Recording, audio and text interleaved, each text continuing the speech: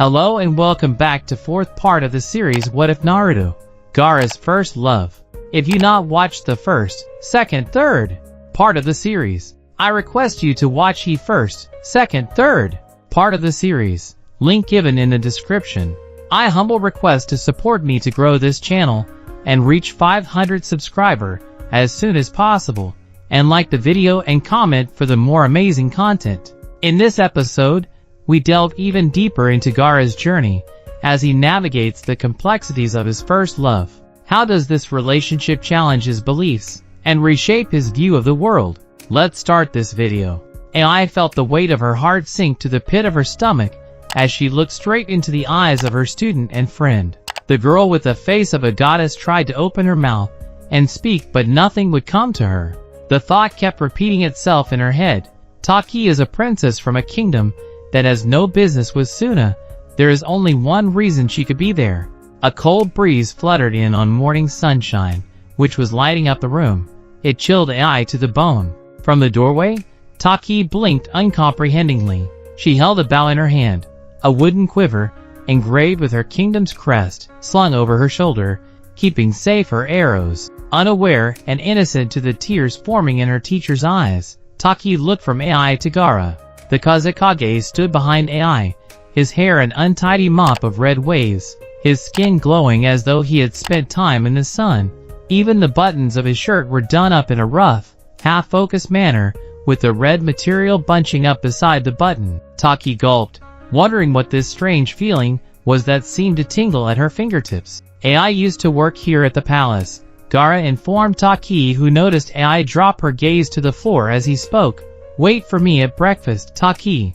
Hearing Gaara's commanding and serious voice did not put the princess at ease. She shifted uncomfortably before nodding and shutting the door to let Ai and Gaara speak in private.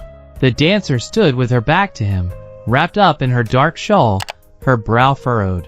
Barely breathing, wondering if she were even existent in the room, she found herself unable to speak, unable to turn to him. They stood in silence. Birdsong drifted in through the open window. They could hear the gushing of water from a fountain in the palace gardens. Your council has asked you to marry. As she spoke, hearing it aloud, made her voice break. Moving forwards, the young Hokage reached out a hand and put it on her shoulder. Ai, he faltered as Ai shrugged him off her shoulder. She had never been so cold with him before. As her back was still to him, Gaara walked around and ached a little inside when he saw her face. Tears streamed relentlessly from her eyes. Her bottom lip trembled. Gently, Gaara took her face in his hands and brought her head up to look at him. He smiled at her softly, sincerely. My heart forever belongs to you. My soul is kept safe by only your hands, he whispered to her. My council has asked me to meet with. He searched for the right word. Suitable girls that I could possibly have a future with. Gaara let go of her beautiful face and wiped her tears dry with the end of her veil. I have gone to bed with no one, he assured his love, and I do not plan to marry for a long time. These meetings are merely events of diplomatic significance. You will always remain. As the Gaara stopped short, shocked, as Ai began to smile. He took a step away from her as she shook her head with a sick, almost disbelieving smirk. Do you really think I take issue with you marrying Hokage? Ai asked scathingly. You are a Kage, a man of power, one with a dishonorable past. I know what your council wants from you. Restore the honor lost, bring peace to our village and a neighboring kingdom. You will be married within a year or two. Gaara was about to retaliate, tell her he was not planning on such a thing, but Ai would not let him speak. And you have not slept with any of them? Gaara nodded eagerly, unsure of why Ai spoke with such malice. That is not the point. Is it because I did not tell Taki who you are? It was to protect your identity.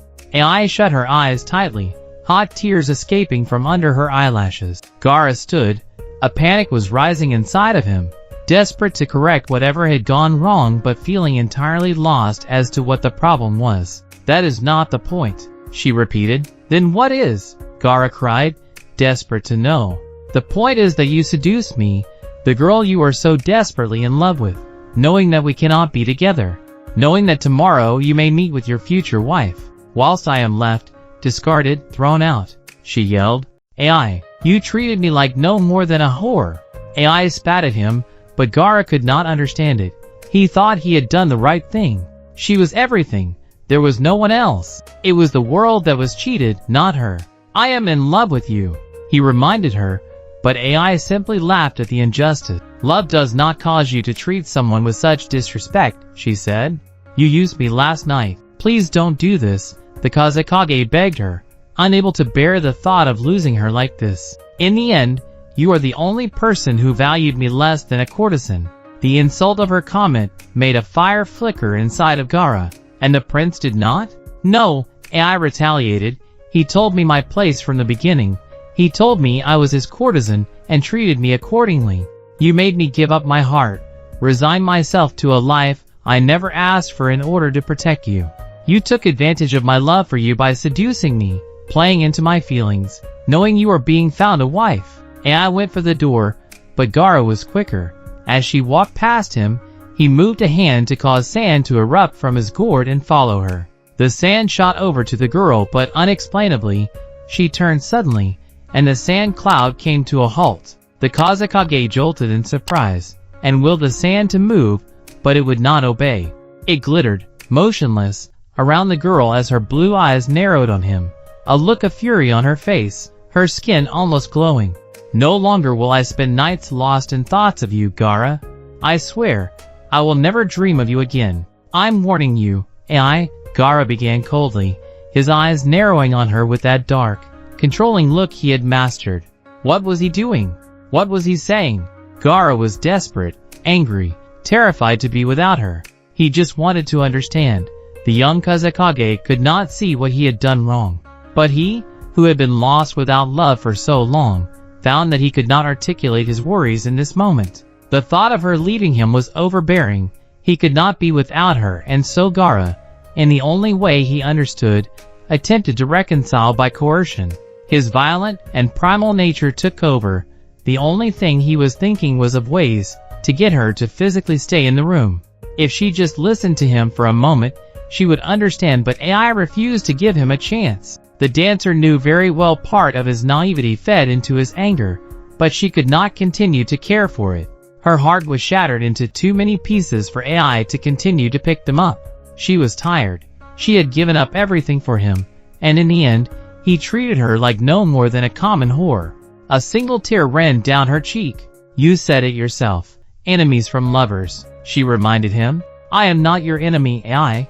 Gaara breathed, his hand still raised, his will still trying to push the sand around her. What do you call the one who humiliates you, uses you, tortures you? She asked him, but the Hokage merely shook his head. This is the curse of bloodlove. Bloodlove? AI laughed. If only it were so easy to blame our shortcomings on some prophecy. This red, defected, flawed, remorseful enmity of love. Whatever you wish to call it. The fire inside of her trailed away. She looked over to Gaara. A mixture of anger and grief struck across his face. They were so similar. Both orphans. Both with terrible tempers. Both trying to figure out their place in the world. We deserve more, don't we? AI asked softly, and turned away again to face the door. As she did, she caught sight of the glass lantern she had lit for him, still burning away on the mantelpiece. She put a hand on the doorknob and took a breath. Leave this room, and this is the last time we speak. She heard him say clearly, but AI shook her head. The flame I lit for you now sets fire to both our worlds. And with that, she left his room. Outside, Taki was standing against the wall opposite, in a dress the color of healthy green grass. It made her gray eyes sparkle as they looked over, worried, as her teacher left the Hokage's bedroom hurriedly. AI stopped to look at her, unsure of what to say, aware that her broken heart was obvious to anyone who looked at her. To AI's surprise, it was the princess who broke the nervous silence. And it is in the sweet night breezes I hear her voice. In the unfurling of rosebuds I see her face. Taki recited perfectly, earning a confused look from AI. For what else is there but the girl from Suna? AI lowered her gaze as Taki changed this line in the poem. So the princess had figured it out. It's you, isn't it? The princess mumbled bashfully, color, without her consent, rising to her cheeks. You're the one the Hokage fell in love with? She asked sweetly, and AI, with a small smile of regret, shook her head, and walked towards the innocent princess. No! I was the girl foolish enough to believe it. AI leant down, her crystal blue eyes locking onto Taki's, her face suddenly serious. I can no longer tutor you, princess. If I were to give one last lesson, I would make it this. Fools are those who love in vain, but greater are the fools who love to the destruction of themselves. The courtesan kissed her student's forehead and walked away. On the walk to her carriage, AI held her head high as many ran out of their rooms to catch a glimpse of the dark and thundering moon as she glided through the palace. Whispers, shouts of her name, proclamations of worship came her way as the divided Suna cheered for the return of love or called for her demise. Guards even ran up to her, under orders that upon seeing her in the village she should be arrested. But at her angered glance they stopped as if paralyzed. AI scoffed at all of it. Suna had no idea of the goings-on behind closed doors. They did not know the heartbreak, the heartache, the love, the loss, the pain of being in love with Gaara. AI was alone with it all, stuck in a life she did not choose, all for the one they worshipped. As she was about to exit the palace through the main doors, someone called her name. AI. Turning to the corridor, AI felt her heart skip a beat as Temari approached her quickly, looking worried. Temari-sama. AI spoke softly and embraced her. What are you doing here? The blonde shinobi asked as they broke apart, but AI did not answer her. She watched as Kankuro walked uneasily towards her. He took in the sight of AI's tear-stained face and gulped. What happened? But AI could not find the heart to speak. She had no idea how to address the Kazekage's family anymore. She did not know her place in the world. I'm sorry, she breathed before turning on her heel and running from the palace. They watched her go, wrapped up in dark clouds of silk, her gold jewelry shimmering in the morning light. Jiraiya stood from a seat in a comfortable drawing room in Koto, as he saw AI's carriage pull up outside the house. But there was something in the rain clouds that followed her from Suna that made his smile fade. He felt Ruby stand beside him and look out of the window with equal apprehension. Both watched as AI emerged from the carriage. An hour later than expected, her veil no longer on her head but wrapped around her. Her dark, shimmering waves of hair had lost their shape and luster. Her sweet face not illuminated with the usual glow, her red lips merely stained as though someone had wiped lipstick from them. Jiraiya knew what this all meant. He had seen betrayal before. He had even been a known perpetrator in his youth. AI entered Koto and spoke a word to no one. She walked swiftly through the house, ignoring the calls from her friends, barely noticing the stares she received. Her breathing became quicker. She felt her heart falling to pieces. She could not bear to feel this way, and before she knew it, she had picked up her feet and was running to her room. AI. She heard Ruby shout her name from somewhere inside the house, but paid her no heed. Her feet were pounding hard against the stone floor. Her veil had unwrapped itself from around her and was dragging on the floor. The weight of the gold thread was threatening to pull her back down to reality, but the blue-eyed beauty refused to go there, refused to face the life she had been settled with. So she threw off her veil as she pushed open the door to her room. Renai, wait! She heard her teacher's voice, commanding, alarmed, could behind her as she shut and locked the door on him. She turned to see the outline of Jiraiya and Ruby's figures as they approached her room through the misted glass of the door.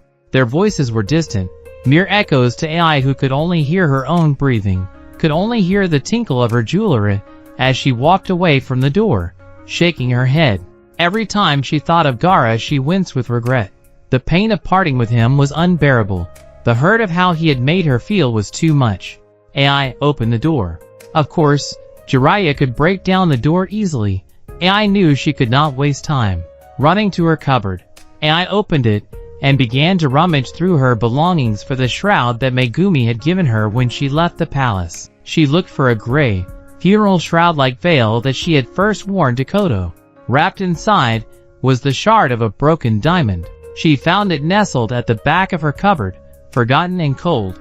As the girl dragged it out along her shelf, a packet fell to the ground by her feet. Peering down at it for less than a second, AI saw the anklets her father left for her, but she could barely make them out. Her view was foggy, eyes red and painful as she walked from her cupboard to a sink in her room. Pouring herself a glass of water, AI unraveled the diamond from the shroud and took it in her hand. Glittering in her palm, the diamond shone as if to speak to her. Amidst the sound of the pitter-patter of rain outside, the banging on her door of Jiraiya and Ruby, AI looked clearly at the shard in her hand. The hardest substance known to man. Swallowing this tiny rock would cut through her. How else would the pain leave her? How else could she remain without him? Looking up into the mirror, she caught a glimpse of her face. Puffy and exhausted, her crystal eyes shone bright in the gray light of the room. Is this the life Renai wanted? Is this the true curse of blood love?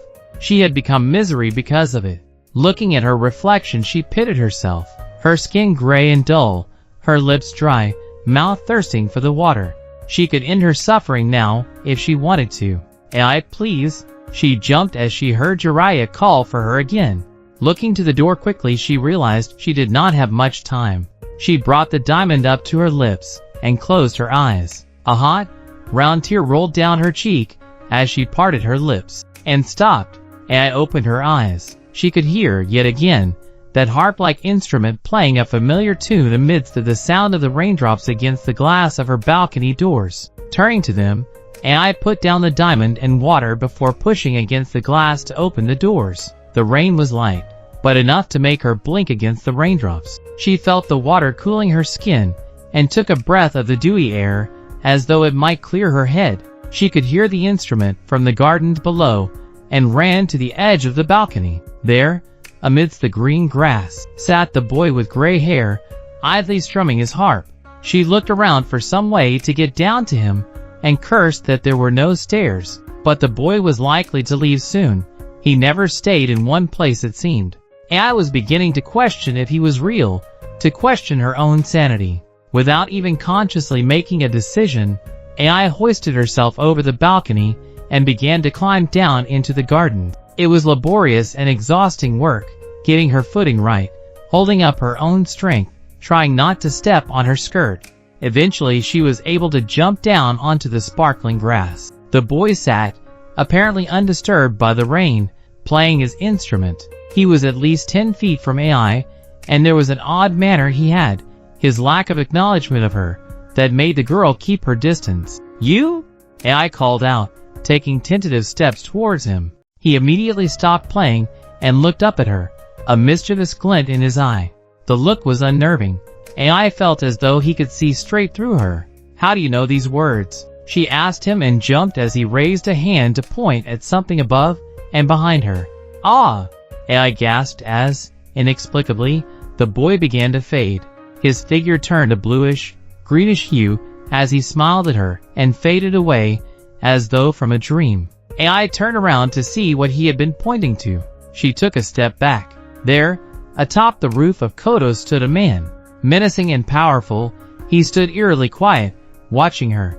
A black cloak with red clouds billowing in the rainy winds. Dark, long hair tied up at the base of his neck. His eyes were red and menacing.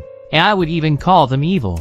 She recognized them instantly and attempted to look away, but it was too late. The girl was taken over by the power of the Sharingan. AI felt like she were experiencing her life at 5 times the speed and simultaneously being thrown out of existence. She was not aware that she had fallen to her knees on the hard stone floor of the garden behind Kodo. She was trying to breathe, trying to remember the feel of the breeze against her skin, the trickle of a raindrop down the back of her neck, but she could no longer feel the world as she once knew it.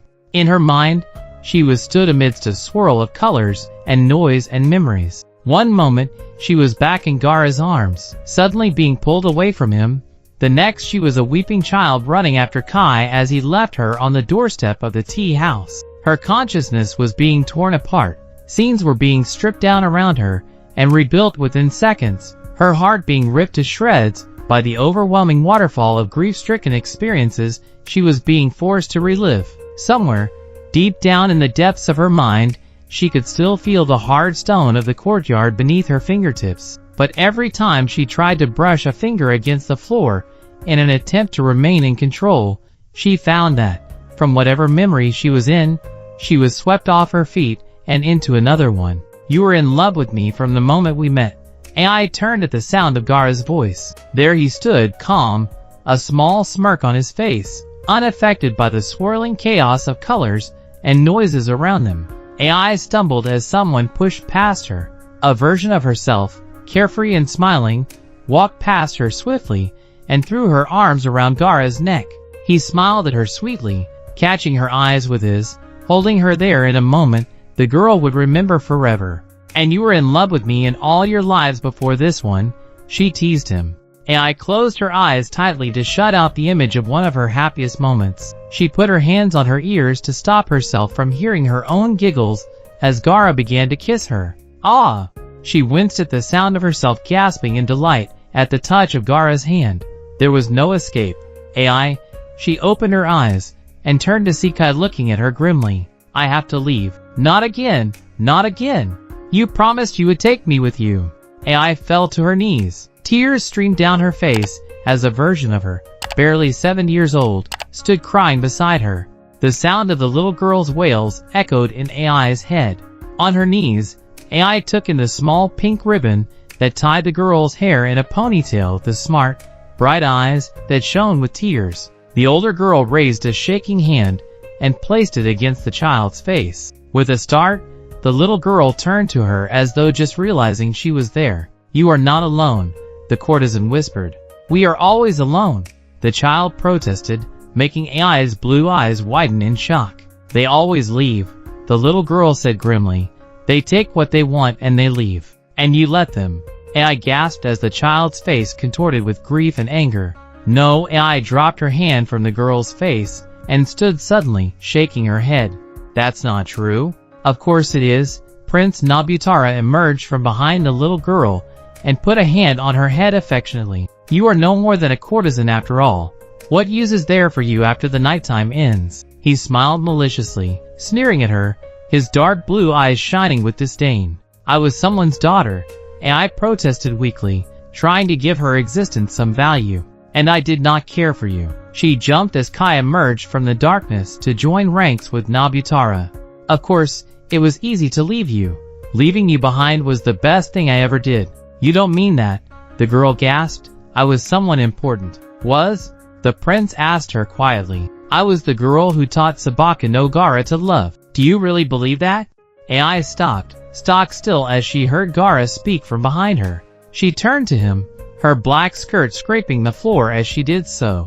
The Hokage stood in his red cloak, gourd strapped to his back, with his arms folded. His face was serene, as though he did not care for the tears that rolled down her cheeks. AI found she could not answer him. Her heart, heavy and fit to burst, had seized up in her throat. Instead, she walked up to him and put her hands on his shoulders, feeling the fabric of his cloak, gripping onto the muscle beneath the material. She smoothed her hands up to his face and placed them gently either side of his face. Her eyes softened as she took in the sight of him.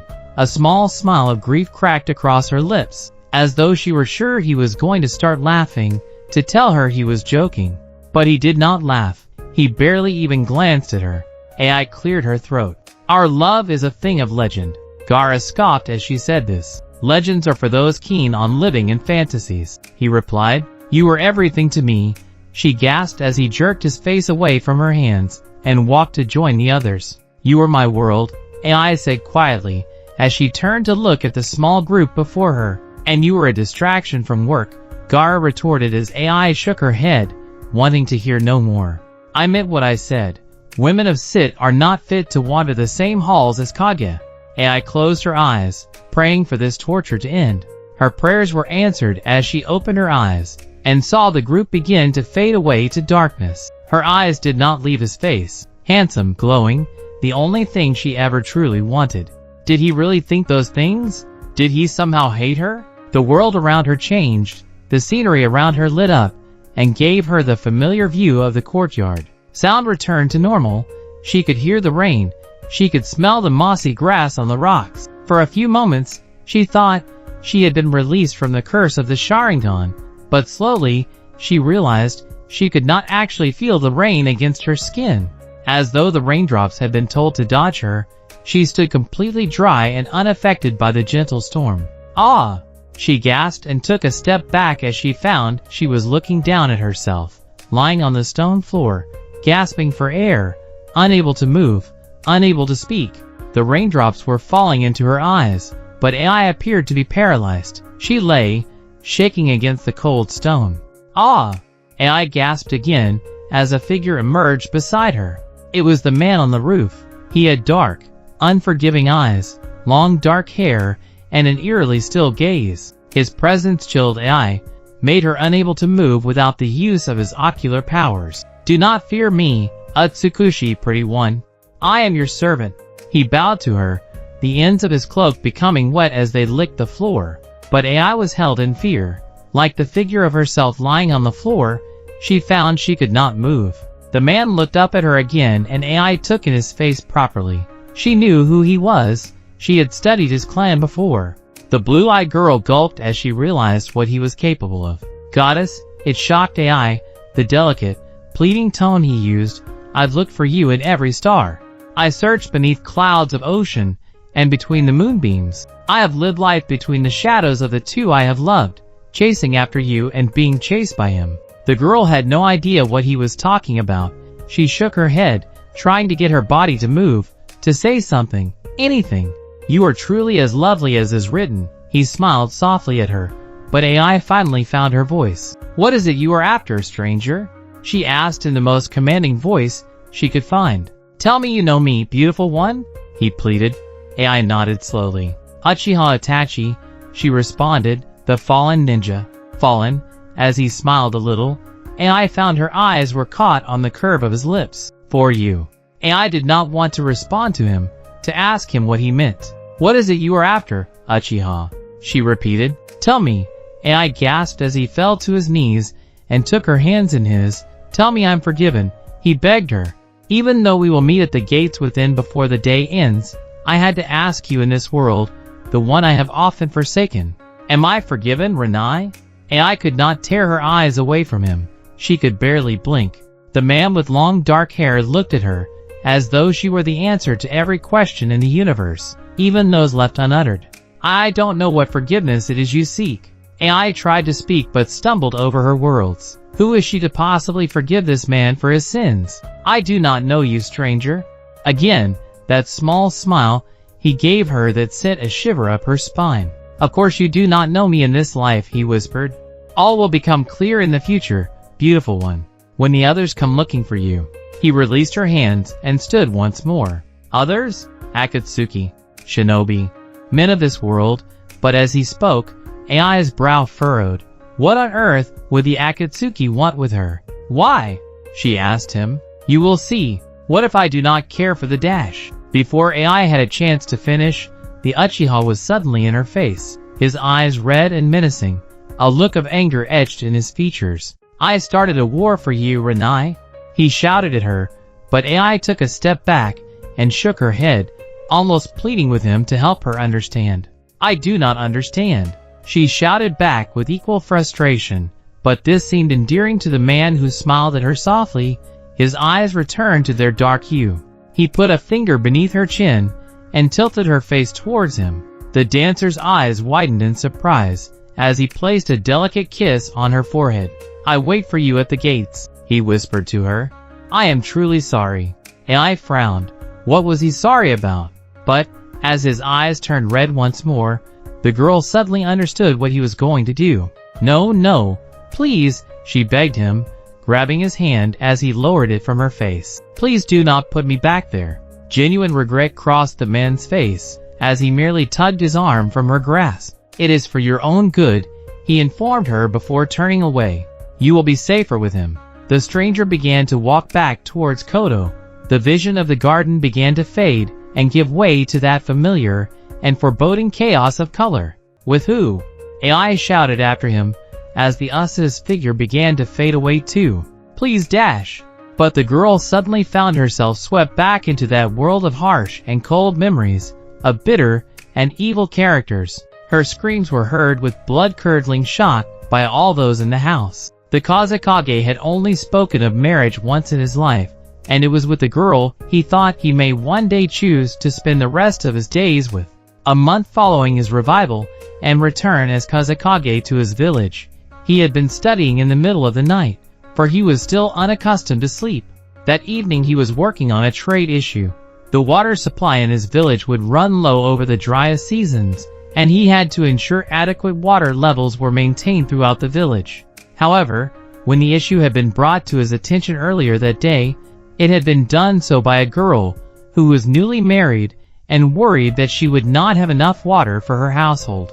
The conversation with this girl stuck out clearly in Gaara's head, for she kept using words he had never used before. The word husband was one of them. What did it mean to be someone's husband? She clearly cared a great deal for her partner, for he seemed to be the motivation of all her actions. She was only asking for water in order to quench his thirst, to see his clothes were washed, to be able to boil vegetables for his dinner. Was a husband the most important thing to a girl? What was that relationship like? How is it different to his ties with AI? And the girl was someone's wife. What did she mean to her partner? How was she any different to the girl the Hokage was in love with? It started with marriage, he assumed. If he understood what marriage was, then surely the roles and the relationship between a husband and a wife would become clearer. But what did it mean to be married? The young and naive Hokage, new to love, new to relationships, found this a most distressing question. As he pondered over it, by candlelight at the desk in his room, his thoughts were interrupted by the sound of someone approaching. AI woke up in the middle of every night to see him. At 4 a.m. exactly, she would find him sat at his desk, reading through a report, and would offer him company. Nights before this ritual had been lonely for Gaara. With only Shikaku for company, he had started to hate his cursed, sleepless life. But since returning, he always looked forward to AI greeting him with that sweet smile in the middle of the night. In the glow of the candlelight she emerged, in her white robe, her hair still an unruly mess of waves following their love-making that evening. She smiled at him broadly as she approached the Hokage, sat in his blue robe and dark trousers. His robe was open, giving a view of his well-defined physique. The girl pushed a lock of black hair behind her ear as she came around his desk and leant down to kiss him. As she pushed her lips, soft and plump, up to his, both smiled. She pulled away from him and sat, leaning against his desk, eyeing up the report he was reading. AI often offered counsel and solutions to whatever village problem was being discussed. She was trained, after all, in politics and economics. She knew better than Gaara how to handle the village. "What is it tonight?" she asked, tilting her head to read the report. "Water supplies to the western sector," he said softly, but there were other thoughts in his head. While AI stared down at his desk, he stared up at her. "What do you think of marriage?" he asked suddenly, causing AI to look at him in surprise. She shrugged and walked around his desk so she could take a seat opposite him. "Marriage?" She smiled softly. "It's a curse word in my world, such that if it applies to you, you are cursed." The girl laughed a little. In the courtesan world, girls were raised with the idea of marriage being a bad thing, a restrictive, troublesome measure. It acted as a safeguard to prevent the girls from wanting to marry and leaving their profession. More than that, it helped them justify or even feel proud of their work, that they were not tied to the convention of marriage. As AI and Gaara sat opposite each other, either side of the Hokage's desk, both in their night robes, they realized that there was one subject in which neither of them was versed. Gaara raised an eyebrow at her. To him, AI was a sweet, gentle person who he thought would be able to shed light on the idea of marriage, but it seemed she was averse to the subject. "Why?" he asked, trying to hide his surprise when AI shrugged. "It means a lack of freedom.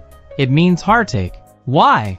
he asked again, and it seemed that there was something in his tone that caught her attention. At first Gaara had asked out of curiosity. This time, there was a little fire behind his questioning, as though he were annoyed by her answers. The courtesan sat a little straighter, pushed her hair to one side of her neck, and appraised him properly. "Because you are tied to another by law, but you are tied to another when in love," Gaara reminded her. "Heartbreak lies in love also." "True," she said before he barely finished his sentence. "But love is the thing in the soul that ties you. Marriage is the thing that ties men's little fingers to their wives' blouses. It is what keeps faithful women in heartache, while their partners ogle at us in the nighttime." Kai writes that marriage is your announcement to the world that you are in love, the Hokage said sternly, glancing into the big blue eyes of his first love. trying to see if she was really against or simply naive of marriage. Renai and Senso married as soon as they were able. In secret, AI corrected him, so that no one could contest their union.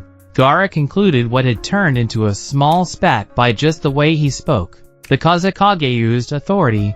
It was in his blood, something charismatic and overpowering that had even been there when he was a child. He could silence anyone with his tone alone. AI, hearing that he was offended or upset by her response, softened her stare.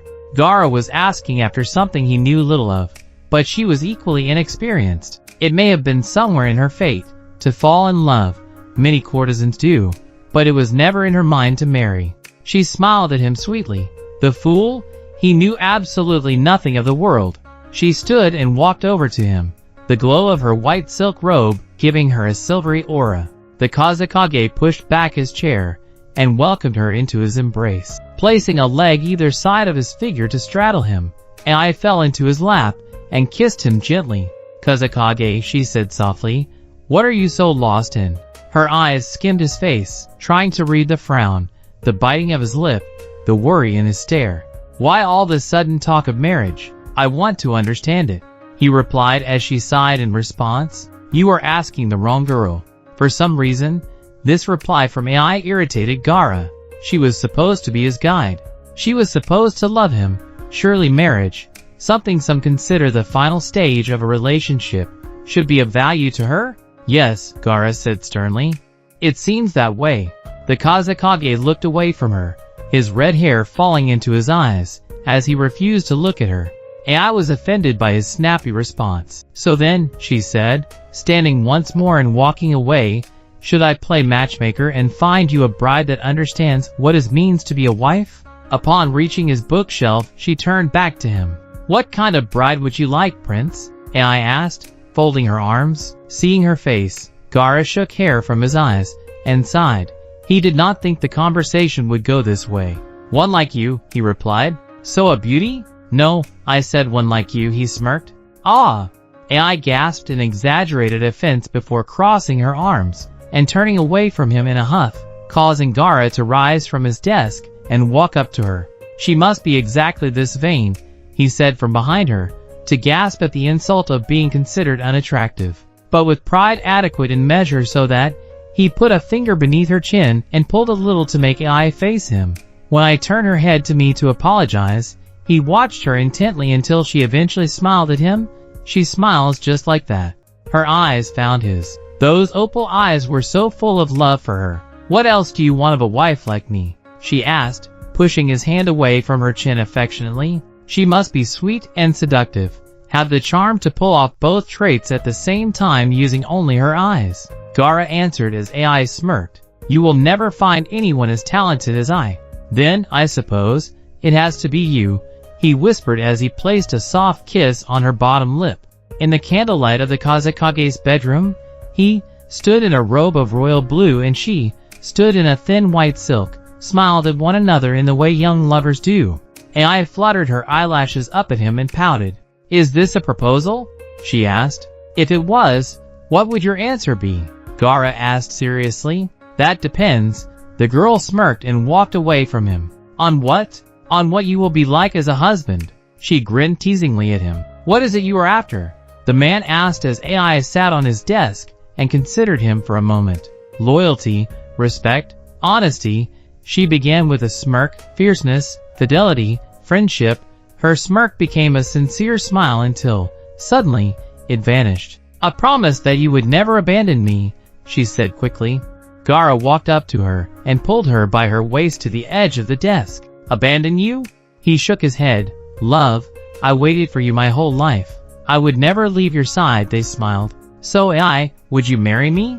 She had smirked at him in a manner that stirred the bloodlust. He never received an answer from her for only moments after that. He had her writhing for mercy on his desk. Thinking about it now, as he sat at the Kazekage's dining table, awaiting the princess, the Kazekage realized he had truly no idea what AI's answer would have been. Would she have married him? Even if years passed with no notion of union mentioned? Would she eventually have said yes? Would she have been the woman to give him children? Why was she so hard to read when it came to the future? It was as though, all along, She knew she was waiting for another fate, for something more to happen. Perhaps it was not in their destiny to be together. Perhaps it was in their destiny to meet other people? Kazekage? The man was brought out of his reverie as the princess spoke his name out into the silence of the dining room. He stood immediately and gestured to the seat next to him. "Please," he said as he looked up at her. "Sit, Taki." The girl, her blonde girl shining in the sunlight, had the lost look of someone who had been given bad news. She bit her pale pink lips and proceeded to sit beside Gaara, who lowered himself into his chair at the head of the table. Taki had refused to meet the Kazekage for breakfast. She had gone to speak with her guardian at the palace of Sunagakure, and she had advised the princess not to cast off any relationship with the Kazekage on a whim. It was better to speak about these things. So, gathering courage, Taki finally looked Gaara in the eye, ready to say something. "Forgive my deception, Your Highness," he said in a diplomatic tone.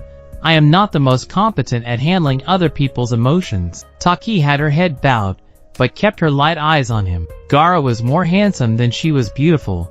He was more charismatic, had greater presence, held an audience captive better than the princess ever could. He was like AI. That girl was beautiful. People were drawn to her. She was a leader without being told she was. Taki was not like either of them. But she was besotted with the Kazekage. She could not help the childish, schoolgirl crush she had developed on the man. She would blush when he said her name, and attempt to conceal smiles whenever he looked at her. "I understand you must have questions," the Kazekage said gently, noticing her stony silence. "What is it you want, princess?" The girl frowned before looking at him directly. "Honesty," she said bluntly. Gaara liked this part of Taki's personality. She herself was very honest. She did not speak in riddles and, as much as he loved AI's poetry, it was better to have someone who was direct around him. He learned from Taki to be bolder in what he asked for, so hearing her command him like that gave him a small smile. "Honestly," Gaara responded, calling with a hand the servant to pour tea, "I know nothing of relationships. Any kind of relationship, be it between a man and a woman, siblings, friends. I am a fool in all of it. I tread cautiously with everyone I know. I never get too close, never tell them the truth." But he looked at her and found the fear in her gray eyes. The smell of jasmine tea began to fill their heads. "I admire your ability to be honest. I respect all that I have come to know of you. So I want to tell you the truth, with absolutely no idea of how it will affect our relationship." "That's okay," the princess said, causing Gaara to look at her in surprise. Her green dress made her eyes seem even lighter, even more innocent than they were before. "I want to know the truth," she said softly. Gaara found he could not look at her, not at someone so innocent whose heart he could break. He looked away. "The truth is that I am broken, a shell of a man, hopelessly in love with the wrong woman." Taki tried very hard to swallow the lump that began to form in her throat. "I know your elders, and my elders wish our relationship to flourish and end in a union. But you would forever be an AI's shadow." While Gaara's eyes were averted, Taki blinked furiously to rid the tears in her eyes. "I feel as though I will forever be in love with her. That lamp," he gestured to the fireplace in the room, where Taki saw an oil lantern burning, "will remain lit as a symbol of our love." Taki nodded slowly, trying to be understanding, trying to remember that he was naive in this area. He did not know how to break things to her gently. "I may grow to love you." The princess looked up in surprise. "Fall completely, madly in love with you, marry you? But I will forever wonder what happened to that moonbeam." The two looked at each other. The longing in the princess' eyes was evident. "That is the truth. If you wish to see me again, then I would be grateful. You are a wonderful person and a good friend." Gaara's opal eyes lightened as he smiled at her, making her blush. "Far better than an idiot like me deserves." Taki seemed to think for a moment before she smiled, and looked up at him with a grin.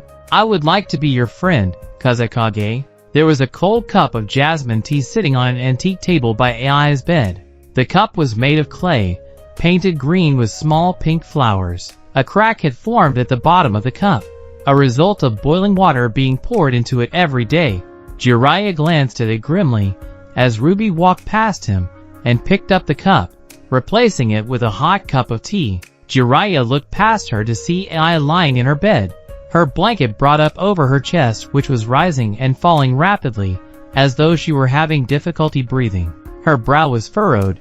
She was muttering something under her breath. Occasionally she screamed and Jiraiya had to soothe her as best he could, while Ruby whispered a prayer in the corner. It had been 2 days. 2 days, and AI was still caught in a Jinjutsu. The cursed Sharingan had taken a hold of the young courtesan, and was refusing to let her go.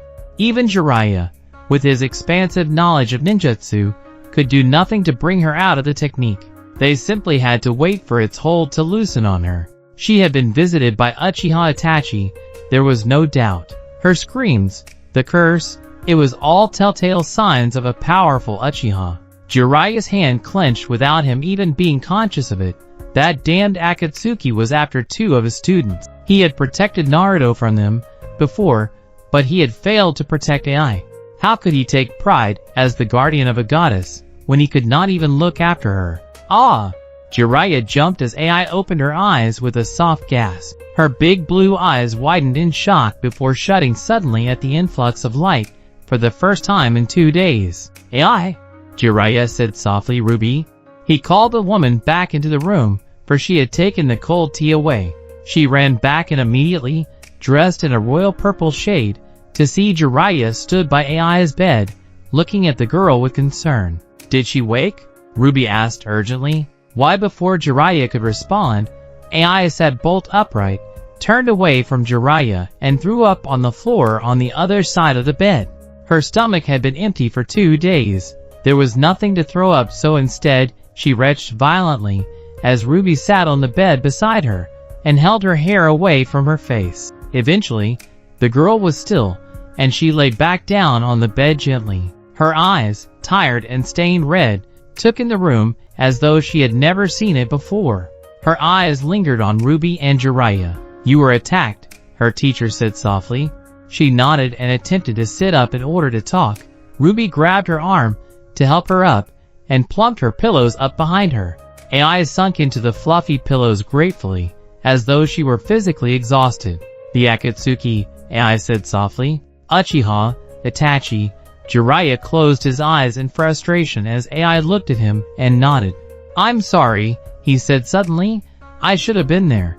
He muttered and felt even worse when AI smiled weakly.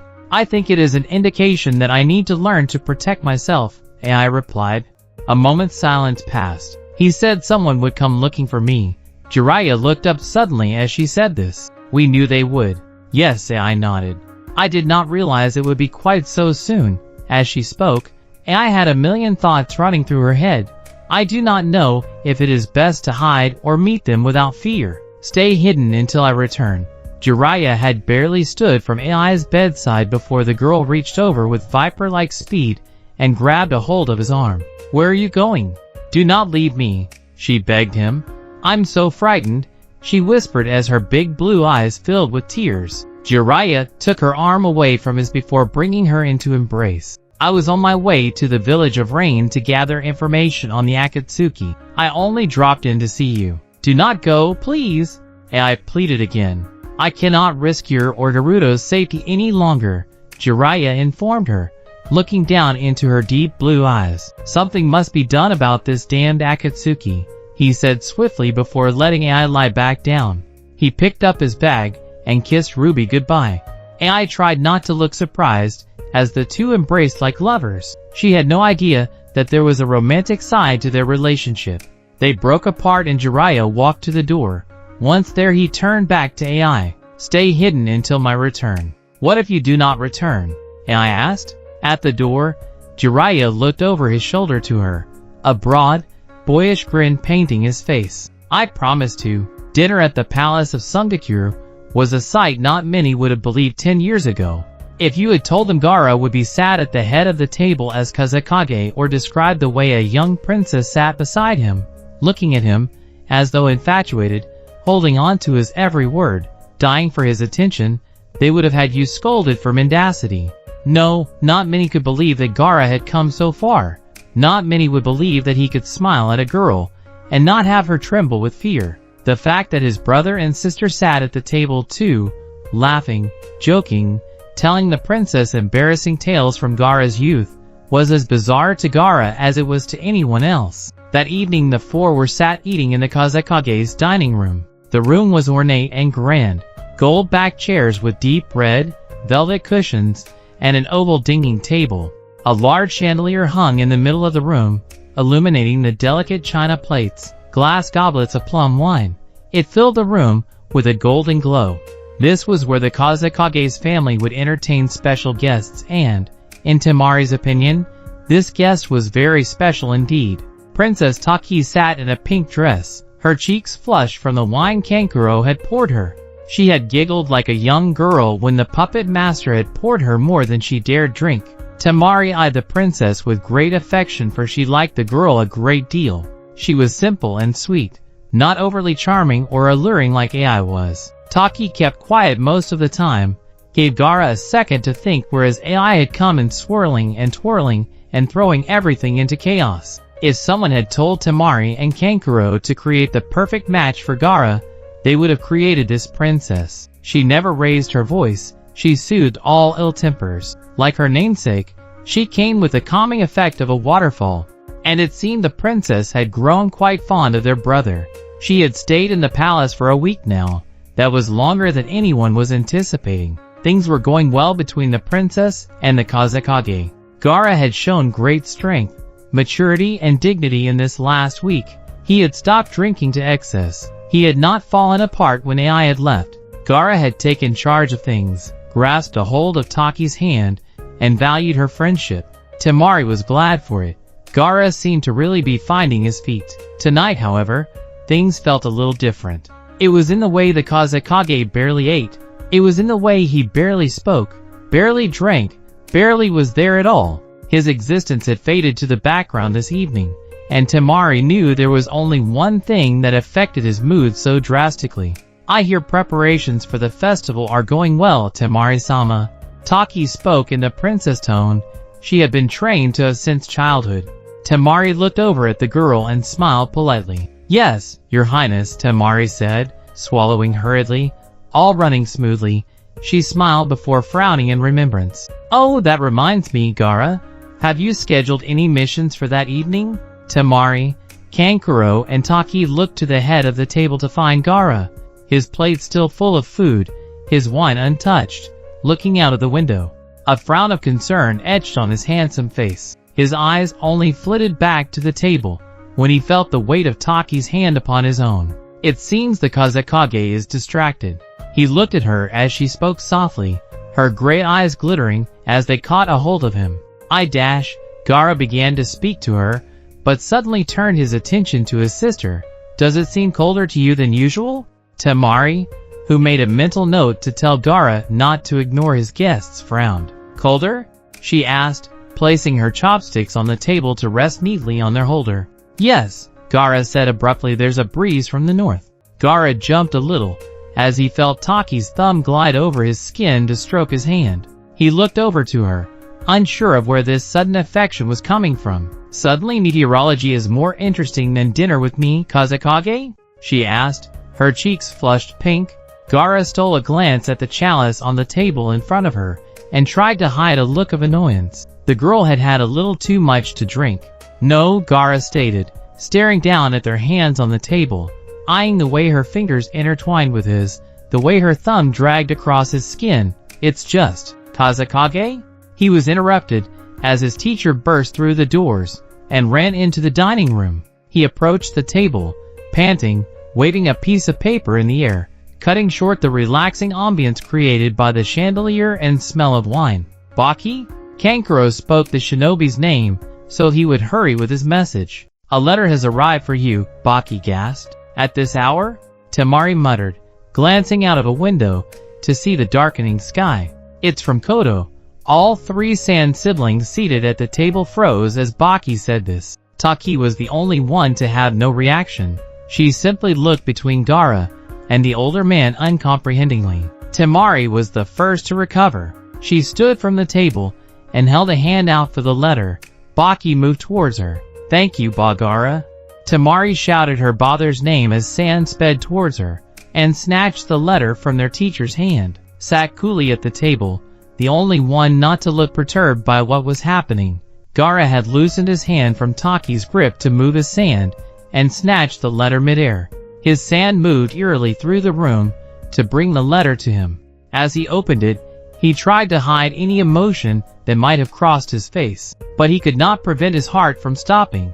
There, scribbled upon the parchment, was the familiar curve and style of AI's penmanship. Suddenly, from being immobilized, his body was shocked into overdrive. His heart was beating faster in his chest. He was looking down at the letter, but could barely understand the words in front of him. So many thoughts were running through his mind. Why send a letter this late? Why state that it was of utmost importance, so to disturb the Kazekage's family at this odd hour? Why write it all after swearing never to think of him again? Was she in trouble? Did she hate him? Did she still love him? Gaara? Temari's voice cleared Gaara's head so he could read what few lines his mind, now filled with adrenaline, could slow down to read. Forgive the lateness of this letter, Kazekage. It's from AI, he said, trying to stretch out the time he had with the letter so he could get his brain to work normally again. 4 days ago, Uchiha Itachi of the Akatsuki found me in Koto. Why would she write? Kankuro asked. I fear for the safety of the shinobi world. She was attacked by the Akatsuki. Gaara recited and, realizing his hands were shaking, rested them against the table, pretending he was smoothing the letter down against the table to read it in better light. I trust this information is best left in your hands, Kazekage. When? Temari asked in alarm. 4 days ago. Yours, Arawara no AI. Gaara peered down at the word just above AI's name. Yours. Did it mean anything to her anymore? Did she still belong to him at all? Turning the paper over in the hope that there would be more, Gaara was disappointed to find nothing. So that was it. No declaration of affection, no mention of their night together. Of course, in the grand scheme of things, their relationship was nothing. They had agreed to end it that night. But now, AI was in trouble. Her life was at risk. Could Gaara really put aside his feelings of lust and frustration and focus on the Akatsuki? Damn it, AI, the Kazekage thought, his hand clenching into a fist atop the dining table, his eyes trying desperately to skim the letter again. Every time I rid myself of you, you find some way to tumble back into my life and throw it all into chaos again. Gaara knew he was taking too long with the letter. Something needed to happen. He had to take action. This was trickier said than done. Only Baki and his siblings knew of AI's innocence, so no one else would trust a letter from her. Gaara had to make a move, not only to save his first love, but to protect his village. If AI was right, and it was the Akatsuki, then the shinobi world had to move quickly. But if his council knew the reason he was acting so rashly was because of AI, no one would believe him. He would lose standing and respect as the leader of his village. Gaara? His elder brother asked uncertainly. The Kazekage looked back up at his siblings and stood suddenly. Baki, gather the elders, councilmen and high-ranking shinobi in the council room, he ordered. Baki nodded and ran out of the room. The Sand siblings fell in line and went to follow their teacher out of the dining room. Must this be tended to now? All three turned back uncertainly to look at their forgotten dinner guest. Taki sat, looking at them with innocent eyes, her cheeks still pinched pink from the wine. Gaara was surprised that even he understood the look in her eye. She was fearful Gaara was so swift to move because it was AI. After a week of being in the palace and choosing to stay even though AI and Gaara's relationship was revealed to her, Taki's heart broke a little every time she saw Gaara's eyes light up at the sound of AI's name. Taki needed to know she was important to him and, in truth, Gaara felt a little sorry for her. She pined after him, waited every day for his meetings to be done, called to him from the gardens whenever he stepped onto his balcony. Gaara sighed and walked back towards Taki, who bit her lip with apprehension. What would he possibly say to make her feel better? The Kazekage bent down to her and let his blue eyes lock with hers. Taki's face was so innocent, so pure, unlike anything Gaara was himself. Seeing the look in her eye, the look of longing and hurt, Gaara was struck with a sudden idea. There was one way to convince everyone that he wasn't acting to protect AI. But could he do it? Could he manipulate someone like that? This is not about AI. This is about the Akatsuki, he said softly to the princess, whose bottom lip quivered. She didn't believe him. Who would? Gaara took a breath. No, he was no longer a monster. He could no longer hurt those close to him just because it was in his nature. But the thought of living in a world where he could have protected AI and failed to do so was too distressing of a thought. So he made up his mind. He had to return to being a monster. Just one more time, just one more lie. He leant forwards and kissed the princess softly. Ah! A small gasp escaped someone in the room. All three were shocked by Gaara's actions. I will be with you for tea later, the Hokage said, pulling away from the princess. Taki remained motionless, staring at Gaara as though his kiss had immobilized her. Outside the room, Temari and Kankuro shared a knowing look behind Gaara, who was strapping on his gourd, preparing for battle. Gaara, Kankuro spoke his brother's name uncertainly. What was that about? The puppet master jumped as Gaara turned to stare at him. What do you mean? The Hokage asked coolly. I mean, I was out of your bedroom a week ago, and now you're all over the princess? His sister spoke bluntly, but Gaara was giving nothing away. Yes, he said sternly. Is that unacceptable? For the briefest of moments, Temari and Kankuro were struck by the menacing look in Gaara's eye. The pair stopped breathing, for they realized they were in the presence of 13-year-old Gaara, that silent, bloodthirsty, vengeful, manipulative boy who could kill and smile at the same time. Temari? And just like that, the boy was gone. The Hokage stood with innocent eyes, calling for his sister's kind words. But Temari was speechless. What had happened just a moment ago? Kankuro held his hands up in surrender. No, the man forced a smile. He looked for the right word. Surprising is all. Gaara nodded before his face became serious. He walked away from his siblings. We don't have time for this. Hours later, the Hokage was hunched over his desk, scribbling notes to teams of Jounin, sending orders via hawks. It had been a testing evening for all in the village of Sand, and was accompanied by another catastrophic event that shook the shinobi world at large. The news of the destruction of Konoha by a member of the Akatsuki followed only minutes after AI's letter. It seemed the band of fallen shinobi was moving quickly, and in multiple teams, all eager to lay waste to what the Five Nations stood for. Konoha was beyond repair. What little remained was spared due to Naruto's strength. Gaara pondered over this thought for a moment. Both Naruto and AI were targets, just as Gaara had been. And Gaara had lost his life in his encounter with the Akatsuki. Why had they spared AI? Why did they approach her in the first place? Was it to get to Gaara? But they had Shikaku. What need was there to get close to the Hokage? So many thoughts, so many worries, were tumbling around in the troubled man's mind. Damn, Gaara muttered as the lead of the pencil he was using snapped. He reached out and grabbed another to keep going. He was writing so quickly, so desperate to get to Naruto and AI that he was rushing his work. Everything needed to be structured. Suna needed a clear plan of action, but his mind was elsewhere. His council had been giving orders, asking for his guidance, waiting for his approval, but Gaara could not appease them. He wanted to go to AI. More than anything else, he wanted to speak to her, to protect her, to beg her forgiveness for ever letting her leave his side. But he couldn't give so much of his intention away, or else all she sacrificed would be in vain. If anyone knew Gaara was acting selfishly to save AI, then all missions to protect her would be called off, and the focus would shift to Konoha completely. Ah!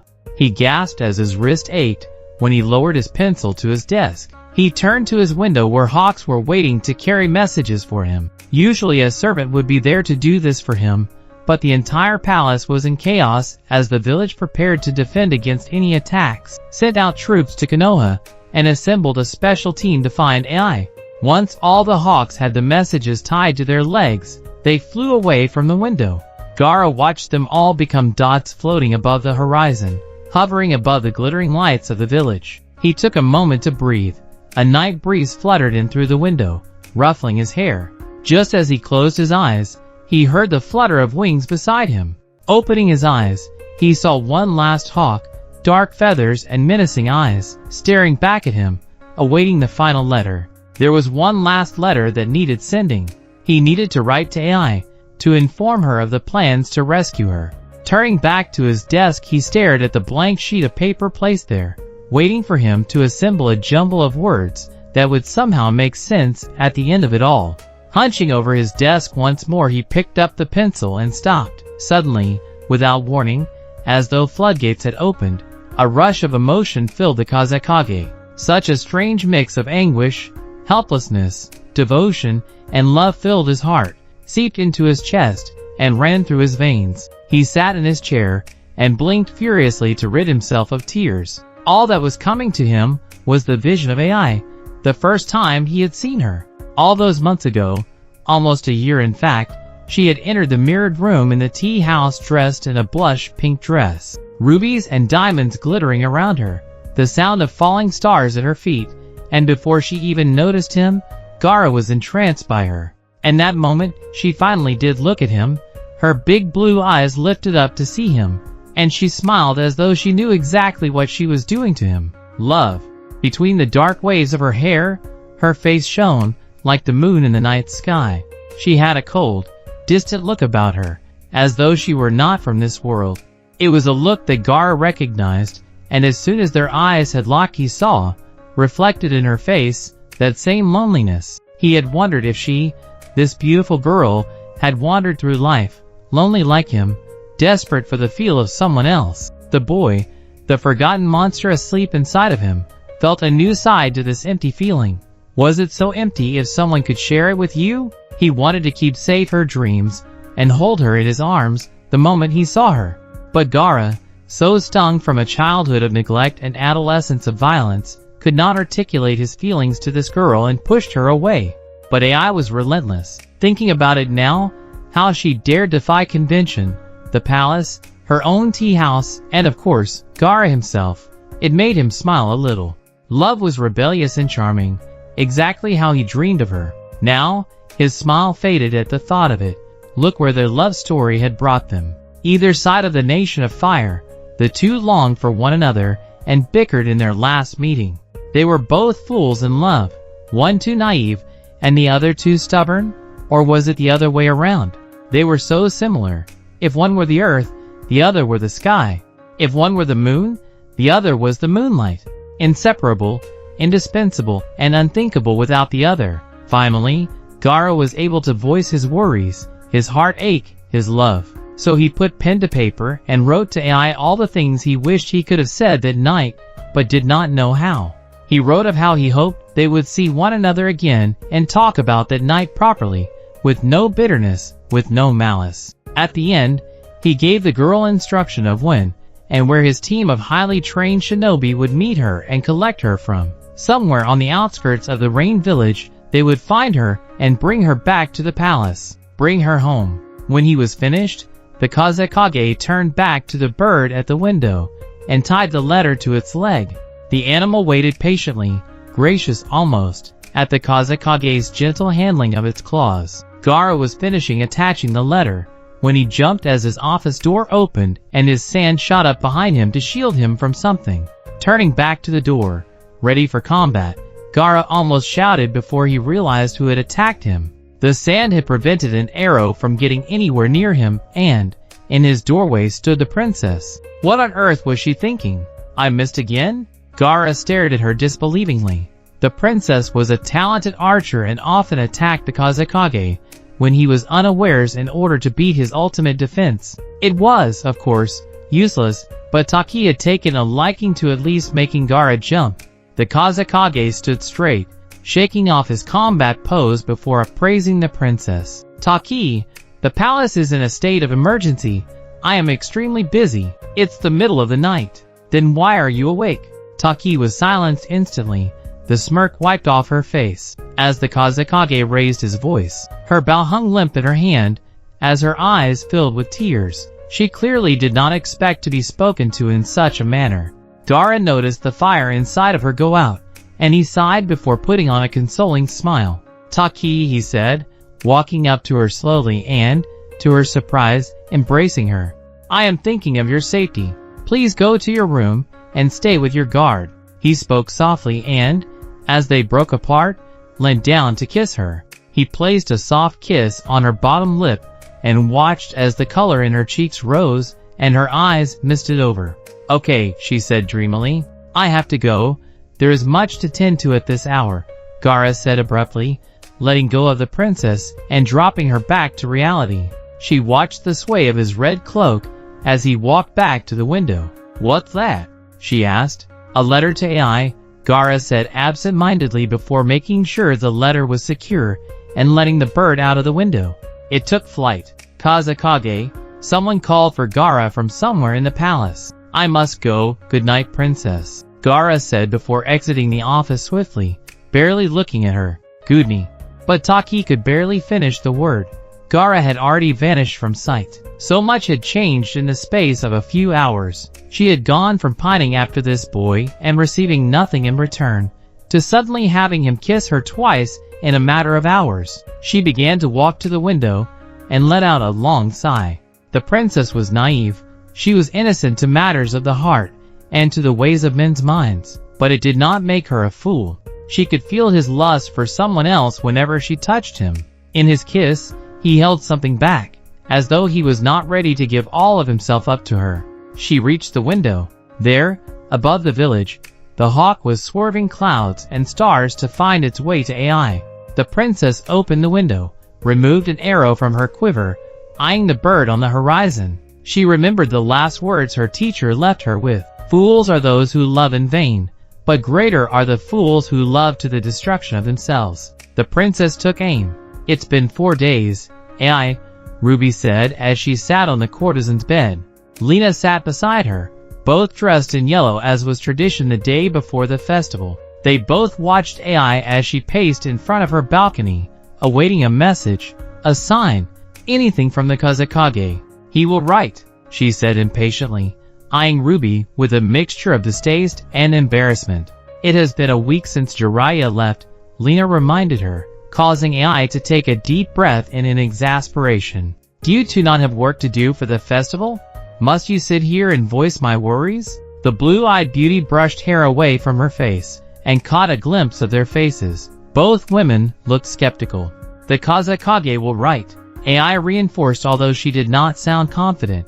It was unlike Gaara to ignore an urgent message that contained information regarding the safety of the shinobi world. Then why had he let 4 days pass with no word to her?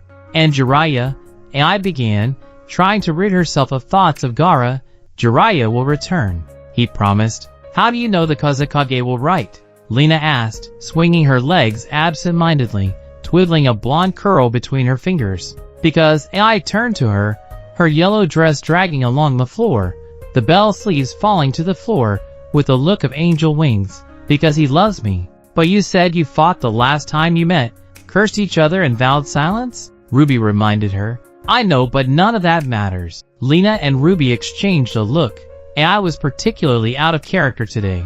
She was nervous, shaking, barely eating. The girl was anxious to the point of paranoia. AI walked to the window and looked out onto the courtyards. For some reason the rain always soothed AI. Its gentle pitter-patter, the coldness, the fact that it washed away the dirt and revealed what might have been forgotten underneath. Staring at the raindrops that caught the window pane and drizzled down to the stones beneath gave AI a moment of sincere contemplation.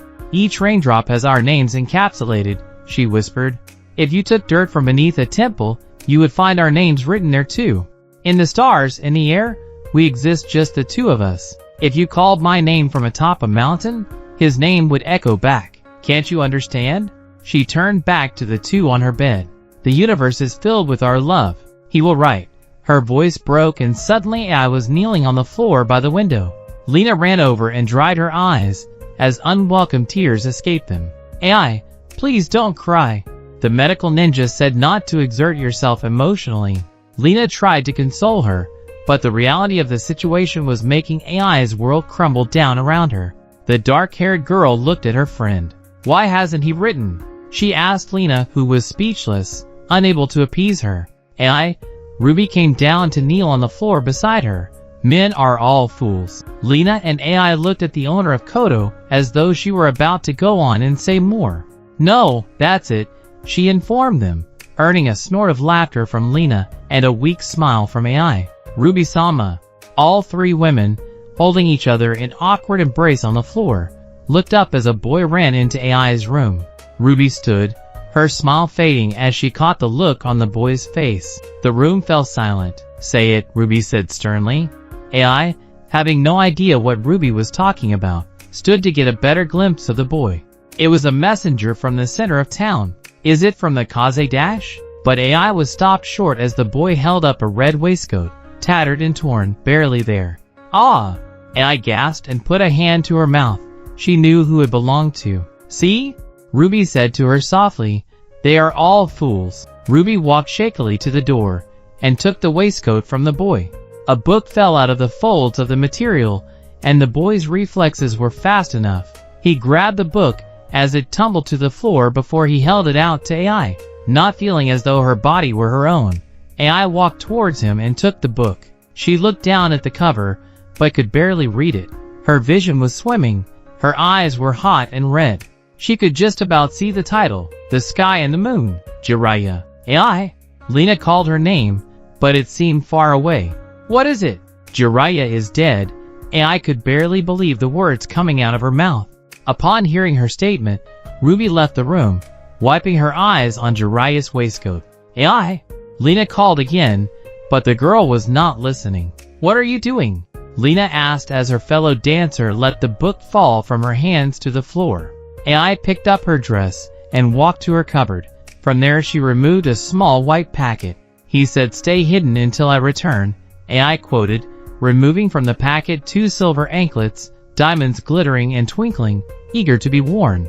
"Well, now he won't return and Gaara is silent, so I will no longer stay hidden. What will you do?" As Lena asked this, AI sat on the marble floor and placed the anklets on her feet. Upon standing, AI gasped. A shockwave seemed to pass through her, through the earth, when she took her first step with these anklets on. She felt lighter, freer, happier even.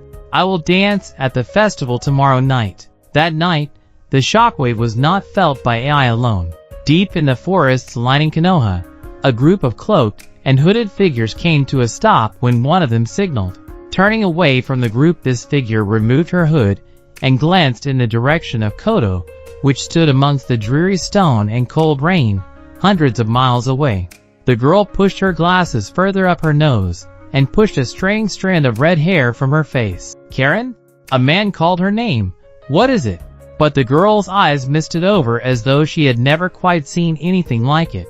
She opened her mouth, but could only whisper her thoughts. Made of pure light. The story of Renai is known by all who reside in the world. From shinobi to carpenters, courtesans to nurses, everyone is told the childhood fairy tale by their grandmothers. There was once a goddess who shook heaven so fiercely, with unashamedly salacious charm, that she was cast out of that world and tied to the moon. In a celestial imprisonment, she waited for someone to set her free. The story, of course, depends on the storyteller. Some choose to say that Senso heard her singing from the gates of heaven and went to find her. Others say she threw a star in his direction and waited for him to discover the source of the stardust. There is one fact, as factual as a fairy tale can be, that remains undeniable to all who tell it. To free Renai from her prison in the sky, Senso cut the chain around her ankle, and the sheer force of his blade obliterated the moon. Renai is worshipped as the embodiment of love, hope and lust. Senso is heralded as the great warrior god who destroyed the moon in order to save the one he cared most about. But the goddess holds a special place in a courtesan house. Out of respect for her reckless charm, each woman wears anklets. Bells are placed on the chains to tinkle softly and call out for their savior in the hopes someone could free them from their ties to the courtesan world. Tsuki no Matsuri, the festival of the moon, celebrates Senso's destruction of the heavenly body and Renai's return to Tengaku, heaven. Throughout this holy month, believers are called upon to reflect on the divine and magical effects of love, devotion, and worship. Usually, the great houses send gifts to the rulers of the land, Kage and kings, while putting on a performance and elaborate prayer ceremony for common folk to attend. It is a night in which no one is defined by their role in society, and instead valued for the person that they are. It is a night where courtesan can be valued in the community for the keepers of religious traditions and legends, not just for their trade. Kodo had been preparing for their ceremony and performance since the beginning of the month. Being a small house on the outskirts of a village, they had not been expecting a diverse or large audience, nor had they been expecting Renai herself to be included in the ceremony. But nothing seemed to be going as normal of late. Ever since AI had become more involved in Koto, with customers spying her as she spied on performances from the balconies above the stage, there was demand for her presence by mayors and feudal lords and the like. It's not that AI was outstandingly beautiful, although she was beautiful. It's more the look she could shoot at a person. That look of longing and curiosity and lust. It enchanted men and women. If you saw her stood on a balcony, gently singing along to the performance, her sweet face adorned with a look of melancholy, not a single person could walk by without asking her what it is she was looking for, and if they could be the one to provide it. Jiraiya had looked at her and seen someone as lost as he had been in his youth. Someone who spent their days dreaming and nights lost in revelry. He wanted to guide her, to be the one to show love where she fit in this vast world. Naruto had seen someone with a similar loneliness and charm. His appreciation of their similarity manifested itself in a need to protect this girl he barely knew. There was only one man who looked back at her, with the same lonesome look of longing she had. Gaara had not written to AI, not even to acknowledge the news of the attack she had suffered through. The girl knew there was no other choice than to wear the anklets her father had left for her, and wait for. Well, she had no idea exactly who she was to wait for. She had no idea what the future held, but she was sure of one thing. There would no longer be heartbreak. She would no longer be dependent on anyone for her safety or happiness. The courtesan firmly decided to take charge of her own destiny, and rushed to meet it without fear. So she put on the anklets and marveled at how light each step felt. It was as though she was not making contact with the earth, but levitating an inch from the ground, walking on the air. The world felt entirely different. It was almost as though she could sense all movement at all time, all emotion, all desires. Ruby had slipped into a state similar to AI's when she first arrived in Koto. She did not want to believe Jiraiya had passed away, and no girl in the house was aware of her relationship with the man, so they found it difficult to console her. When Ruby retired to her room, that day the house was thrown into complete chaos, in need of a leader, in need of guidance. At least, it was that way for a minute. Out of her room stepped AI, head to toe in fine silk and rose gold jewelry, her face serene. No one dared question her as she took Ruby's deep red velvet shawl and placed it on her shoulders, and walked the halls of Koto, giving instruction, taking on the role of the head of the house. Girls followed her word, did their chores, and were rewarded with knowing they were doing the best for Ruby. AI spent hours with the musicians, working on music, writing songs for the evening. She helped to choose decorations, gave instructions on correct prayer etiquette, and even helped design menus for the evening. The courtesan walked with such power and unquestionable authority that when vendors showed up at the doors of Koto with decorations and food, they did not even ask the name of this girl they had never seen before. They merely referred to her as Chisana Ruby, Little Ruby, and continued their work with her. Lena acted as her second in command, and, when AI told her she would be leaving Koto soon, but would leave the house for the festival, the blonde-haired dancer smiled, and knew exactly what was needed. She cut and dyed AI's hair. Now, her long dark locks were a few shades lighter, so her skin appeared warmer in tone. Instead of falling past her hips, her hair now stopped just above her waist. At first, AI had looked at herself in the mirror and Lena could see a tiny tremble run through her lips, as though AI were about to say she didn't like it. But instead, she turned to Lena and embraced her with a big grin, thanking her for her hard work and apologizing for not letting her near her hair sooner. The morning of the festival, Lena had talked Ruby into meeting with a jeweler who was providing the house with new diamond sets for the performers. AI had spoken to him in the morning and requested he stop by to show her the final product. Ruby was guided to the room by Lena on shaky, unsteady legs. She wore black as to signify the loss of a loved one. A trim of delicate silver foliage was hand-stitched onto the skirt, sleeves, and veil of her outfit. The woman felt entirely unsure of herself as she walked out into the gaze of girls, who were going about their chores, and dance practices. She did not have her ruby red shawl that signified her as the owner of the house, and felt almost undressed without it. She had been shocked to hear AI was wearing it and acting as inner mistress of Kodo. The room Lena guided Ruby to was where clients, vendors, jewelers, tailors all came to haggle with her. With a high ceiling, pink crystal chandelier and low cream chaises, the place was bright and full of shimmering gold antiques. It was Ruby's favorite room in Kodo. It was here she took tea with other house owners, and they all complained about their girls and clients. Today tea was served by the house girls in a hurry, for they needed to get back to work immediately. Amidst 4 low, cream cushioned benches arranged in a square, on an oak coffee table, an iron teapot sat proudly, its steam rising out of its spout as though calling out with its fragrance. Lena and Ruby sat on one bench. The jeweler and his apprentice sat on another.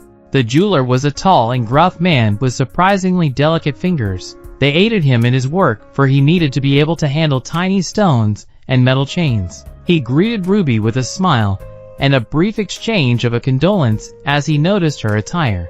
"As you can see, madam," he began in his gruff voice, "we have made 20 new gold necklaces set with diamonds, and what is the cost of all of this?" Ruby asked suddenly, looking down as the apprentice began to unpack several red velvet boxes, all of which contained elaborate sets of jewelry. They were unlike anything Ruby had ever seen. In this part of the world, gold was light and delicate. This work was thick strokes of rose gold metal encapsulating formidably sized diamonds. The jeweler smiled innocently and nudged his apprentice to continue unpacking the jewelry. "No need to discuss cost just yet. Not until you've charmed us with the beauty of your craftsmanship, Hachiro-sama?" Ruby, Lena, and the 2 men turned to the doors that lead into the main part of the house to find, walking towards them, was a girl that could have been mistaken for a sculpture of Renai herself. AI walked with such intent and purpose that Ruby had to blink twice to make sure she was not imagining it. The girl's hair was lighter, her skin flushed peach, her bright eyes lined with a slick flick of black. With all the confidence and grace of a queen, she walked towards them in a nude-colored dress, which had tiny details of pink and blue flowers. Her midriff was obscured by Ruby's red shawl which, while it did not match her outfit, was striking against the muted colors of her dress. Her jewelry glittered in the morning sun as she walked straight past Lena and Ruby to sit on the bench at the head of the group. "We are the ones who are charmed, beautiful one." The jeweler suddenly changed his tone. From a slightly sly, cunning grin, he smiled innocently before gesturing to the jewelry on the table. "Are they to your liking?" he asked slowly, watching intently as AI picked up the sets and inspected them carefully. A few minutes passed. Ruby and Lena watched as the jeweler broke into a sweat, nervous of what AI would tell him. "These sets will not do." Eventually, AI put down the last velvet box and indicated 6 sets which needed adjustments. "Have them redone and sent here immediately. We will need them by 4 p.m. this afternoon. The rest are satisfactory." The jeweler nodded. "And payment, AI-sama?" he asked uncertainly, and all at the meeting watched in confusion as AI began to fiddle with her earring. A large diamond, the size of a stone sitting on Ruby's hand, set in rose gold.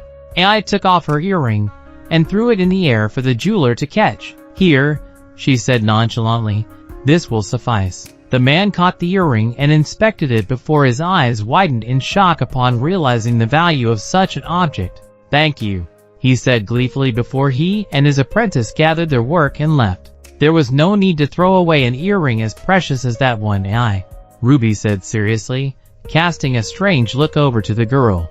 Who was this woman now sat in front of her? It was not the scared nor timid AI that she once knew. "One can only trade a precious thing for another," AI answered. "These sets are hardly invaluable." Ruby gestured to the jeweler the man had left on the table. AI stood with a small smile. "They are not what I was trading for." "Then?" Ruby asked, watching as AI walked over to her with a swagger, a pride the likes the woman had never seen. "What were you after?" she asked, and almost jumped as AI removed the ruby red shawl with a whoosh and placed it around Ruby's shoulders. "Your happiness," AI smiled, kneeling down in front of her and taking her hands. "How are you?" Ruby, who had been surprised by AI's character, suddenly had the feeling of despair rush back into her blood as she was asked this question. Her eyes filled with tears, and her bottom lip trembled. AI smiled softly. "I know the feeling all too well, Ruby-sama," she said quietly. "Do not love to the destruction of yourself. Let your dreams define you, not your ties to a man who did not give all of himself to you." Ruby looked deep into the girl's eyes to see a light, a glimmer she had never seen before. "Did you wake as a different woman this morning, AI?" As she asked, AI smiled and stood, looking out of the window at the horizon. "Something is in the air," she whispered, sentrying around the festival, calling out my name. Ruby and Lena watched as AI walked to the window and put a hand against the glass. Destiny has taken shape of a figure in the distance. "Someone is coming to see me." There was no news from AI even though Gaara had sent the letter to her over 8 hours ago. He was trying to concentrate on his work, but there was a feeling of unease, guilt, and fear nestled in the depths of his stomach. Everyone was playing on his mind. AI being silent, his kiss with Taki, his siblings worrying about him. He sensed the village, and the higher-ups watching him closer than ever before. He had to move carefully, with more control and intelligence than anyone would suspect him of. Right now, he had to keep his cool regarding AI's return to Suna, or else all attempts to save her might be called off. He took a deep breath and tried to relax. He was sat at his desk, Kazekage had hanging on the back of his chair. Tonight was supposed to be a joyous night of celebrating, but he felt too tense to even think about taking the evening off. The door to his office opened. "Gaara?" His sister called to him, earning a sigh from the Kazekage. "Ugh!" The sound issued from him before he had time to stop it. It's not that he did not want to speak with his sister. The sigh was simply a knee-jerk reaction to being forced to interact with someone when he wanted to be left alone. He shot her an apologetic look. "It's nice to see you too," Temari responded to the sigh. "What's the matter?" "Nothing," he said quickly, adjusting the collar of his Kazekage robe. "Just tired." "How is preparation for the festival going?" he asked, trying to steer the conversation away from how he was feeling. He could feel the stress bubbling under the surface of his skin. He was not ready to discuss anything with Temari, even though that was, of course, inevitable. "Well," Temari said proudly before the small smile left her face. "What news from AI?" Again, Gaara had to attempt to stop a sigh. "She did not write," he said to his sister, surprised. "No response?" "That was our fastest flying hawk," the blonde shinobi said in disbelief. "Perhaps she does not want my help," Gaara mumbled as he rubbed his eyes. "Then she is a fool." As Temari spoke, her younger brother looked up at her with innocent, naive eyes. What could she possibly say to him? They stared at each other for a moment longer. "The elders have requested that the princess hold a special place in the court tonight." Temari had been wondering about Taki and Gaara's relationship all night. He had kissed her, but it had not even been a week since he had seen AI. What game was he playing? Why had he previously shown no interest in the princess? She watched as he slowly realized what she had said. "A special place? As your partner?" She informed him quickly with the same sort of reasoning behind ripping off a plaster as quickly as possible. Perhaps it would be less painful. Gaara had no reaction. He merely stared back at her. "Throughout the prayers, throughout the dinner, throughout the celebration," she said slowly, trying to get through to the Kazekage, but his mind was solely fixed on one thing. "And what had they said regarding AI's rescue?" "What does it matter?" Temari asked impatiently. AI had to come second now. Gaara could not afford to focus on her, and hearing him mention her time and time again was infuriating. All Temari ever tried to do was help him get over the girl, but he was so stubborn he refused to budge. She could see in his eye that determined glint, and she sighed. "They will go and wait for her as per your instruction." "What if she does not return to the village?" he asked. "Then she will be considered a true traitor of Suna." "How so?" "To feed information to the Kazekage and not engage further is considered highly suspect." Gaara nodded slowly as his sister said this, taking it in, trying to figure out the rest of his life. Temari turned to walk out of the room. Clearly Gaara was in no mood to talk. "And what if AI does return to Suna?" Temari stopped in her tracks. It was her turn to sigh. "What do you want me to say, Gaara?" she asked, turning back to him. "We'll all welcome her home with open arms?" That she can reside in the palace? That she can be yours again dash? I'd marry her. The single sentence caused Temari to seize up for a moment. You are so young, you don't know what that means. The elders are asking me to marry. To marry a princess, a noblewoman, even a butcher's daughter would be a better match for you. Why? The Kazekage shouted. Because I was a whore. Temari shouted back. And you are a Kage, son of the Kazekage, descendant of one of the oldest ruling families in Suna. That girl is nothing but reckless, rebellious, entirely unfitting for a man of your standing. But Gaara refused to hear it. Am I a monster? He asked heatedly. Of course not. Why not? They called me that for so long. I even played out that role, relished it, reveled in it, killed for that title. Why is it no longer an apt name for me? His sister rubbed the bridge of her nose between her finger and thumb, wincing a little as though in pain. Because you redeemed yourself, Gaara scoffed. Ai had no need to redeem herself. She was innocent in all of this. She did not choose to be a courtesan. He turned his chair away from his sister when she had no answer for him. The princess will be down to see you at 6, he heard her say as she left the room. Kodo was coming alive. Lanterns lined every wall and walkway. The smoke of incense was rising up to meet a starry sky. Chimes were tinkling in the breeze, attempting to talk the nightingale out of its slumber. The walls had shadows dancing on them. Even the water running in the fountain seemed to flow faster, jumping out of the spout at the top as though ready to explode. The house was breathing, awake, celebrating. Girls in every color ran through the house, out into the courtyard where festivities were to take place. A great courtyard, the size of a small square park, was made from gray stone and was lined with a walkway for an audience to stand and observe the festivities. There were chairs and special places for important guests such as the mayor and his family. Everyone was smiling. Everyone was rejoicing. Courtesans put smiles on the faces of all with their charm and grace. Children were running through the house, being told off by their mothers, who warned them not to go too far. Food was served inside, but somehow wine always made its way into glasses of those seated for performance. The gentle hum of monks praying could be heard in the distance, accompanied by the chiming of monastery bells. It truly felt festive at Kodo, with everyone talking loudly, calling out to Ruby to thank her for her kindness. There was one group that stood out a little against the celebratory background. For young adults, stood in dark cloaks with serious, slightly confused faces. They kept close to one another and looked around the place as though they'd never seen anything quite like it. 3 boys and a girl, different shapes, faces and hair colors, but all of them with the same look of intent. They had come in search of something. They moved through the crowd like a dark cloud against the color, following a tall boy with dark hair. His face was handsome enough to gain the attention of strangers, much to the dislike of a girl that stood behind his right shoulder. The girl pushed her glasses further up her nose and squinted in distaste to see house girls twirling in their brightly colored skirts, showing off their clothes to their friends. She inwardly scoffed. It was a world away from anything she knew or wanted to know. Beside her, a boy with icy white hair walked with a small grin, itching to say something to the boy in front of him. The group was almost eclipsed by the shadow of the tall boy with orange hair who stood behind them, face serene, undisturbed by the loudness and colorfulness that the rest of them had not been expecting. The group was named Taka and had been assigned a mission to inaugurate them into the criminal organization known as the Akatsuki. When being told that this mission was of utmost importance, the group had hesitated, unsure of what Kodo, or a girl who was residing there, could do for them.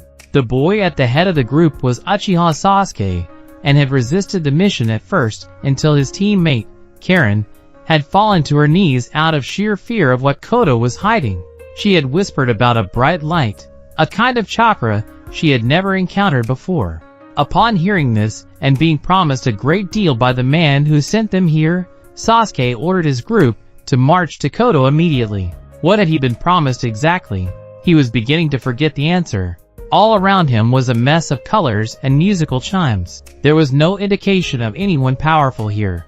But Karen had told him the whole building was covered in a silvery light, as though the moon itself had nestled into the walls, and was shining from between the cracks of the gray stone.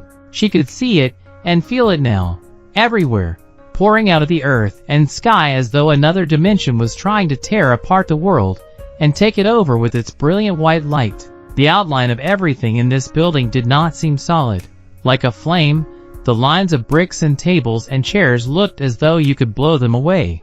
Even Karen herself felt her own chakra beginning to bend and make way for whatever this unknown light was. "What is you are after, handsome one?" The group came to a halt, Karen almost bumping into Sasuke, as a girl in an orange dress looked over at Sasuke with soft, glittering eyes. The boy answered in a single word, "Love."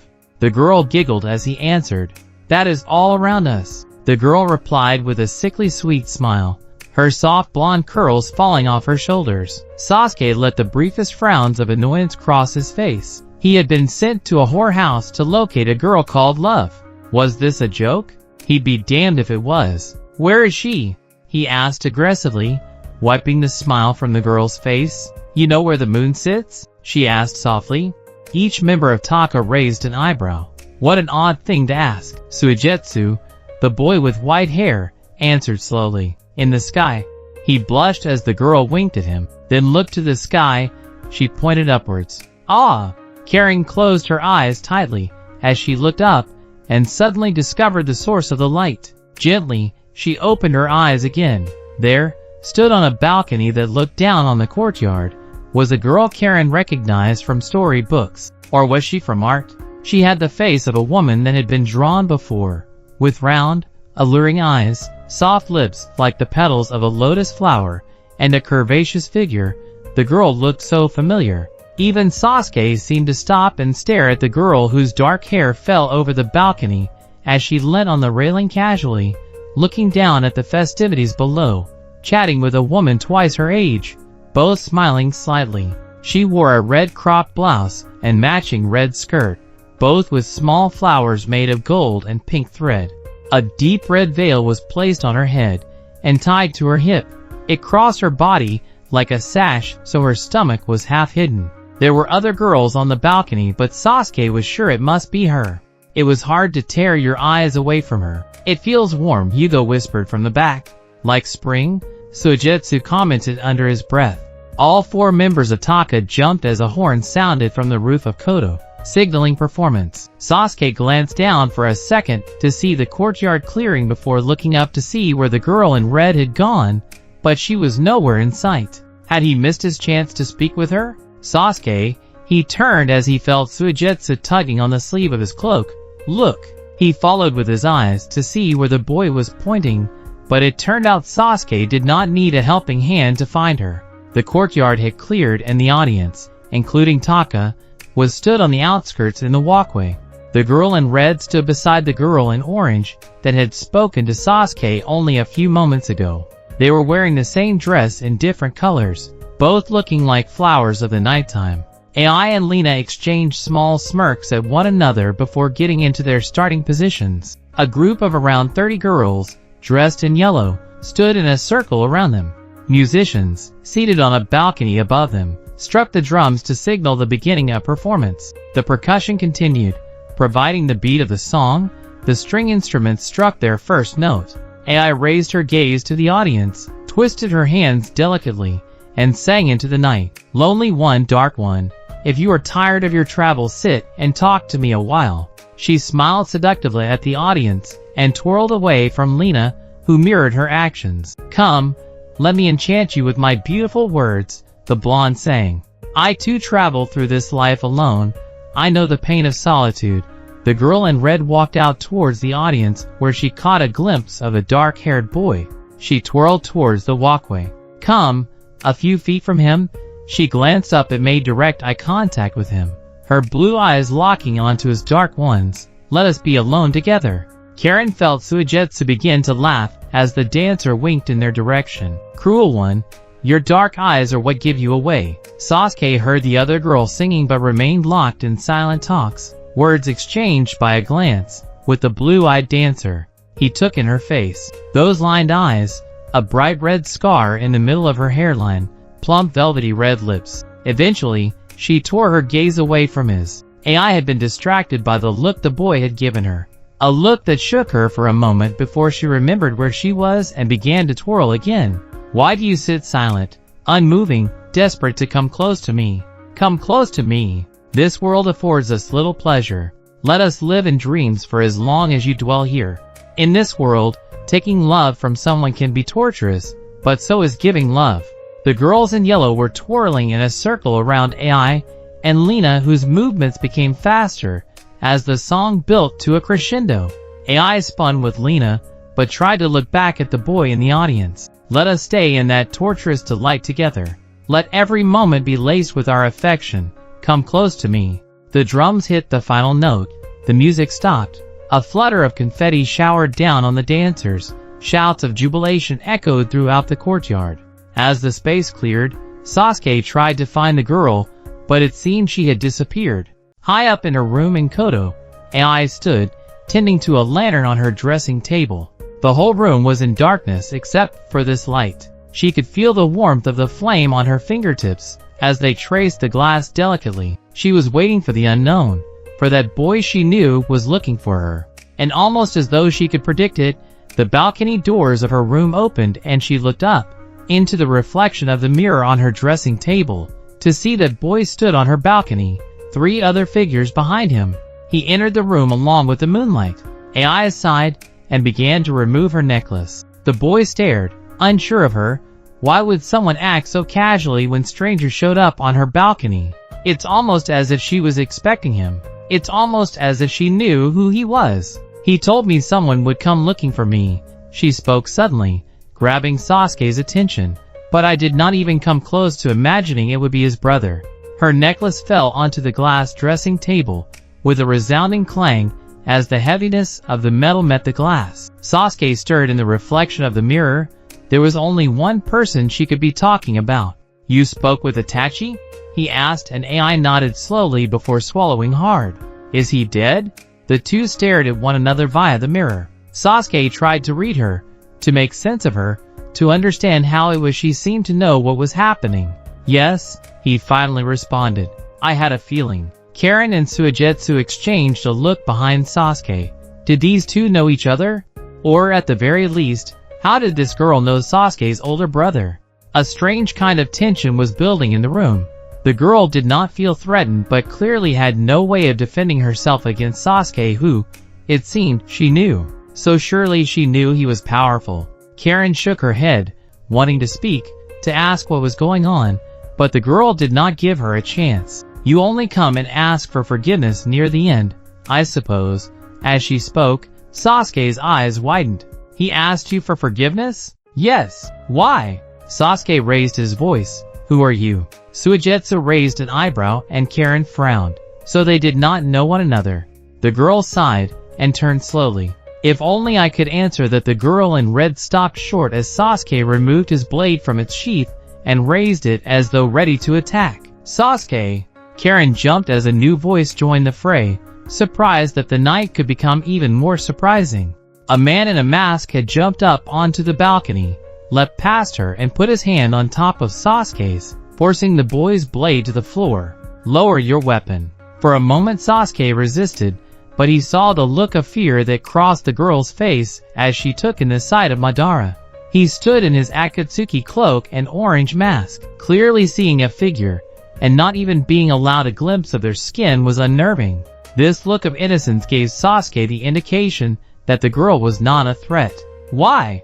The boy asked as he placed his sword back in its sheath. Forgive us, Rinai, Madara bowed as he addressed her. Everyone seems to be after this girl's forgiveness. Karen heard Suigetsu whisper. Perhaps now is the time to repent all our sins, eh Yugo? He snorted. Who are you? The girl asked, the dancing glow of the lantern behind her causing the man's shadow to contort on the wall behind him. He was powerful and menacing, more than AI had been expecting. Uchiha Madara, she gasped upon hearing his name. Your servant. AI seemed to relax a little. You know that name of mine? She asked. How did he know she was Rinai? I have been looking for you for some time.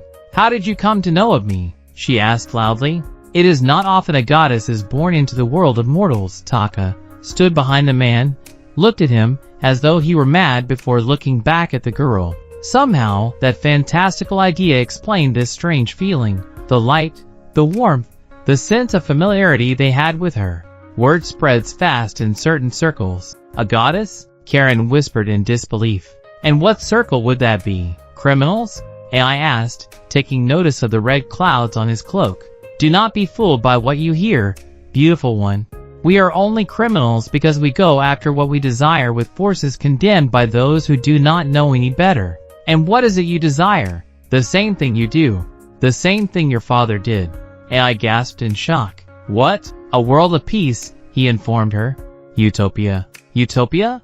With this single word, everything AI knew to be right and good was thrown into question. Glancing at her bookshelf, she saw Kai's book, red-bound leather, and a gold-embossed title, shining in the corner.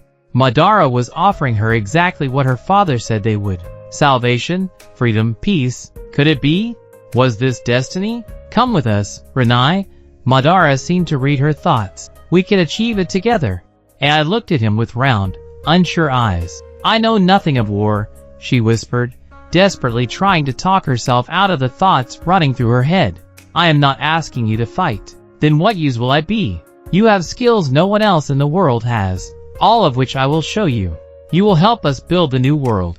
Taka looked from Madara to AI as they continued their standoff. And what will I receive in return? The girl whispered. A perfect world is not enough for you. She could hear in the way his voice changed pitch slightly that beneath the orange swirl of a mask, the man was smiling. A world in which you and the Kazekage can be united with no fear of censure, no pain, no wanting, only happiness. AI closed her eyes at this thought. Could it possibly become a reality? The Kazekage and a courtesan? Karen whispered to herself. Isn't the Kazekage Sabaka no Gaara? Suigetsu responded. Yugo nodded. Yes, you really find the idea of that guy and a whore odd? The white-haired boy asked Karen, who frowned. He's a Kage, she stated as though that explained her feelings. He's a psychopath. Madara seemed to sigh in exasperation as Suigetsu's whisper was heard loudly throughout the room. If they displease you, Madara informed the girl in front of him, I will kill them. Sasuke! Karen gasped in offense, hoping the leader of the group might stand up to this man they barely knew. I have a palace waiting for you. Madara took a few steps towards AI. The courtyards are full of flowers, and birds you yourself have never seen the colors of. Bring whoever you trust to live with you, but lend me your strength. He grabbed hold of her hands, his motionless, expressionless mask giving nothing away. Sasuke, Karen continued in an urgent whisper, we have no idea why we're here in the first place. Be quiet, Karen. Sasuke silenced her with a single sentence. Renai, Madara whispered to AI gently, join us. Freedom is a luxury unaffordable to a courtesan. You are bound to someone always, whether that be a customer for less than an hour, or a house mistress for the rest of your life. You are always shackled, always tethered too close to the earth, with your hand outstretched, beckoning the stars towards you. Older courtesans, from dynasties predating the founding of the shinobi villages, write that freedom is gifted to them through performance and the writing of poetry. There was one young courtesan who had always suspected that this was not true freedom, and now sat in a palace built just for her. She scoffed at the archaic thoughts of long-forgotten courtesans. Of course, poetry and performance were undeniably invigorating, but to do as one wanted, to feel the water beneath your feet whenever you cared to walk in the ocean, to sing without being called upon, that is true freedom. No ribbons tying your wrists to the cliffs, preventing you from jumping off. You were free to jump and find that you can fly. One thing was still denied to her. She was not free to love who she wanted to love in the way she wanted to. But who was that? And how was it to love like she had never loved before? Was she destined to be with Gaara? Was he the one waiting in the promised dream world? The girl did not know. But that in itself was a wonderful freedom. Uncertainty about the future and being content with that notion brought such peace to her soul. Who knew where the adventure would go when she finally stepped foot out of the Marble Palace? It had been 3 months since Madara had escorted her to the Marble Palace, a gift for her, rumored to be where Renai and Senso met on Earth in secret. It stood impressively between the trees of the Urin rainforest that divided Kawa no Kuni, the land of rivers. It was a country that bordered the land of wind and was closer to Suna than Koto had been. There was less rain here, hotter, more humid days gave birth to the rainforest. The palace was, unsurprisingly, made of white marble. It glittered in the hot sun and cooled all those who sought sanctuary in its shade. The walls outside had never faded or crumbled. They stood strong against the vibrant green vines that grew up the side of the palace, each plant stretching out to catch the sunbeams and raindrops. The garden was full life, plants, blossoms of every color, birds serenading one another, and koi fish danced between the lily pads that were floating atop the gentle waters of a stream. Hidden between the rose bushes and low-hanging branches of palm trees, eerily quiet and astoundingly beautiful, stood red stone statues of gods. They towered in the tall grass. That red clay, famous in this part of the world, was burning to an orange in the tropical sun. Carved faces were hidden between low branches, and the figures of curvaceous goddesses were draped with overgrown wisteria. The silent figures gave a hint of what the palace was originally created for. With marble domes and large prayer rooms, the building was originally intended to be a shrine to smaller deities, and renai, lotus flowers, a sign of good luck, were carved into the marble alongside scripture. Upon entering the grounds and hearing a peacock call out to the inhabitants of the garden, warning them that someone was trespassing, Ai had stood still in awe. The group had waited behind her as she inspected the palace from a distance. Her blue eyes glittered in the garden as they caught the sunlight and shone with delight. It was a strange feeling of homecoming and freedom that Ai had never felt before. She ran through the garden to the front doors of the palace and pushed them open with all her might. Love entered that place in a state of sheer liberation and had not looked back since. Now, Ai sat on a swinging bench that was chained to the ceiling above the veranda. If she swung out far enough, her feet could skim the top of the water of the stream that flowed in the garden beside the palace. But for now, she sat quietly in a peach dress, reading her father's work, idly curling a strand of her hair around her index finger. She breathed in deeply the scent of jasmine flowers that grew in thick bunches beside the stream. In the stillness of midday, Ai could hear the peacocks calling to one another, the distant chatter of her friends around her, and the familiar sound of footsteps approaching. Renai, as a deep and commanding voice called out to her, Ai stood from her bench and looked over to the main path in the garden that led to the front doors of the palace. As she stood, Lena walked over to her and handed her a deep blue shawl, which she took with a smile and wrapped it around herself, before walking to find who had called her. Lena followed, beckoning girls from behind her. Ai had been allowed to bring 6 girls to this hideout, and she had been grateful for it. Ai was a social creature. Even when she wanted to be left alone, she was happy to sit silently in the company of friends. The good thing about courtesans is that they were all orphans. These girls had ties to no one, and so when Ai asked them to follow her, they did so without hesitation. The 7 girls, all dressed in beautiful colors, blending in with the tropical rainforest flowers, approached the stairs to the palace and smiled as a man in a mask approached them. "Sensei, teacher," Ai said with a smile, "what work is there to do?" That eerily unreadable mask gave nothing away. Just a quick bow to her, the blink of an eye, and his hand raising to hand her an envelope was the only indication he had heard her. There was no emotion, no heartbeat behind that mask. Behind him, Ai spied Taka, with Sasuke stood, looking away from her, and Suigetsu eyeing up Lena unashamedly. "Translate this so I can read it, and then correct any mistakes," Madara informed her. Ai tore open the envelope delicately, handed the discarded paper to Lena, and proceeded to read the kanji scribbled on the parchment. "This is indecipherable," Ai tutted. "It looked as though someone with a broken hand had written this. I cannot read this." "His hand was broken," Madara replied, and when Ai opened her mouth to ask why, he added, "I broke it." "Think nothing of it, dear one." Realizing she was going to get no answer as Madara entered the palace to take refuge in the hottest hours of the day, she sighed. Her role in the Akatsuki was not fully disclosed to anyone.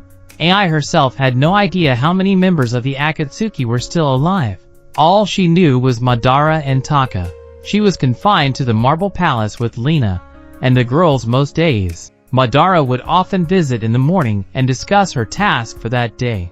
Taka would visit with him sometimes, although AI never discussed much with him. Her work involved the writing of scripture, old, outdated stuff she had to learn about. Her knowledge of the dead language was one of the best in the country, but even she, when forced to read the scriptures Madara or Sasuke brought for her, had to reconsider her skills. The work they gave her was ancient. It was written with words and grammar the likes of which she had never seen. Even some kanji were unrecognizable. Nevertheless, it seemed an intriguing puzzle, and there was not much else to do during the day, so AI took great care with her work. For a few moments, Taka and the group of dancers stood, almost as though they were marking their territory. The girls were scattered on the veranda, protecting the palace, looking like rose petals that had wafted away from the rose bush. Taka stood, eerily silent, as though weighing up the best way to get past the girls and storm the palace. Of course, they were all allies, but there was a tension between their leaders that no one could quite comprehend. It seemed AI and Sasuke were also at odds with how they were to address each other, who they were to one another, what they meant in the world of the Akatsuki. What country is this from? AI finally looked up from the note and addressed Sasuke, assuming he and Madara had discussed the note already. The Uchiha finally turned to her. It was funny. Even though Sasuke did not wear a mask, his face was as unreadable as Madara's was. It was worse than that though. Sasuke had taken a disliking to AI. He ignored her most of the time, and if they ever did speak, Sasuke would give one-word answers or eventually stop responding. Of course, if one asked Karen, she would say Sasuke acted like that with her, but even she had to admit there was a coldness in the way he appraised the courtesan. It seemed as though today the coin he tossed told him to ignore her, so he did just that, and ascended the stairs to walk past her. Sasuke, I asked you a question. And who are you to ask me a question? Sasuke asked with his back turned to her. The girl's eyes widened. The other girls gasped in offense. So you can read and write a dead language? Sasuke continued in a bored voice. Why should I be at your beck and call? Because you're a goddess? He turned back to her and scowled. I see no proof of that. Sasuke, Suigetsu, who was stood with Taka at the bottom of the stairs, called his name with a slight laugh, trying to ease the tension. Karen herself said this girl's chakra. What does that prove? Sasuke demanded an answer. Nothing, he concluded when no one could give a substantial reply. He went to walk into the palace. I do not believe it either. AI spoke suddenly, and the whole garden fell silent as though even the trees wanted to hear her. Sasuke turned back once more to see her looking at the floor. What proof has been offered to me? None. I only have what I have been told. I heard Gaara speak as he was dying. I spoke with Shikaku. I called to Naruto somehow when I was imprisoned. Itachi called me Rinai. Jiraiya and Madara did so too. She shrugged to show all that was meaningless. I have no proof, so I cannot answer when you ask me who I am. We could at least help one another. And I suggested kindly, learn from one another. And what could I possibly learn from a whore? As the Uchiha spoke, an icy breeze rippled through the courtyard, freezing everyone in their place as they looked between Sasuke and AI. You're right. AI gave a small smile of apology and turned away. What could I possibly learn from a virgin? As she asked, her entourage of girls giggled. The group of shinobi tried to stop their eyes from widening in surprise. Not knowing where to look, Sasuke was left, staring after her, unsure of what to make of the beautiful girl who defied him. As AI made her way back to her bench and sat down, she turned to catch a glimpse of Sasuke walking into the palace, with a gleeful-looking Suigetsu at his heel.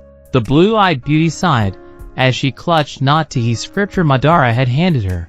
The tropical breeze fluttered around her. Butterflies the size of her hand were dancing above the flowers, but the girl felt restless. In truth, AI was lonely. The girls here gave her company in the daytime, but in the night, when she was desperate to come alive, there was no one to share her time with. It was as though she were the remnants of a fire, burning embers flickering in the coal, dying to be fanned, to be doused in kerosene and ignite one more. She was aching to burn, restless without the challenge of flirtation, without a glance from another broken soul. The dark-haired boy was lost, troublesome and handsome. He had that same lonely look in his eye that AI had shared with one other person before. That look of longing and distrust. It was so familiar to her. It felt almost like home when Sasuke looked at her. Do you think today we can finally rejoice as Sasuke proclaims to the world his undying love for you? AI jumped as Lena spoke sarcastically, elbowed her sharply in the ribs, and gave her a wink, rubbing her rib.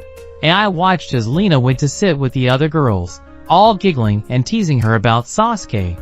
AI turned back to watch a pink petal drift down to the garden and cause a small ripple in the stream as it landed gently onto the water. There are many ways for people to look at one another. With loathing, with passion, with distrust. Very rarely is it a complicated mix of emotions, and it is more unlikely that someone could notice exactly what those emotions were. Could you tell, for example, if someone equally distrusted but admired you? Or if someone loathed but sympathized with you? Often, humans are capable of hiding one emotion and showing another so you can never tell, or they confuse the emotions and no one wins. Truly, the way you look at someone gives away a lot about how you feel. There was an odd way in which Sasuke looked at AI. It was a look that Karen could not understand. As an extension of this, Karen could not grasp how Sasuke felt about the courtesan. Karen had been thinking about this ever since they had met love in her room in Koto. As a child, Karen was told countless stories about the goddess Renai, the enchantress, the lover, the stealer of hearts. Many suspected that, as a physical manifestation of love, Renai was a chameleon. Whatever your ideas of love were, they impacted on your relationship with the goddess. The red-haired kunoichi had thought about this a lot over the past few months, as she had been researching AI. The girl had been in a relationship with Sabaka no Gaara, a man who had a tortuous relationship with love all his life. He fought for it, killed for it, longed for it, and so, according to legend, that is how he looked at her. Although this was a special case, supposedly, it was blood love, the divine phenomenon. Therefore the Kazekage and AI were caught in an eternally unchanging paradox, one that Karen could not begin to understand. Uzumaki Naruto, who Karen had never met, but heard was responsible for AI's rescue from imprisonment, always saw love as something worth protecting. According to the rumors she heard about the hero from Konoha, Naruto's actions would indicate that is why he chose to protect AI, because she is love itself. What was Sasuke's relationship with love like? He hated his brother but, after recent events, had returned to loving him, she suspected. His family, his clan, were all taken from him, so he went without love for years, and put him in misery, making him swear revenge. Therefore it seems logical that the boy should long for love, just as Gaara did. Then why did he take such a disliking to AI? The first time they had met at the palace, AI asked Sasuke to respect the sanctity of the place, and not let the blood on his footsteps darken the marble of the temple. Quick to anger with her metaphors and poetry, Sasuke walked into the palace, entirely oblivious to the fact that AI had not been speaking in metaphor. He tracked blood in on the soles of his shoes. It was at that moment, when AI gasped in indignation and the Uchiha regarded her with no remorse, that the two were on either end of a silent war. Madara insisted Sasuke train AI in shinobi skills, taijutsu, ninjutsu and the like. It turned out the courtesan was hopeless, utterly useless at anything that was not dance, poetry, singing or literature. She had no apt for battle, no desire to kill, no interest in weapons, and absolutely no talent in any of it. It frustrated the both of them. Sasuke was not going to teach a girl who could barely hold a kunai, and AI was not going to learn from a boy who had no patience. Their battle was spoken through skillful looks, teasing comments by the courtesan, and the cold, unnerving silences Sasuke would greet her with. Was that Sasuke's relationship with love in a nutshell? Love didn't want to know him, and he didn't want to know her. It couldn't be. Maybe it wasn't true at all, this theory about treating Renai like love itself. Or maybe Karen just did not know Sasuke well enough to answer the question. There was one way to find out. Taka were sat in a room of the Marble Palace that evening, waiting out here before heading to make arrangements for the Kage summit. They were lounging in a room of sandy marble, a creamy beige-colored stone that seemed to warm up when hit with candlelight. Sasuke was leaning against a wall, flicking through a notebook Madara had given him. Suddenly, Karen stood and stared directly at the wall behind Sasuke, pushing her glasses up her nose as though she needed to sniff something out. "Karen?" Suigetsu asked, sitting up straighter and staring at her. "What is it?" Raising a shaking hand to the wall behind Sasuke, Karen breathed in fear. "There's someone in AI's bathroom." The girl had barely finished her sentence when Sasuke began running. "Sasuke!" Suigetsu called after him. "Stay here!" They heard him shout back. Even Yugo noticed the way Karen's hand fell limp by his side, the way she bowed her head as Sasuke left the room. "Karen!" Yugo began, but the girl simply turned away from him in silence. Suigetsu looked between the two of them, trying to figure out what had upset Karen this time. The girl called Love was stood in her bathroom, a large rectangular room with an oval pool in it. She had just bathed and bid her friends good night as they retired to their rooms after helping her into her night robe. She stood before a wall of hanging mirrors, various shapes, sizes, frames, and angles. They all hung from chains shaped like vines with flowers. They gave the girl reflections of herself from every angle and reflected the dim candlelight, giving the room a golden glow. Steam was still rising up through the room, catching onto the scent from the oil AI had been burning. It had a soft, floral fragrance like frangipani. In her white robe, which pinned between her breasts and falling off her shoulders, AI stood brushing her hair. Her hair fell in soft, wet waves on her left shoulder, and a small tapping sound accompanied the girl's movements as water dripped from her comb and onto the marble floor. "Come on to me, Tempest," AI sang absent-mindedly as she gazed at her reflection in the mirror. "Reign over me, stain me with your color." She smirked at herself as she watched a water droplet cling to her bottom lip. "If cruelty be your skill, then teach me. I am your undoubting follower." AI picked up a perfume bottle, glass vial, which looked as though it were twisted and painted with pearl. Opening the bottle, she tipped a little perfume onto her index finger and wiped it across her collarbone. "Teach me, you heartless storm, how it is to awe." AI gasped as a gust of wind entered the room.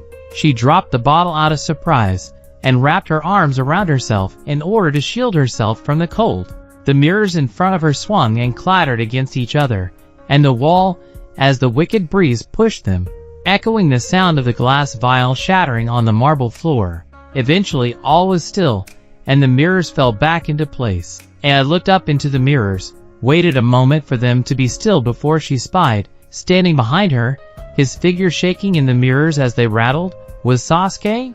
The girl with blue eyes caught a glimpse of the man, with a look she would never forget.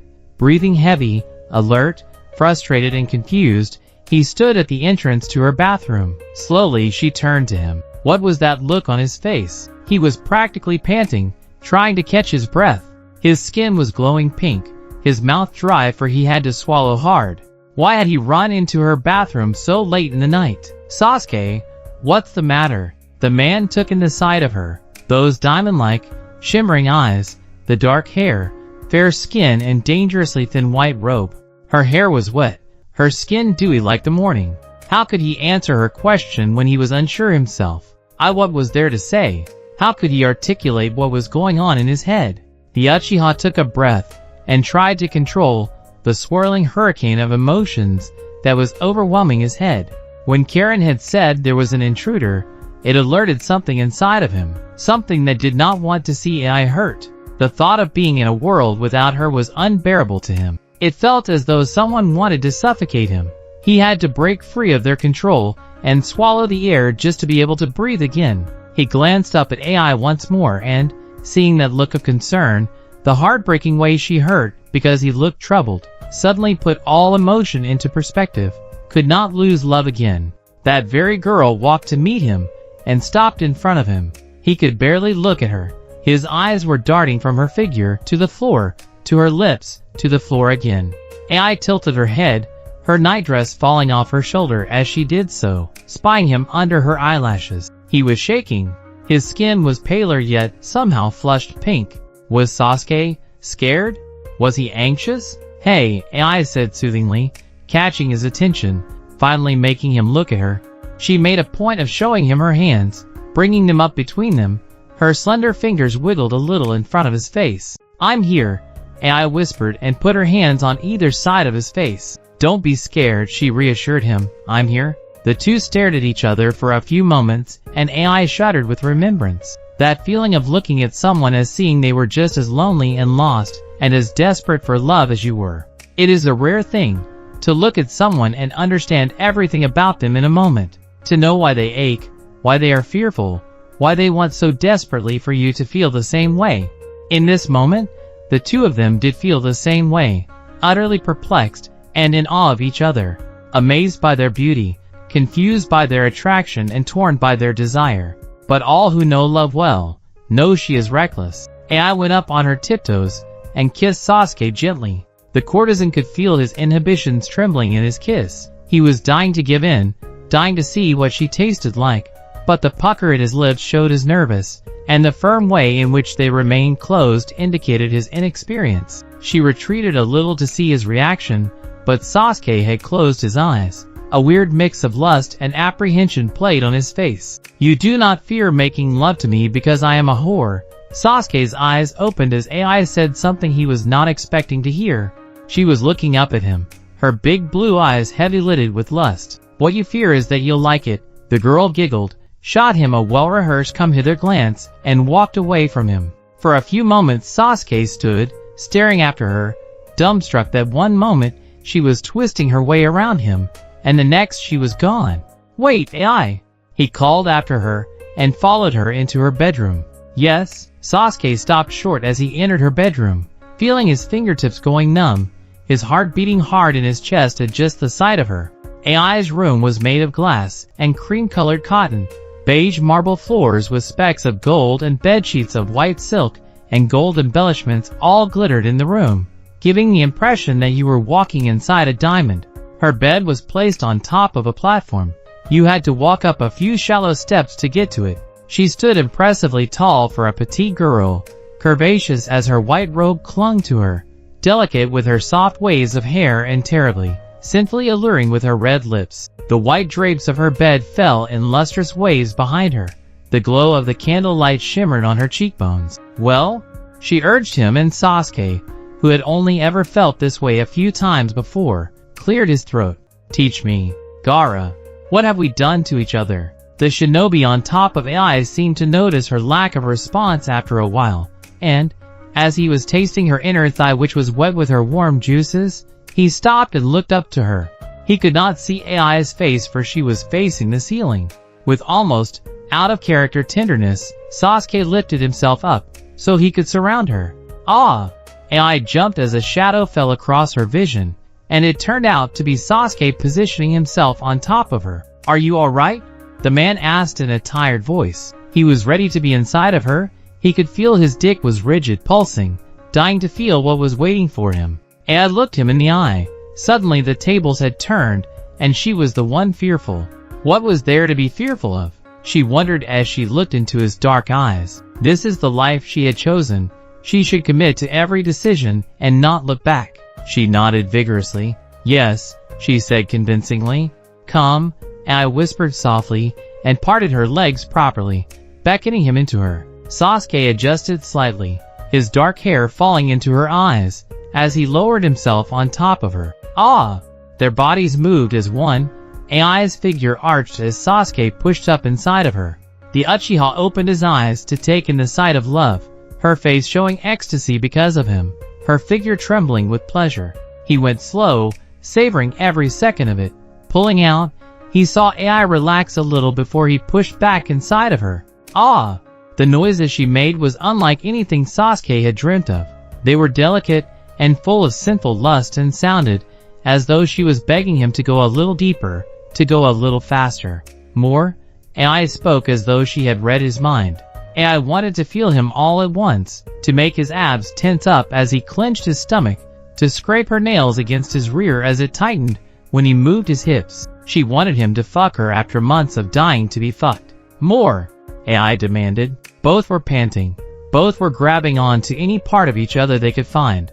One moment their tongues were in each other's throats. The next they were licking the sweat from each other's necks. AI was swearing under her breath, giving him such delicious, sultry moans, and encouragement to own her, to defile her, that Sasuke found it hard to control himself. She felt like everything he ever wanted. Sex felt like everything he had thought he was missing. He grabbed her hair with one hand and her waist with the other, and fucked her hard until he reached climax. The next morning Ai awoke to the sound of birds singing in the gardens. She was unsurprised to find that Sasuke had already left her bed.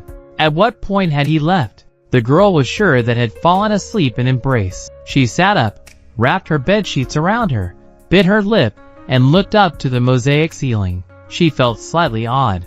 A strange mix of the glow after sex, the rush of endorphins, with extreme guilt and betrayal were all wrestling around inside of her stomach. She half wanted to punch the air and tell the world she had finally gotten over the immature, egotistical Hokage, and she half wanted to cry in his arms. She needed to talk to Lena. Half an hour later, Ai was fully dressed, her hair and face immaculate, as she walked to breakfast. There was, oddly, no signs of life within the palace. Taka seemed to have gone with Madara, and the girls were nowhere to be found. Perhaps they had gone to the market? Ai frowned as she thought about it. Why would they go without telling her? She had not woken late at all. The courtesan pushed open the doors to the dinging area with a feeling of dread. The girl stopped dead. Perhaps it had been the sound, the spark of electricity, the chatter of excited birds, or perhaps it was the way the cold light came out of the darkness unexpectedly that had given Ai that anguish yet to come. The courtesan fell to her knees, trying her hardest to breathe and hold on, but her vision was blurring. Out of the darkness came the vision. Sasuke stood above her, his hand through her chest as small silver sparks illuminated his handsome face. Her blood was splattered across his chest, and she watched as she slipped away into unconsciousness, her hand against his skin, dragging the blood down his body as she fell to the floor. Before the creation of the world, a whisper of malcontent rippled through the universe. An evil spirit was said to have wandered into the lower planes of Tengaku, heaven, and threatened to uproot a divine tree to harness the power of its fruit. In the hands of the depraved, only destruction and death could follow such an act. And so, the call to war echoed through the galaxies like a cosmic hurricane. Rinai and Senso were called upon to enter battle on behalf of Tengaku in order to save paradise from sure destruction. Gods of all creeds and powers were enlisted into the forces that would fight in worlds unknown and uncharted. There was a threat to their divine and magical way of life, a threat that, if not extinguished, would see an end to Rinai and Senso's world. But before any formal inauguration into the armed forces could be instigated, Senso forbade Rinai from participating in battle. Naturally, neither wanted the other to go for fear of losing them. But Senso, a grounded and rational warrior, warned Rinai that if existence were to lose love, then there would be no hope, no care, no peace in the world. The goddess agreed and watched with anxious tears and a heavy heart as her beloved left paradise for war. When the war ended, Rinai traveled to the gates of heaven, far from her home at the center of paradise, in order to catch a glimpse of her lover as he returned home. With a bright smile and a garland of jasmine flowers hung on her wrist, waiting to be strung around the hero's neck, Rinai went to the gates and waited for her beloved to return. But Senso did not return. Centuries passed. All the while Rinai waited, she watched from the gates and looked down into the universe to see new worlds created from the laughter of gods, from the sprinkle of stardust that fell from angels' eyelashes. She even witnessed the creation of the world we know and looked on in curiosity as these strange, inspiring creatures relished and loved and killed and cried and smiled through their mortality. So bound to her belief that Senso would return, so curious about these creatures on earth, Rinai soon forgot her home in paradise, and she took up permanent residence by the gates of heaven. Her soul was permanently caught in one of two states. She would spend her days waiting in loneliness for her beloved to return, or she would laugh at the foolish antics of the mortals in the world below. She happened to be staring into a silvery star one evening, when the Creator stumbled upon her new hiding place. Amidst the tranquility of the space that the gates of heaven occupied, the power of the Creator rippled through the entire dimension, bending time and space, making Rinai's entire being seize up for a moment in fear of what he would do when he found her hidden. Needless to say, the creator did not take kindly to Renai's newfound role. To sit idle, to not participate in the world of the gods was shameful, especially since the creator had granted her a position amongst the other kami gods, following her being rescued from imprisonment. There was nothing that seemed to satisfy love. One moment, she would curse her beloved for all his temper led him to say, and the next she would beg for his safe return. What a cursed love they shared. And now that Shinso was lost to heaven, Renai refused to return to the center paradise, and instead awaited his return. The creator cursed, screamed, fought, argued, pleaded, begged, dragged Renai to follow him back to their home. But she refused to leave the gates. Upon seeing how stubborn she was, the creator made a deal with her. Do you know what lies between these gates? Life and death. Mortals pass through here when they wish to enter heaven. Souls leave this place when they are about to be born. I will relieve the guards of their work here, and, if you are to remain here, you instead shall judge what passes through. From love existence shall be granted, and from love existence shall be taken. Do you understand? And so, love was given a new task, to judge who entered and left this world, to speak to the dead, and let them pass through the gates, to guard heaven, guide souls, and welcome the lost. Content with her new role, Renai waited in solemn silence for the day her lover would return. That was until the day she heard the thoughts of a poet as they drifted up to meet her between the stars. He who walks in the shadow of love will surely have heaven beneath his feet. When one enters this plane, they enter in peak physical condition. For example, although your sensei, Jiraiya, died at the age of 55, he entered this place aged 35. No cuts, no bruises, no scars. Itachi, though in death his eyes were damaged beyond repair, came here aged 22 with perfect vision. All wounds are healed, all breaks are mended. Ai could feel herself lying on her back against a hard surface, wincing as her body found it difficult to adjust to this new environment. She could hear someone with a beautiful, melodic voice speaking to her as though singing. Slowly, she opened her eyes. Ah! And shut them tightly, for all she saw as she looked up was a blinding whiteness. Breathing heavy, trying to slow her heartbeat, Ai opened her eyes again, slower this time. The overwhelming feeling of emptiness engulfed her as she looked up into that whiteness. The tips of her fingers were tingling as though she were trying to come to life, as though she had been waiting centuries to move them. Turning onto her side, Ai propped herself up with her elbow and squinted into the distant whiteness. On the horizon, she could see the outline of a figure moving towards her. Her mind was fuzzy, as though she could not remember her own existence. Her body felt heavy and weak, unable to move. Something had frightened her. What was it? It was as though she had been walking alone in the dark to have someone leap out and scare her. And just as she had jumped back in surprise, she had jumped back into this world. But where was she? Who was she? A vision of red and ocean green. The colors of love were floating around in her brain, and it was almost painful to remember, but harder to forget, the man she left behind. There was only one man who came to me with a scar that even death could not remove. The dancer looked up as the figure walked into her line of sight. Ai's heart stopped. Her entire being froze. Part of her wanted to scream, another part wanted to get up and run. But she was immovable by the sight of what was in front of her. Red lips, blue eyes, hair in dark ringlets, and ivory silk and a gold tiara made for an empress stood Ai. She was looking at herself. As she lay on the floor of this horribly empty place, another version of her stood, watching her with a look of melancholy. Your name, our name, I suppose, since we are the same being. It remained cut into him so deep, it had become such an integral part of that boy that the rules of death were, for the first time in eternity, broken. The courtesan watched, entirely speechless, as this other version of herself fiddled with a gold bangle on her wrist. Looking more closely, Ai could see that this version of her was older. There were lines around her eyes, a more mature structure to her face. In fact, the more Ai looked, the more she looked less like the dancer and more like a woman Ai had seen in paintings. The courtesan winced as memories came quenching back into her brain. You have become poetry. When we returned to the temple a year later, the child we found nestled amidst the lotus blossoms, floating in the temple, was you. Your name took my last breath. The words of mortal she knew dearly were jumbled up inside her head, screaming, fighting to be heard, to remind her who she was, where she was supposed to be. And now you turn up with that? The woman gestured to AI, catching the girl's attention. Scar, she shuddered slightly, as though she hated the fact that AI's beautiful face had been harmed.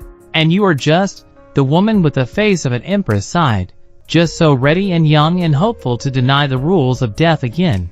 You and he are both so alike. AI knew that laugh, that smile, that face. It was not hers, but it was so familiar. It felt as though memories belonging to the goddess were somehow mixing with AI's. She could see her father sat in the firelight, frightened at the image of Renai appearing on the page of his notebook. The sculptures of Renai in the gardens of the marble palace all seemed to come to life in her mind, as though they were made of a life-giving clay. She could feel the loss of Senso, the heartbreak of his rumored death. Renai let out an airy laugh. Finally, the younger girl seemed to find her voice, and sat up, pointing directly at the goddess. Why you? Renai frowned as AI said this. Suddenly the girl's age was apparent. She was scared and confused, utterly out of her depth and entirely lost. Immortality was showing in all its vulnerability. You? Renai folded her arms. Seeing as this girl was a part of her, she had expected more of an introduction. Don't you mean me? The goddess asked teasingly. But AI had no idea what to say.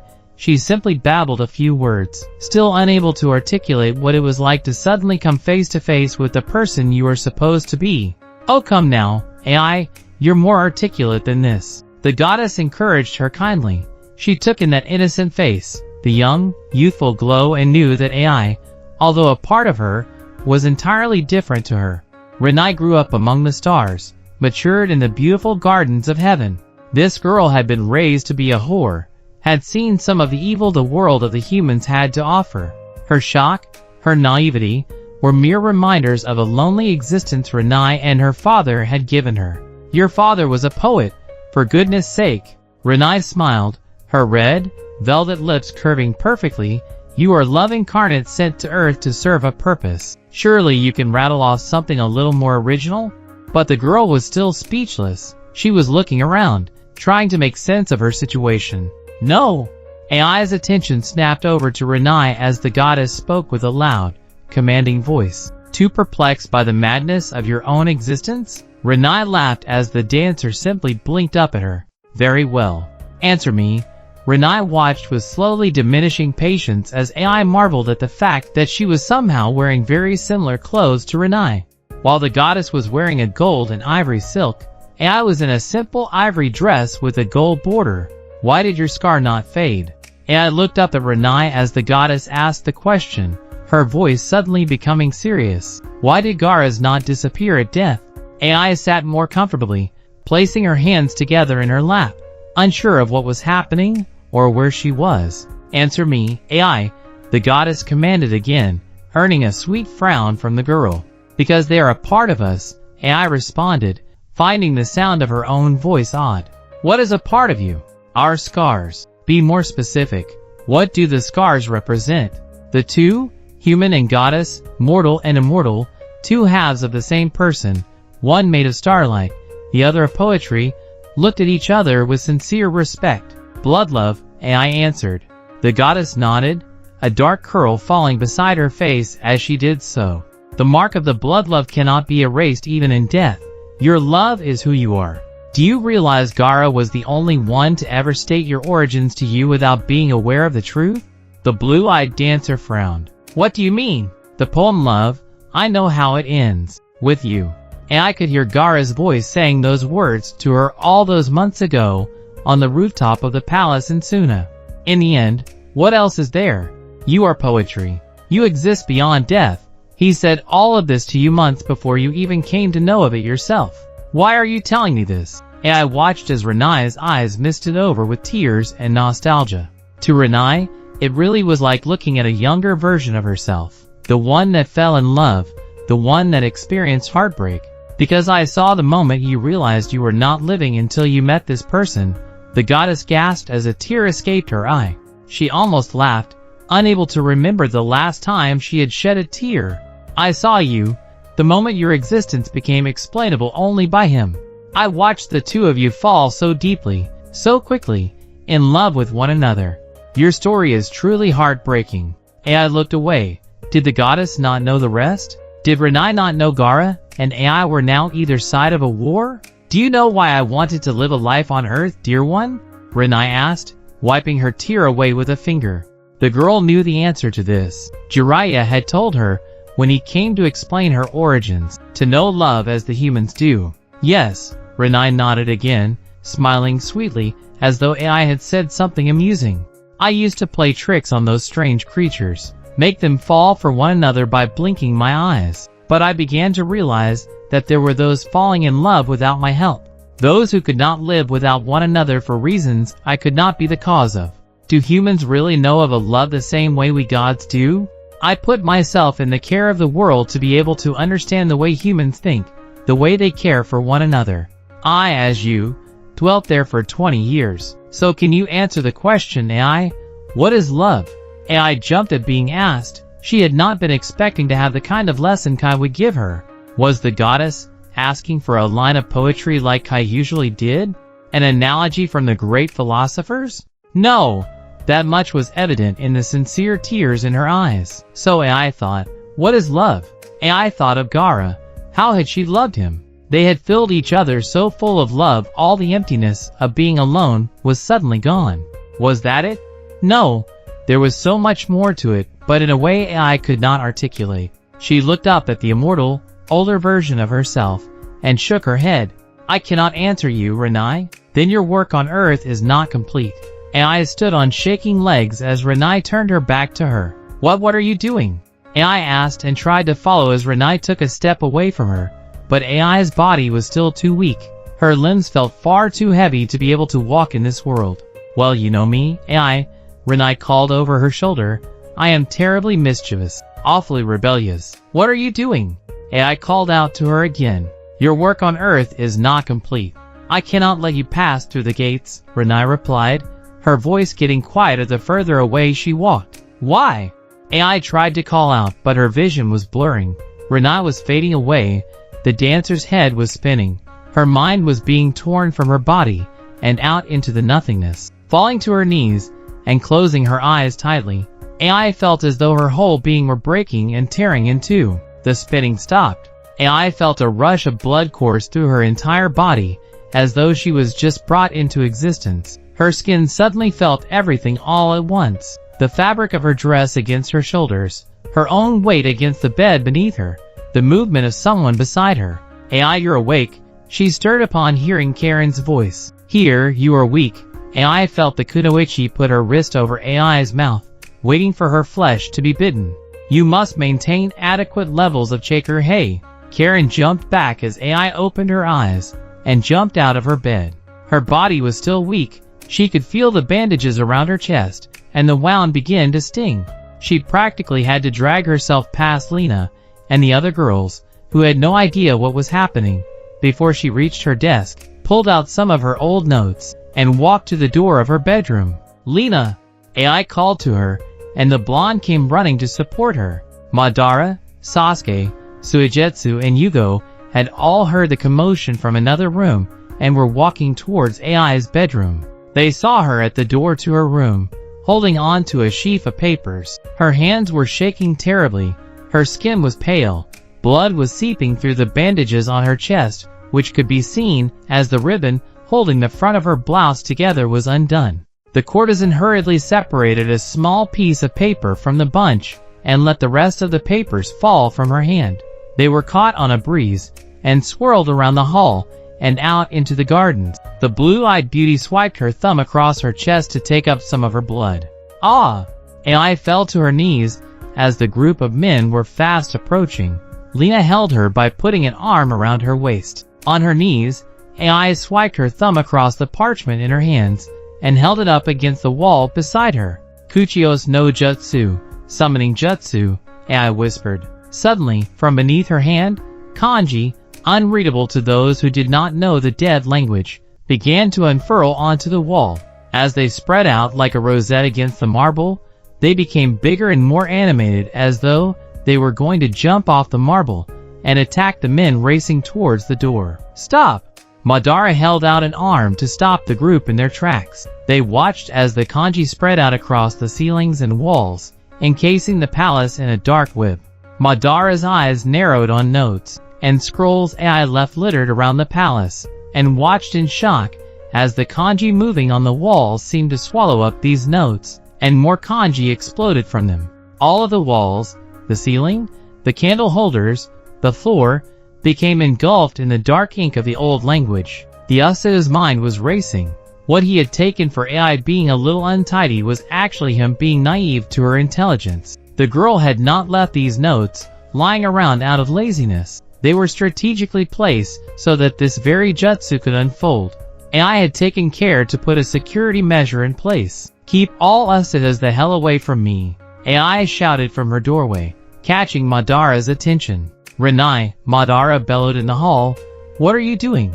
Lena helped the girl to her feet. "Every time I meet one of you damned Uchihas," AI shouted back, "I end up near dead.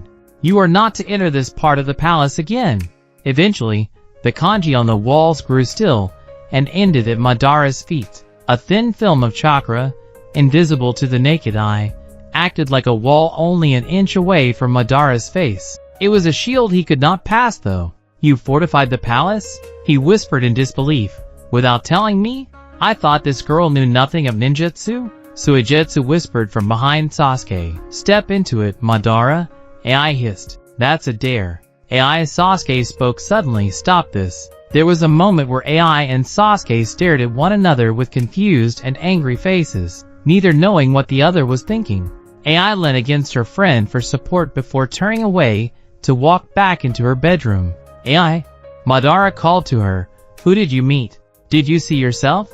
Upon hearing this, AI stopped. How did he know? What was happening here? Had it been real? It wasn't Jinjutsu, but AI knew it had been real. Jinjutsu cannot generate completely new memories, it can only tamper with them. But she had some of Renai's memories, thoughts, dreams, with her now. It was real. The Uchiha seemed to know he hit a nerve. He waited for the girl to turn back to him. He asked, "Did you meet Renai?" "Yes," the girl said grimly. "That's what you wanted, isn't it? Proof?" AI laughed a sick, exhausted laugh. "Well, now you have it," she said in defeat. "At the expense of my trust and health." Bowing her head, AI had to finally come to terms with it, and admit it to herself. "I am Renai."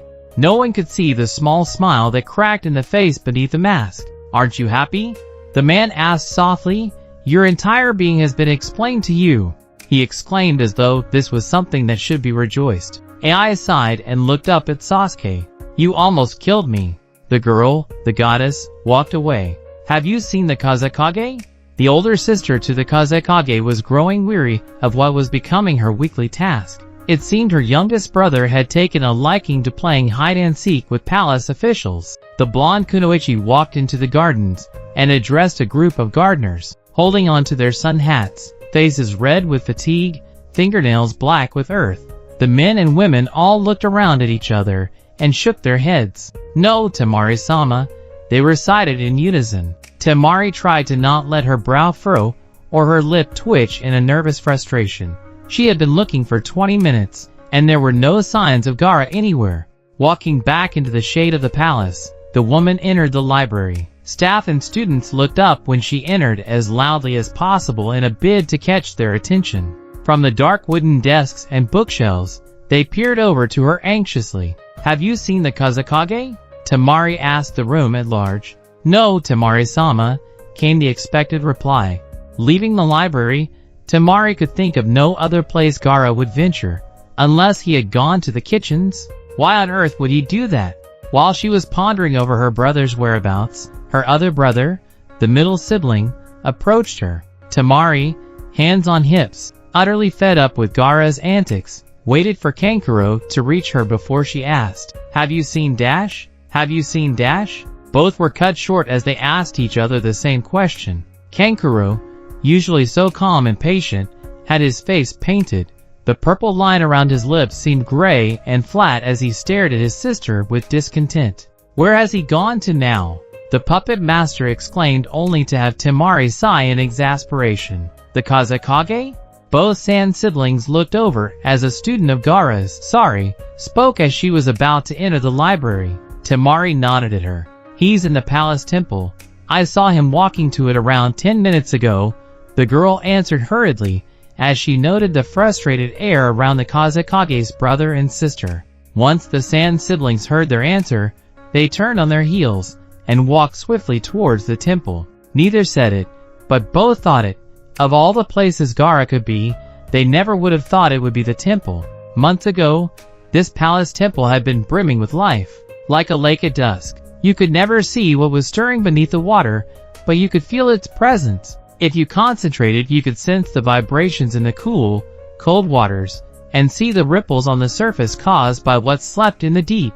At least, this is how Gaara felt about the palace temple when the women of the tea house had been staying at the palace. Before he met AI, the Kazekage was familiar with both the temple and the tea house as places other people went to. It was odd to him that these places, made for such opposing purposes, could leave him with the same impression. The temple and the tea house were strange, guilt-inducing places where he felt like he did not belong. He would pass the tea house when leaving Suna, and from his carriage would feel the whole building moving, as though it were breathing. He could hear and feel signs of life from within those glass walls. When he had first entered there, he felt utterly at odds with the place. He was not the kind of man to sit in dark corners, drinking with women vying for his attention and watching revelry unfold. And the temple, once a place he never ventured to, was in between his living quarters and his office, so he would pass it often. He only ever entered the temple on his birthday, when the rituals for the anniversary of his mother's death were underway, and even then, he had only been attending those ceremonies for the last couple of years. He had never had the courage, nor the strength of heart, to face Temari, as she wept for a mother he did not know.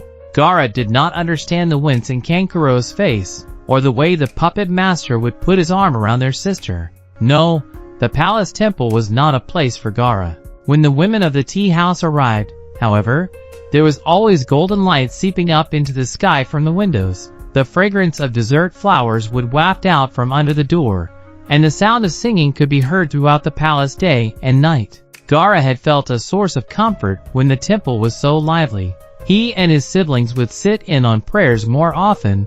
Temari even requested specific prayers to be carried out on behalf of the family. Kankuro would sit contemplatively, averting his eyes from the women of the tea house for fear of Temari's disapproving look, and their youngest brother would sit quietly at the back and refuse the invitation from Megumi to sit at the head of the prayers with her, or the priest. On the odd occasion when the public or royal guests were visiting the palace and joined the household's prayers, the Kazekage would sit at the front of the prayer ceremony, as was custom, and feel entirely lost. Even when AI had been living with him at the palace, he did not sit with her. The two maintained an almost diplomatic public relationship. AI addressed him by his title, would only sit beside him when Temari instructed her to, would barely look at him in a prayer ceremony. Because when she did look at him, it would be far too distracting, make him clumsy, make her forget the words to her prayers. AI was well behaved in front of others, and took on the role of unofficial partner to the Kazekage with ease. The courtesan was raised to be in the company of royalty, so she possessed the saho, manners, etiquette, and josei femininity that was expected of the Kazekage's wife. But to Gaara, saho was easily forgotten behind closed doors, and josei was either a ruse or breakable. It was always fun to see AI forced onto her knees before him, to see her drop the courtesan and diplomatic tones for more seductive, flirtatious notes. There was one such incident that would often play on the Kazekage's mind. A few months ago, he had come looking for AI and spied the dancer by herself in front of Raijin's shrine. "What is it you're praying for, beautiful one?" Gaara asked softly, and smiled as AI jumped in surprise. "Ah!" The girl, sat in gold, lifted her head, and put on a voice of fake surprise. "Who speaks?" "The one you worship," the Kazekage said coolly, earning a small smirk from his first love. "What is it you are praying for, AI?" The girl sighed, as though beside herself with grief. "I pray for the Kazekage, she said in a forlorn voice before picking up a tray of rose petals and showering the statue and other deities with them. I pray that he is severely punished for all his shamelessness, AI said wickedly. Shamelessness? As Gaara spoke, AI turned to him and threw the remaining rose petals up in the air to shower them both. With a mischievous smile, she approached him. He spies on women during morning prayers, leaves his councilman at lunch for idle talks with a courtesan, abandons post to go for rooftop tea in the afternoon, AI tooted before her smirk left her to be replaced with a familiar glint in her eye. Tortures me in the nighttime, she whispered, watching Gaara smirk and avert his eyes. AI walked up to the Kazekage and spoke in the old language. Loves me, shamelessly, always. Speak in a suitable dialect. No. The pair smiled at one another. Both were always so keen to upset the other, because it was always so much fun to make it up to each other.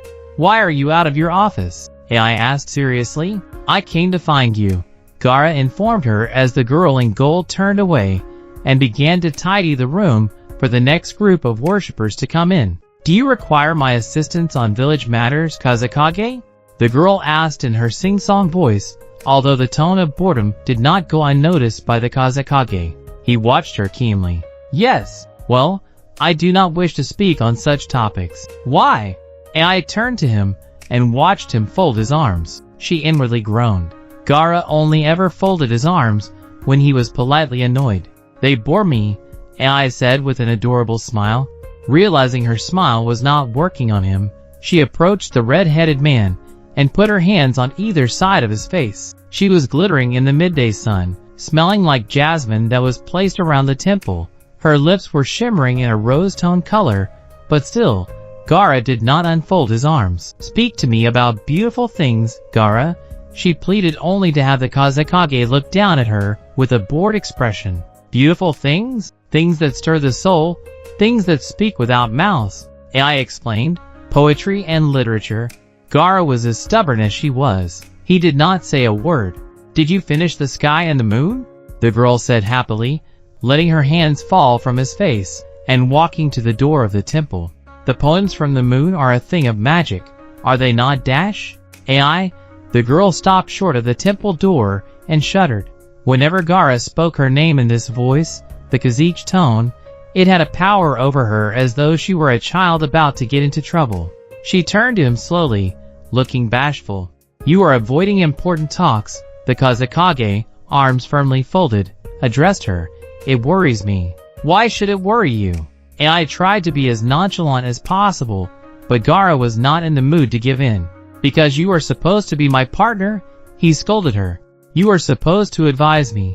But AI was equally fiery in temper, and did not take kindly to being told what to do. According to who? The girl protested. Tradition. You have councilmen and teachers, even intelligent students from all over the country to guide you. But none do so out of love. As Gaara spoke, AI smiled to herself and said in a quiet voice, well, I would question the motives of some of your students. AI. Again, that horrible Kazekage voice. AI huffed and folded her arms, looking away from him in frustration. Gaara saw on her face some anguish, some hidden frustration. He had been learning from his sister to pick up on these cues faster and more often. Gaara would sometimes miss important moments with others because he could not tell when they were after something but were not verbalizing it. In a way, he was glad AI was melodramatic. It led for a much easier exercise in understanding body language. Gaara softened his gaze, unfolded his arms, and walked up to her. What's the matter, Yuta Poem? He asked kindly, putting his hands on her waist. You are pushing the role of the Kazekage's partner onto me, AI said quietly. You do not wish to have that role? Of course I do, AI said, unfolding her arms and smoothing down the fabric of Gaara's jacket, leaving her hands to rest on his chest. But no one has formally accepted our union.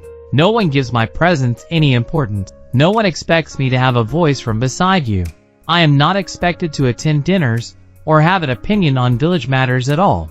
Gaara nodded. He certainly understood where AI was coming from, but would have thought she was prepared for this. Courtesans often advise, and are in the presence rulers, the man reminded her, pulling her into embrace. Not in such open air, not where we are vulnerable to attack. Whenever Ai and Gaara stood close to one another in embrace, it was easy to see that they were devoted to one another entirely. The way she would brush the fabric of his jacket with her fingertips implied a great affection and desire to care for him. The way he would look down at her and, with his gaze, beg her to look up at him, implied that he had eyes for no one else. The love between them was undeniable to all who saw them together. But even Gaara had to admit, there was a group of elders who were still not ready to accept Ai into the palace. "I will protect you," Gaara reassured her. "I know you are a wise and fair man," Ai said softly. "I know you are trying to get the higher-ups to accept me. You are trying to involve me, and that is truly," she searched for the right word, "kind of you. But no one is ready to accept me in this palace," the girl breathed. "Ai." There are many ways in which Gaara said her name, and each way indicated how he was feeling, what he wanted, how he should respond. In that moment of the dancer being completely vulnerable, Gaara wanted to love her, and show her she was loved. It was the same way he said her name before they would go to bed together, the same way he would say it when she was upset and needed him. Slowly, she let her gaze travel up to meet his. Their eyes softened, their grip on each other increased just a little as Gaara leant into her. "Oh!" Ai and Gaara bumped heads as someone opened the door to the temple. "I'm so sorry, Kazekage-sama," a priest exclaimed in surprise, and shut the door immediately. Gaara expected Ai to laugh, but he looked down at her to find the girl was frowning. "See?" she said softly, almost to herself. "Didn't even look at me." And he excused himself because he thinks. Her voice trailed away, and she pushed herself out of Gaara's grip. "What?" "He thinks we are sharing an intimate moment because that is all I am made for." Ai grimaced. "The world doesn't see me as anything other than a whore." The young Kazekage could not stand to hear Ai talk about herself that way. He had suffered for years believing everyone who told him he was a monster.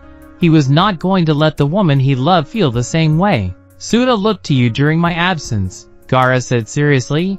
"You may not be the symbol of a firm hand at the head of this palace, but you are a symbol of hope for the entire village. Regardless of what the higher-ups say, you have won the hearts of the civilians, and that counts. We just need time." But of course, the two young lovers were denied that by the elder Indoyori. He had sealed up Ai's fate by twisting words and events to suit his own story of the girl. In the end, Gaara could never have been sure if the higher-ups would have warmed to Ai, or if their union would have been contested. Was he being too young? Too naive? Should he have out his foot down? Back then, he was too new to being Kazekage to truly understand his role. He was constantly looking to others for advice and following, sometimes, blindly. Everything he did for his people. All he wanted was to be the sort of Kazekage this village needed.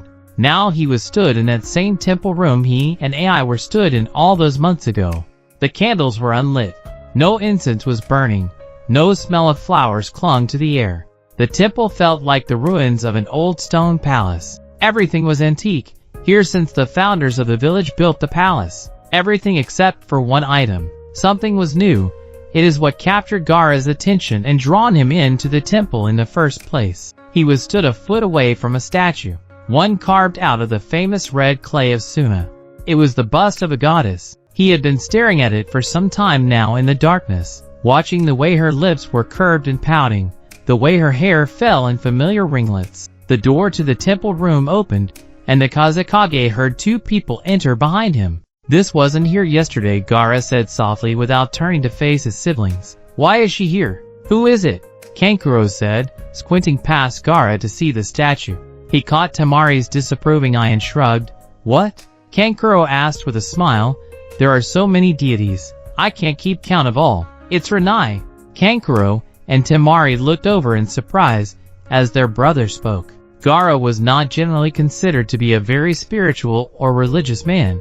It shocked both his siblings that he knew this goddess. "She is a gift from Taki's parents," Temari explained, folding her arms, eyeing up the beautiful statue.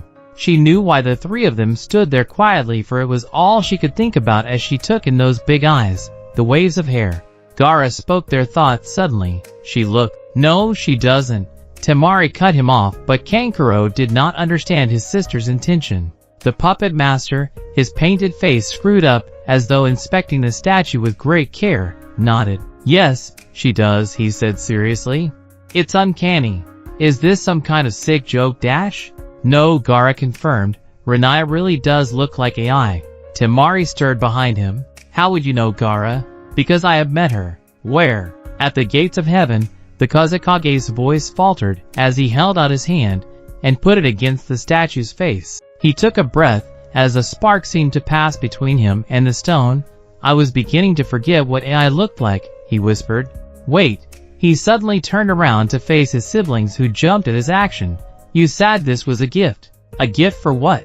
Temari tried to force a smile. "Taki's family have sent a proposal." "Oh!" Gaara turned back to Rinai. "I see. What should we do?" Kankuro asked. Gaara was grateful for this question. For Kankuro to ask such a serious question was unusual, and it demonstrated to Gaara that he was in no way alone. Usually Temari dealt with this odd political matters, but for all three of them to be stood, wondering the same thing, was a great comfort to the trouble-ridden Kazekage. Suda was in the dark for so long, Gaara mused. We were lost to the shinobi world, our reputation marred in father's ill-fated plans for control and power. Suda deserves better. The people of this village deserve a leader who will guide them through the darkness, a stable and noble family to act as head of the village. Temari smiled in relief. So the strange and unfamiliar sphere of politics was becoming less elusive to her younger brother.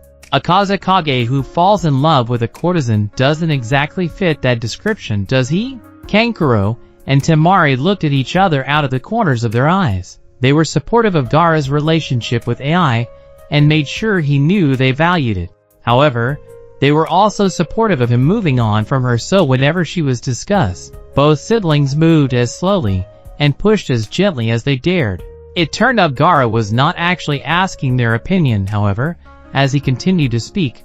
A Kazekage who, on the other hand, marries a beautiful princess, brings together two nations, and presents to his village a kind, wonderful, gentle wife. Gaara's voice trailed away as he thought about it. That is the kind of man this village deserves, wouldn't you say so?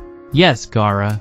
Lena and the girls had returned to Koto for the day in order to see their old friends and spend time with Ruby who, having raised them, was the closest thing they had to a mother.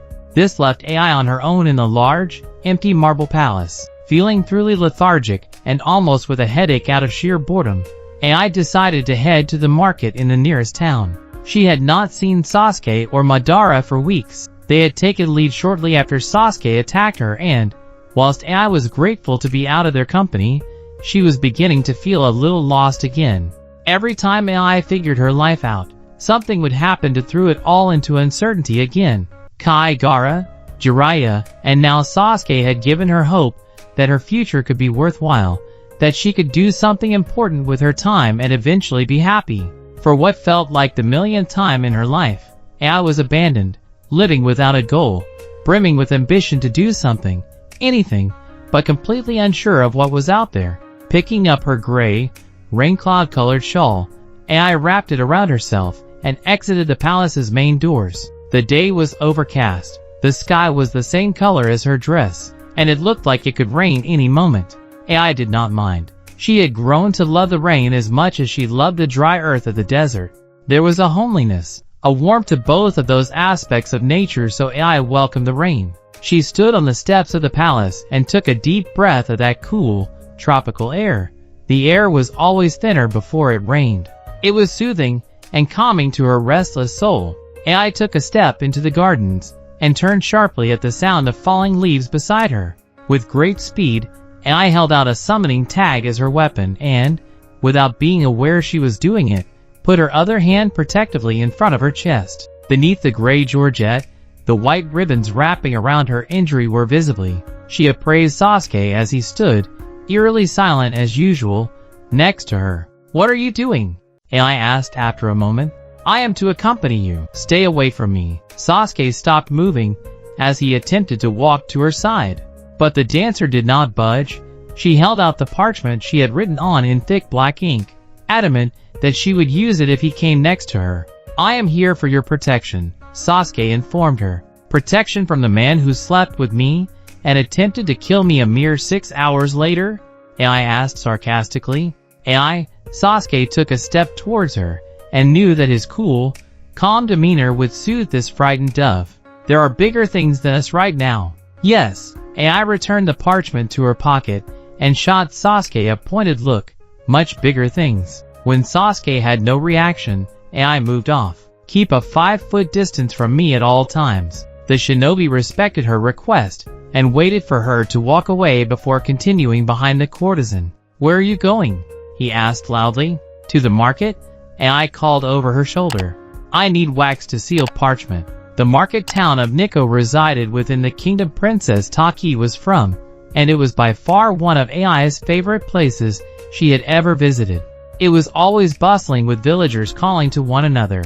Stalls were cracking under the weight of beautiful or tasty items. The smell of a busy town hung in the air. It was a remarkable place, world famous for its variety of sweets and fabrics. There was no end to the smells you could smell and the sights you could see.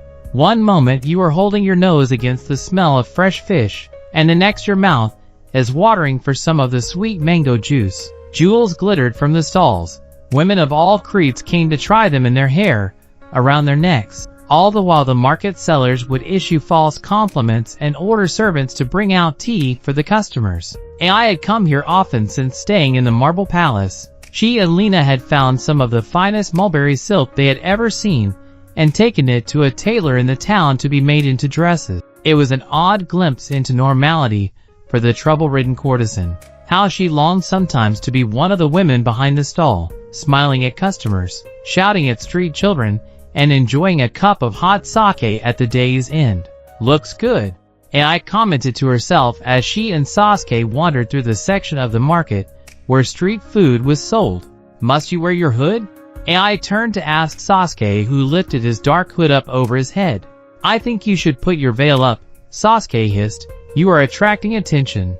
AI looked around to find that many people were looking her way, but for no reason other than it was clear she was not from this town. In Suna, AI would fit in like any other village girl, although her clothes would be considered far too expensive for the average villager. Here, however, her light eyes and dark hair, the princess-like way in which she held herself, and the menacing figure beside her, gave all the impression that an outsider was among them. I'll be fine, AI hissed back at Sasuke, who tried to stop himself from yanking her veil and putting it up himself. AI forever lived to do everything contrary to him. She was stubborn and irrational. It pained the man to be beside her. Wait, that smelled dash. And yet, Sasuke thought as he watched her go up onto her tiptoes, close her eyes, and take a deep breath of the sweet smell again, there was something addictive about her. Wouldn't it be wonderful just to hear her moan under you? Didn't she have the perfect hair to cover the silk sheets of your bed with? There was something intoxicating about love. I know that smell, AI commented, and was suddenly hurrying through the crowds, her feet pounding accent the gray cobbled stones to find the source. It's from Suna, she explained with a broad smile. I know it so well. Sasuke was having trouble keeping up with her, as she dodged market goers and children.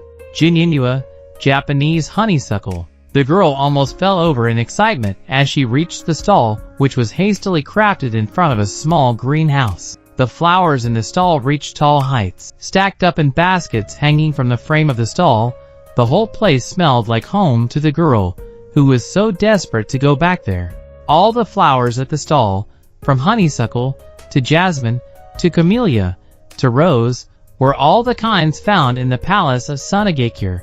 They were being bound together in bouquets by workers with messy hands. Colors of white, pink, the slight silver of the jasmine, the gold of the honeysuckle, were all sparkling before AI as her eyes shimmered with delight. You ran here for flowers? Sasuke asked, confused by why AI was so excited. These are the flowers of my home. AI smiled fondly at the roses, her fingertips brushing the soft petals gently. Don't you ever miss things from Konoha? She turned to Sasuke and asked with a small smile. He frowned. What was there to miss? He supposed once in his travels he had smelt the soupy, meaty smell of ramen being made, and was reminded of Ichiraku's ramen shop. Once he had even stopped as the smell of cherry tree blossoms reminded him of Sakura. Her hair used to smell just like them. But did he miss those things? I wonder why this stall has only flowers from Suna. Ai asked herself, interrupting Sasuke's thoughts. The girl's blue eyes flicked up to someone who was standing inside the market stall at the back. It was a short, round man, and Ai, hearing his shrill voice, had a sudden wave of recognition come over her. "Oh no!" she exclaimed and ran around the stall to hide at the side of the house, so the man could not see her. Sasuke followed, hand already on his katana, ready to strike. "What? What is it?" he asked Ai as he came to stand in front of her. She had pulled her veil over her head and was leaning against the wall of the house, trying not to be seen. Over her shoulder, she spotted the small man, bossing some of the workers around. "That is a gardener from Suna." As Ai spoke, Sasuke's hand dropped from his weapon. "A gardener?" he said in disbelief, looking over at the man with a wearied look. Small drops of water began to fall against the roof of the stall. Sasuke could hear the pitter-patter of raindrops. "I once stole birds from his greenhouse," Ai explained quickly, but Sasuke still could not understand. "No one from Suna can see me. I am supposedly a traitor to the Kazekage," she informed him. But Sasuke was suddenly watching the way she held her veil against her mouth. Her fingertips were smudging against the rose color she had painted on her lips. Full and plump, her lips were pouting as she parted them slightly and bit her finger in worry. What would he be doing in Nikko? Ai asked and, almost too perfectly, overheard her answer. "The palace of Sunagakure ordered these a week ago. How are they not ready?" The small gardener shrieked at a worker in his shrill voice, face becoming red with frustration. "They are for the Kazekage's engagement to your princess." The rest Ai could not hear. The rain was getting heavier, distorting her hearing. Her body stopped working properly. Her heart was beating hard and loud in her ears. She could not breathe, but did not care to.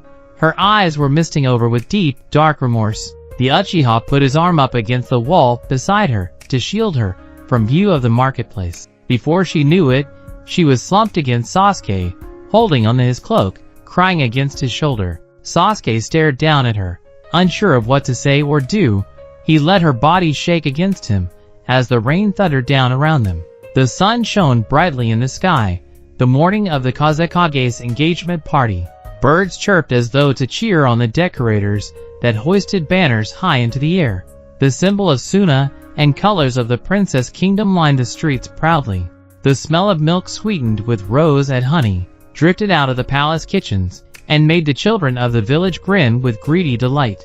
Musicians were tuning their instruments, the sharp twang of the strings resounding in the village square. There was a bustle, a busyness in Suna that the inhabitants had not seen in months. A festive feeling was filling the sand with glitter and gold. Indeed, it was the perfect day for a royal party. At least, the untrained eye, focusing on the lavish and the superficial, would think so. If you looked a little closer, you could feel the vibrations in the earth. The deep rumble of something disturbed and untoward was festering in the hearts of Suna's people. There was a chatter that fled from doorway to doorway, a whisper that vanished when in earshot of palace officials, a sigh of grief that echoed in the desert plains as the inhabitants of Suna all wondered the same unified thought. Where had love gone? That mischievous sparkle that had once made a home in all their hearts. Where had she wandered to? Was she really what the palace said she was? Why was she lost? Who could guide her home? And what was in the Kazekage's head or heart or soul to make him take to a princess so suddenly, so fearlessly? Something, the villagers suspected, was swirling uneasily in the young Kazekage's mind. Deep in the maze of the palace's winding corridors, that very man was avoiding all questions as he walked in line with his siblings. The stone floors of the palace of Sunagakure were swept clean, until they shone with the same brilliance they had when the palace was first built. As a result, gold, dusty air that looked like glittering sunshine was sitting inside the palace, swaying with the same gentle rhythm of a stream. It was so beautiful, in fact, that the Kazekage seemed distracted by it. As he walked through the halls of the palace, with his siblings either side of him, he watched as the particles of dust glittered and danced in golden light. His mind was empty, the tips of his fingers numb. His heart felt like a weight clinging onto his chest, threatening to fall into his stomach. His outfit for this special occasion was that same deep red as his usual cloak, almost floor-length with a high collar. It was heavier than his usual attire, made of a thick velvet, with gold buttons and a hideous, in his opinion, emerald brooch. Temari wore a blush pink kimono, and Kankuro a smart black jacket with a high collar in a similar style to Gaara's. When they had been getting ready, Temari had come into Gaara's room and fussed and grew impatient with his unruly hair before her eyes softened and she spoke kind, soothing words to her younger brother. Kankuro had entered the room with cheer and abundance. Teary-eyed with pride, teary eyes for a girl they once knew, he had embraced his little brother and whispered to him words of great affection. Gaara wished that he had listened to them in those moments, wished that his mind had not been elsewhere so perhaps he could have taken some comfort in their words, but his thoughts kept running away from him. He was easily distracted by the colors and light all around him, by the jubilant hubbub the rest of the palace seemed to feel. But he could not feel it. He could not hear them. He was shut up within himself, trying, so desperately, not to think about Gaara. The Hokage stopped as his elder brother called his name uncertainly from behind him. He turned slowly as though in a confused daze to find that Temari, Kankuro, and the entirety of his council, village elders and teachers stood as an equally confused mass of people behind him. The Hokage tried to smile at them all, realizing he had completely ignored and walked past them when they were waiting for him to enter the room and greet Taki's family. Temari's face fell. Her teal-colored eyes lost their sparkle and became matte as she looked to the floor in sadness. Gaara was not himself today. They had all moved on from the curse of the bloodlove that had gifted their brother this fate, but painful reminders of his first love still lingered in these hallways, still clutched onto the fragrance of the garden flowers. She was here in this hall. I had spoken with almost everyone gathered here at some point as they wandered down this corridor, and she delighted them with her whimsical and magical talent for conversation. In the same manner in which the Sand siblings' mother and father still had a presence in their home, so did AI. And today, it seemed they were bumping into the ghost of her everywhere. Even in Gaara's eyes, she existed as that soft and delicate glow he had only acquired in his gaze in the last year or so. Taki's family waits in here, Gaara-kun. Hanasama spoke kindly to the man who blushed at her motherly affection. Taking a few embarrassed steps forward, Gaara eventually joined ranks with his siblings once more.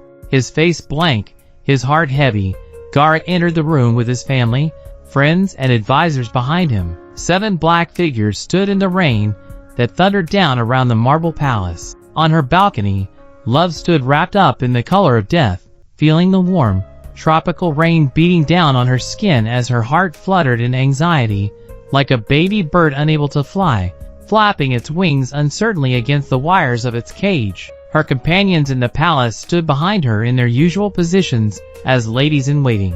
Only Lena stood close to her, unsure of whether or not she should put her hand on AI's shoulder and draw her into embrace. She could see the girl's shoulders shaking, the tremble in her veil, as her head shook slightly in disbelief. What could Lena possibly say to AI? Courtesans only know an imitation of love. They never know the real thing. What did it mean to lose the man you loved to another? The girl who was now empress at the marble palace looked up into the dark gray clouds, letting the raindrops mingle with tears on her face, letting her veil fall from her head and onto the floor. Her hair was in a long plait behind her, clinging to her blouse as it became wet, turning the black color a dark, inky blue. The rain was heavy and warm. Giant droplets splashed on the marble at her feet. Bringing her head back to look out beyond the palace gardens, AI looked on in the direction of her homeland. She could almost hear the bells of the temple ringing, the shouts of excitement from the villagers. She turned away from her balcony to find the girls all stood behind her as though in mourning, their heads bowed. All stood in shades of gray, black and dark blue. But they were surprised as AI wrung out her veil to rid the cloth of rainwater, before walking past them all with a smile. For only she could see, as she had been stood out farthest on the balcony, that there was a storm moving swiftly towards them from the horizon. A storm that would rain down upon the world, cleanse the soil, make it fertile, ready to give birth to a new age. And, in the end, Sunshine would break through a bleak sky. AI knew her place in the world now. She was the storm, the sunshine, and all things on the earth. She was a goddess, the reason for love, the will through which all destruction is allowed, and the miracle through which all is created. Renai? The girl had entered the room where Madara stayed in the palace, a dark place filled only with candlelight. He sat upon a throne-like chair with his dark Akatsuki cloak licking the marble floor. His face, as always, was covered, giving nothing away. He took in the sight of the young girl, but it was not her white clothes or cold, fair skin that caught his attention. It was the look of determination, a look of pure ambition. Her eyes narrowed on him, her fists clenched as her beautiful face glowed in the candlelight. "What work is left in preparation for the Kage summit?" the girl asked, her crystal-clear voice filling the room. Madara sat a little straighter, watching the girl's confident gait barely flinch as his eye focused on her. The Sharingan was an unnerving and eerie weapon to her. The user could see more of you than you could of them. And in the case of Madara, with his masked face and long cloak, the feeling of being assessed and unable to read him was felt tenfold by AI. But not today, it seemed, Madara mused as he watched her intently. "You will help our cause?" he asked her. "Yes." Another moment passed of the two locking vision, sharing the same desires. "Very well," the man announced to the room, calling Taka to slink out of the darkness and stand in line with AI. Sasuke watched her with great intent as he came to stand beside her. The girl he once assumed was different to him suddenly looked recognizable. She too was hurt by a loved one, forced to take on the role of the wicked by those in control of her destiny. Lena is our native speaker, A/N. In chapter 29, Lena tells AI that her mother tongue is from the land of the samurai. I'm just reminding y'all because that was ages ago, and I don't want it to seem like I'm just dropping this in now. This is a well thought out story, I promise. She will act as translator and ensure AI's entry into the Tetsuno Kinko, Iron Vault. Madara looked around slowly at the group of gathered shinobi before his eyes lingered on the courtesan. What a strange girl. A year ago she had never laid eyes on Sabaku no Gaara. Now, she was going to war with him. The blue-eyed beauty was once just a village girl, barely knew anything outside of her books or poetry or performance. And now, she was part goddess, ready to change the fate of the world. AI will then ensure our entry into the heart of the summit. All are clear on our entry route? Yes, the gathered group said in unison. AI? He asked her and her alone. The girl's electric blue eyes flicked up to him confidently. All is ready. We leave at dawn. I was once made of sunlight until I flittered into your room. At your touch, I turned to smoke. My heart, now a biwa, Japanese lute, waits for the moments you strike at its chords. But you refuse to play a melody. I can no longer taste the sweet of honey, nor the salt of rice wine, without wincing at the taste of your cruelty. How is it you are in my veins, vain one? How is it you are dancing in my dreams dash? Princess Taki's recitation was interrupted, as the door to the Kazekage's bedroom opened. She was sat in a yellow dress of more Western tradition, a long-sleeved white shirt under a yellow pinafore-like dress. She did not meet the gaze of the person who entered the room. That is a little more colorful than the work you usually recite, princess, the Kazekage said, forcing a smile. Usually the girl read about the spring, blossoming flowers, works that depicted beautiful landscapes, and the changing of the seasons. The poem she had just read was much more sensual than anything Gaara thought he would hear from her. He began to walk towards his desk where the princess was sat. AI wrote it. Gaara stopped in surprise, and had no idea where to look. Color was rising to his cheeks with no regard to his consent. AI had written that about him, about their love. It was, quite unashamedly, about their sex. He suddenly remembered a sheet of paper she had left teasingly on his bed one day for him to find, to keep her in his mind all day. He had hidden it, hadn't he? In his desk drawer? Oh, Gaara began once he realized he had been silent for too long. He spied the princess looking down at the paper, her left hand outstretched, holding onto a corner of the paper. A diamond ring on her finger glittered in the sunlight.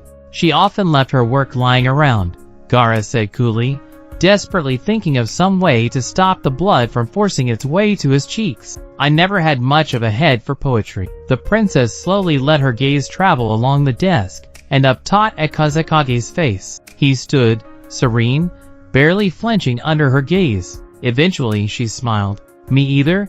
They both let out anxious, relieved laughs. When do you leave?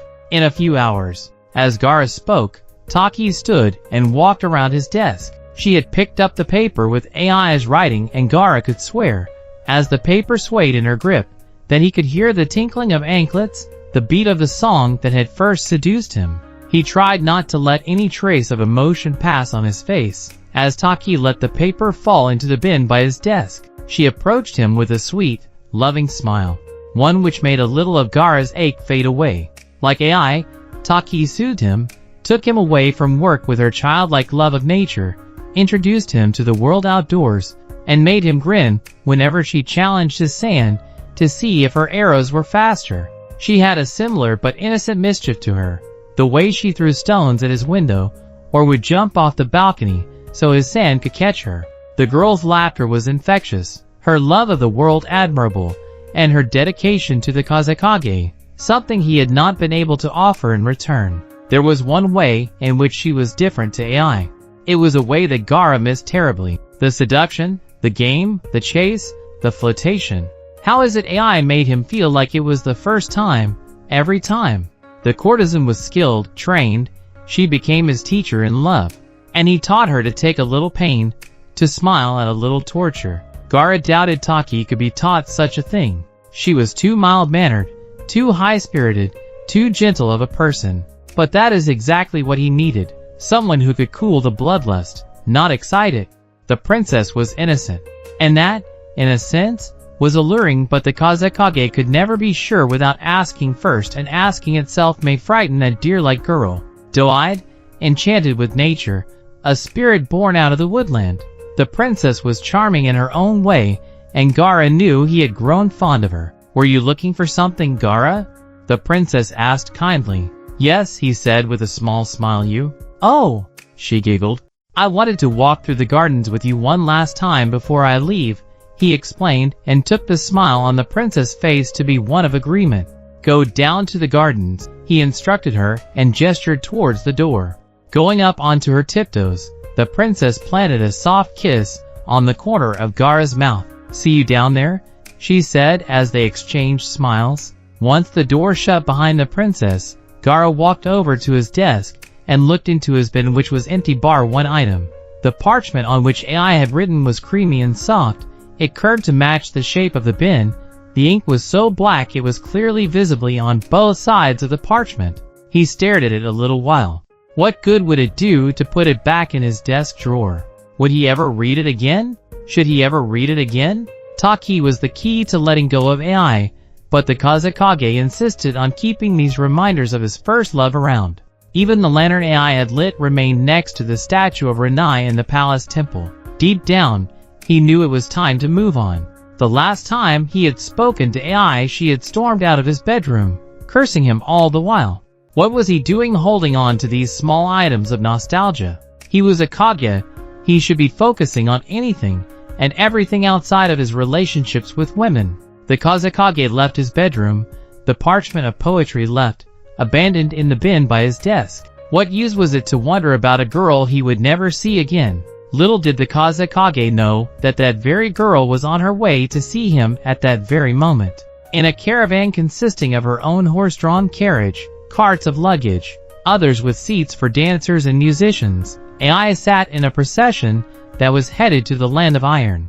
Musicians played music, dancers swirled in their open-top carriages, singers sung words to songs AI had written. Lights on the carriages were still lit at dawn, so the procession looked like a train of stars on the horizon with the moon stat hidden amongst them. But the girl called Love was oblivious to it all. Her head bowed, contemplating the future. Love was on a journey that would define the story of the blood love on Earth. The Kazekage set foot into the unknown mere hours after the sun rose, mere hours after AI left the marble palace. His siblings at his side, both apprehensive, protective and proud, Temari and Kankuro guided their little brother through the wilderness that led them to the Kage summit.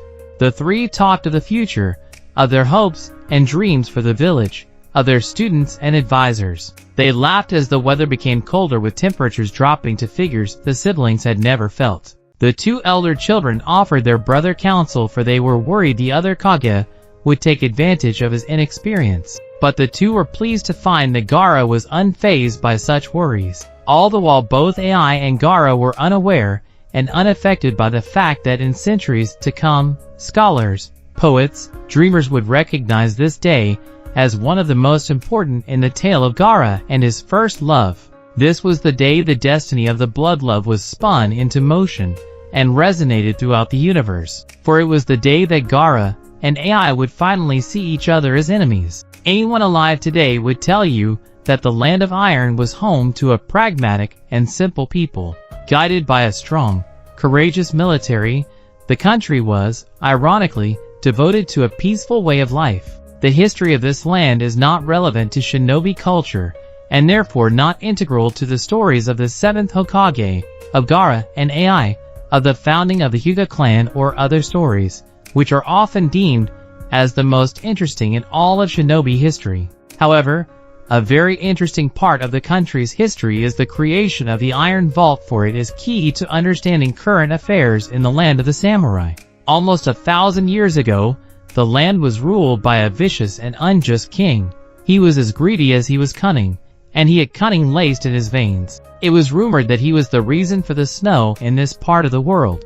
His cold soul turned water to ice. He taxed his people far more than they could afford. He gained new wives by the day, and consumed the mineral-rich, fertile soil for his own profits. He had 3 sons, affectionately known by their people as the 3 Wolves, a name taken from the 3 mountains that surround the Land of Iron. The youngest son, Kumo, was assigned position as general of the country's army. Tired of seeing his mother, his people, his home mistreated, the soldier led a military coup to overthrow his own father, and eventually began a 7-year-long war. He even went as far as to destroy the palace in a fiery blaze that tore down the old to give way to the new. In his rampage against the king, the prince seized hold of all precious artifacts that were housed in the palace. The king's throne, for example, and the queen's crown. Other artifacts from around the country that played a part in the monarchy were transported to the palace shortly after the war.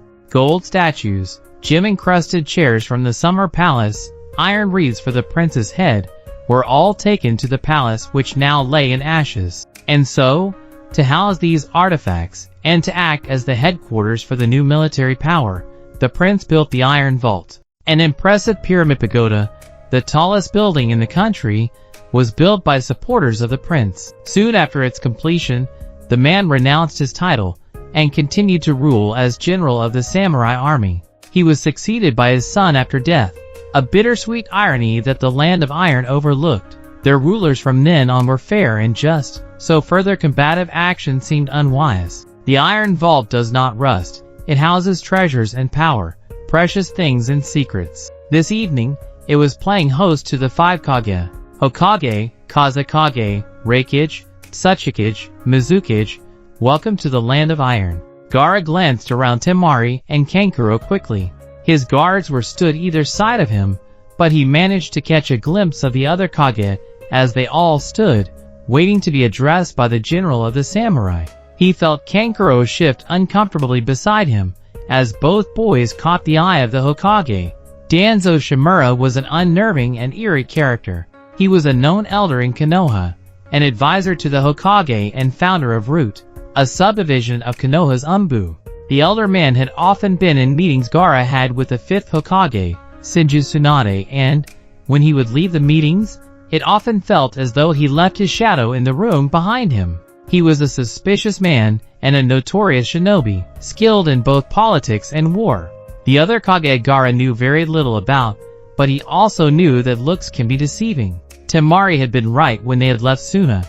Gaara should be wary of all of their comments and attentive to their actions. Currently, the 5 Kage and their 10 guards were stood in the entrance hall to the Iron Vault. The building gave a perfect impression of what it was like on the inside. From the outside it was cold, brittle and dark-looking. Now they were all pretending not to shiver and not to squint in the dingy darkness of the place. I am Mifune, General to the Land of Iron and representative of the neutral nations. I am sure, at this late hour, it would be a good idea to eat and rest. The general, an older man with a long gray beard and matching hair, his skin sagging in the candlelight, spoke in a serious manner. At the request of the diplomats that dictate our international relations, Kankuro started to snigger as the man was talking. He sounded simultaneously bored and angry. Dinner shall mark the beginning of the Kage summit. Our gift to you. Perhaps that will break the ice, the Mizukage said in her sweet, melodic voice before turning to the group and narrowing her eyes on the largest of the people gathered. I can feel your eyes boring into my skull, Raikage. Ice is not the only thing that needs to be broken, Mizukage. Almost as wide as he was tall, the dark-skinned Raikage towered above them all, and lifted a hand to point at the only female Kage in the group. Try and convince me the Akatsuki was not founded in your village. His deep voice rumbled in the back of his throat and echoed out into the hall. Gaara watched closely as a vein in his temple as though fit to burst. A large, golden vambrace was fastened to his wrist, glittering in the candlelight. Please, Mifune began, the exasperation in his voice clear for everyone to hear. Let us save the accusations for the formal meeting, he ordered. Mizukage, Raikage. The two turned from each other and looked at the old samurai. You have both traveled the furthest. The Land of Iron is honored to have you as our guests. Do not sour the welcome. Temari raised an eyebrow. This old man spoke with such authority, a hint of venom, and a pinch of wisdom. How would the two Kage take to those sharp words? To her surprise, the Raikage stepped back in line with the others and waited for Mifune to guide them to dinner. As they walked down the dark corridor, something, or rather someone, caught Kankuro's eye. Angled green eyes sparkled as he walked past. From behind dark blonde curls, a smile shone in the darkness. A girl was stood in a gray dress, looking plain and maidlike, at a door on one side of the hallway. It was not so much her attire that was strange, but her actions. She looked like a chambermaid but was stood outside a door that led to the Iron Vault's archives. More than that, she did not look as though she were working at all. She had the sly look of someone trying not to be seen as she fiddled with a piece of paper in her hands. In the split second that they were side by side, Kankuro raised an eyebrow, as he had the faintest feeling that he recognized her. But as they passed her, Mifune seemed to pay her no attention, so Kankuro shrugged off the strange feeling and continued to escort his brother. Of course, Kankuro should have recognized her. Months ago, he had gone Koto on a mission to convince AI to speak with Gaara. When he had first entered the building, this green-eyed beauty had been making tea in the kitchens. She had caught his eye then with her beautiful face and sultry, come-hither stare. It was not easy to forget a girl like Lena. Her task tonight was something different to her usual errands at Koto or at the Marble Palace. Tonight, she helped the Akatsuki to infiltrate of the Iron Vault. She had been given parchment with AI's scribbles of the dead language, and was charged with placing them strategically around the building. She had been acting as a maid to the general's children and, when no one was looking, placed AI's scribbles in corners and spaces hidden in plain sight. This was the last piece to AI's puzzle, and Lena smiled to herself as she placed it gently on the floor. The dancer did not agree with Madara's plans, but she trusted AI. The woman was a born leader, a presence, a goddess. She knew what was right. The girl tucked a curl of hair behind her ear and walked away hurriedly. The performance was set to begin in 5 minutes' time. Made of gold ribbon and stardust, the room the Kage entered stunned them to silence with its beauty. Even the Raikage stopped in awe and looked up to the domed ceiling in fascination. Every inch of the room was made of glass and marble, both materials twisting and winding around each other to produce geometric art. As warm light from crystal chandeliers caught the glass in the marble, it glittered like gold, sparkled in the distance, catching your attention, making you wonder if you just glimpsed a shooting star.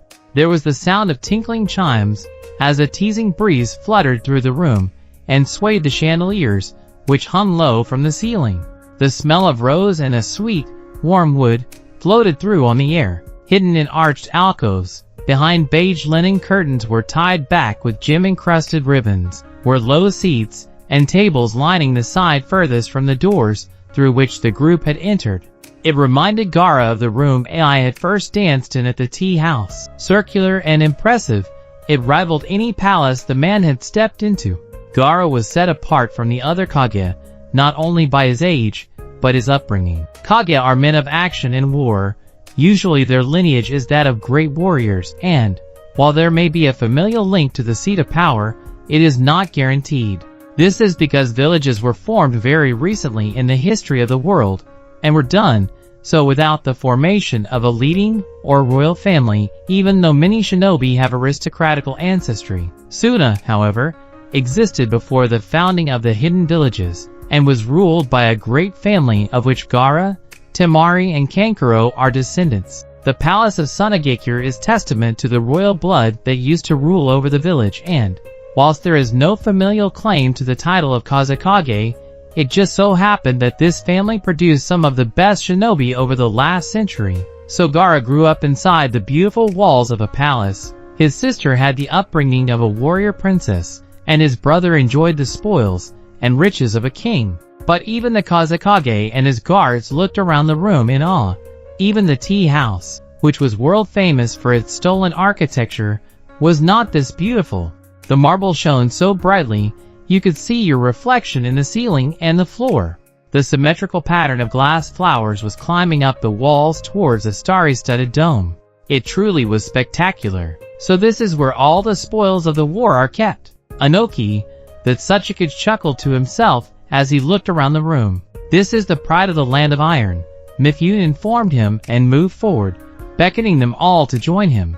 The group moved forward slowly, taking in the heady scent and the smooth feel of the marble beneath their feet. It has been almost 900 years since the war, and these artifacts. As he gestured to the walls, the group could see treasures kept safe on display behind glass, are reminders of an older time.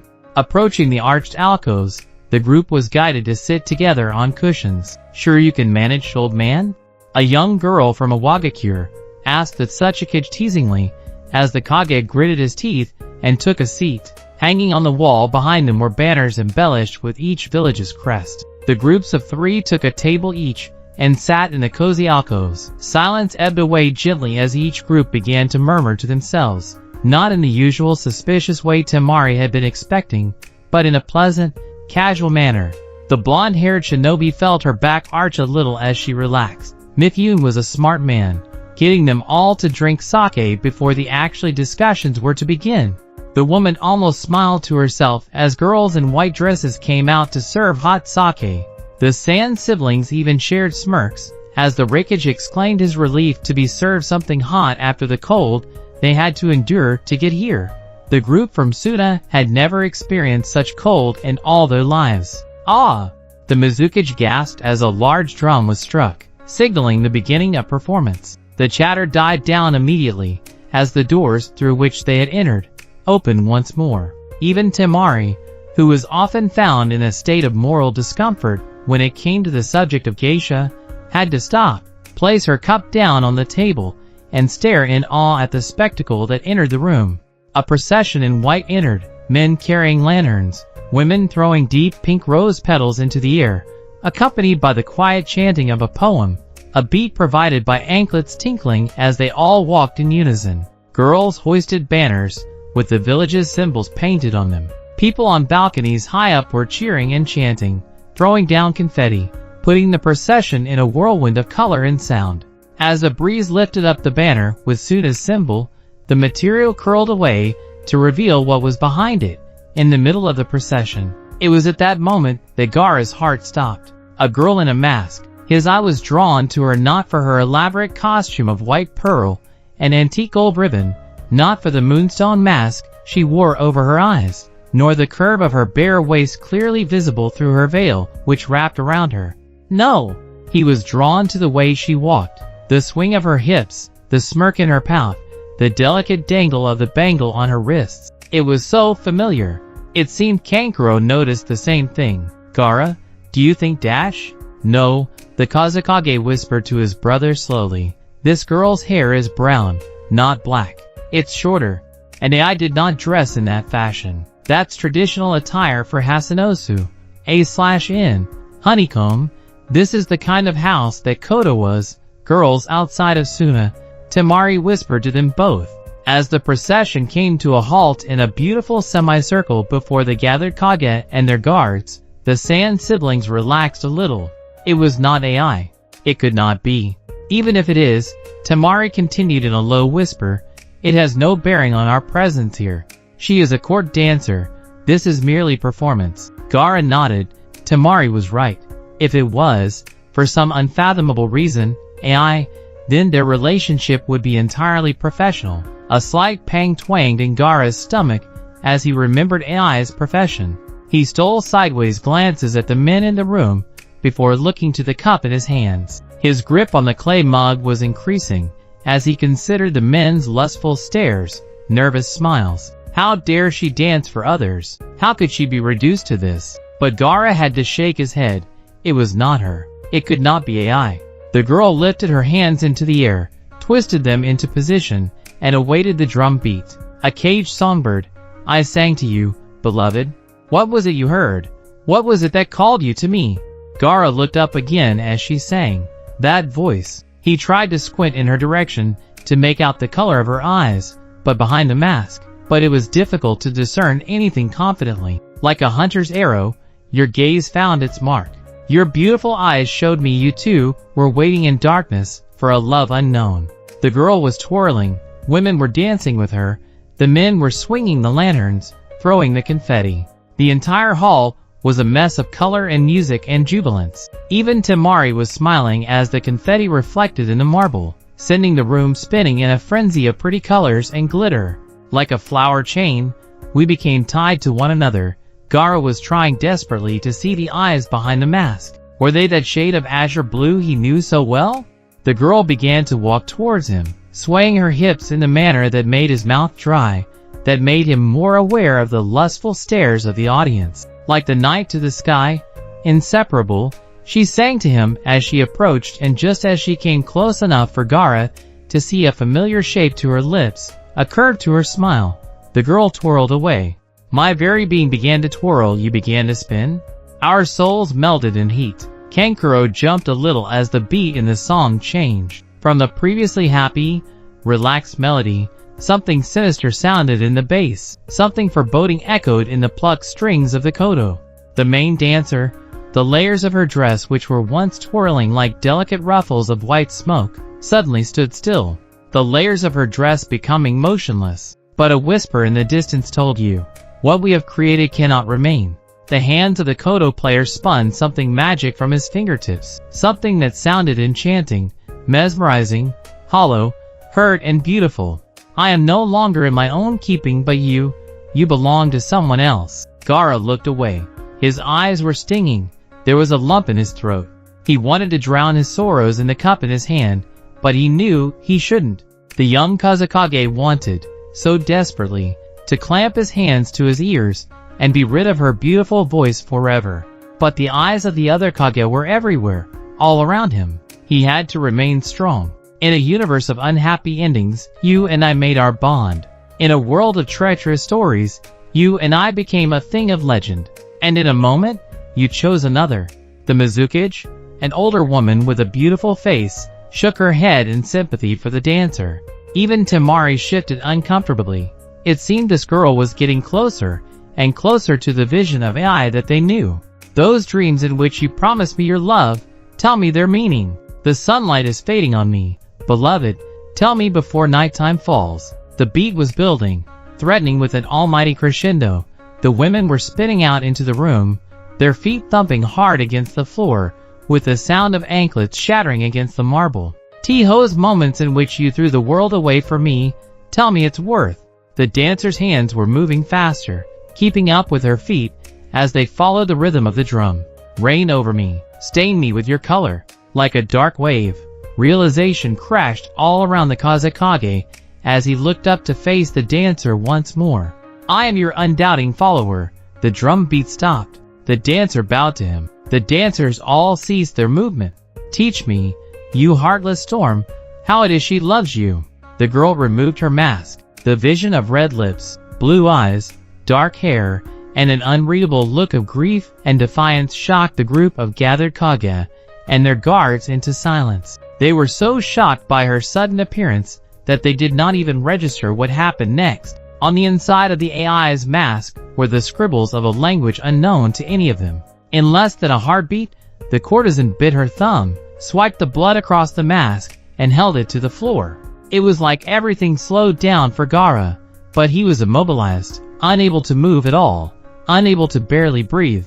He watched as, in slow motion, a dark, inky spider's web erupted from the mask as the writing expanded on the floor. The usual summoning circle the shinobi were accustomed to emerged, but the scale in which it did so was incomprehensible to the Kage. The ink spread out across the floor as fast as water over ice. The dancers around AI all shouted out in fear and scrambled towards the doors as the girl stood there, utterly defiant of the fact that the 5 strongest shinobi were stood before her. The woman looked completely irreproachable in her rebellion as she stared down the Kazekage with a daring smirk. Everything seemed sluggish, like the world slowed down to make these few seconds last a lifetime. The Kage were just rising to their feet with shouts to Mifune for better security measures, as the old samurai attempted to call for the rescue or capture of the performers. Kankuro had to pull Gaara by the elbow to get him to stand up, but his legs seemed weak with shock, his hands numb with disbelief. He had to shake it, get it out of his system. He caught sight of AI's smirk, and suddenly a fire blazed inside of him. What was she thinking? The fool, the reckless, beautiful, savage, thoughtless, rogue of a woman. Without his consent, sand erupted from his gourd and sped towards AI with unprecedented velocity. By now, only a few moments had passed since AI had performed the summoning technique. As Gaara's sand sped towards her, it was met by a puff of dark smoke from the summoning circle. In the confusion of sand and smoke, no one could see quite how it happened, but once the darkness ebbed away, once the sound of the scrambling performers left the room as everyone escaped, the sand moved away from the figure in the center of the room, and AI was no more. Instead, a tall man in an Akatsuki cloak and an orange mask appraised them all with a sinister snigger. "Forgive my rather dramatic entrance," Madara spoke gently to a stunned audience. She thought it would be justified under poetic license. A courtesan's dance, swallowing whole the peace between men of power. He chuckled lightly to himself, his mask catching the light from the crystal chandeliers and gleaming menacingly. "I agree. It was he searched for the right word. Fitting, wouldn't you say?" The group stared on in silence for a moment, each group of 3 and Mifune holding their breath. Eventually, the Mizukage came back to her senses and took a courageous step forward, her woody red hair shimmering. "What are you talking about?" she shouted. "Are you insane? I demand to know your identity." That Sasuke piped up. Of course, Sasuke. Formality is always so important to those who wish to sit and twiddle their thumbs. An eerie chill spread throughout the room. The gathered could feel the menacing and powerful nature of the man in front of them, a chill which was all too justifiable when he said, "I am Uchiha Madara." Uchiha Madara. A whisper of fear echoed through the hall. "The very same. Why are you here?" The Mizukage urged him. "To ask for that which you can give freely, or that which I will take at the cost of war." "And what is that?" The eldest Kage jutted out his chin in defiance and asked coldly. "The last Jinchuriki to add to my collection. I want the Gyuki and the Kyubi." Before anyone had time to react, electricity snapped down their ankles. A strange buzz flooded the room as the Raikage puffed out his chest and bellowed, "You bastards took my brother. Now I shall obliterate every cell in your body." "Pity." Madara silenced the man who, a moment before, had grown like a storm cloud to tower above them all, and now seemed to shrink back into himself. "I had hoped we could avoid such unpleasantness." Gaara was growing tired of the game the enemy was playing. He was trying to scare them, but the young Kazekage was having none of it. Gaara had to get to the bottom of AI's involvement in the performance. Did she know Madara? Did she know the Akatsuki? It was too bizarre, too impossible, but that was precisely why it suited her. "What is your goal, Uchiha?" Gaara spoke clearly. His voice was so clear and so soothing, in fact, that the buzz of electricity was stripped from the room in an instant, and the creepy flow of energy that emanated from Madara vanished. Gaara stood his ground, planting his feet firmly on the ground. As Madara turned to face him, "It seems the sharpest of all of you is the youngest. You all grow rust and turn matte with your senility." He turned his head and bowed it slightly to the oldest Kage sharply. "Utmost respect, Sasuke. I want what you all want," he announced to the group. "Peace. I am just not fearful of using force to achieve it." Gaara took a step forwards. "War for peace is an unsustainable paradox. You have a better chance of separating the sun from the sky." There was a moment of silence in which Madara seemed to consider Gaara in earnest. My, he muttered just loud enough for all to hear. "She taught you to speak well, Gaara." At this sentence, something fell from Gaara's throat and into the pit of his stomach. "No, it couldn't be.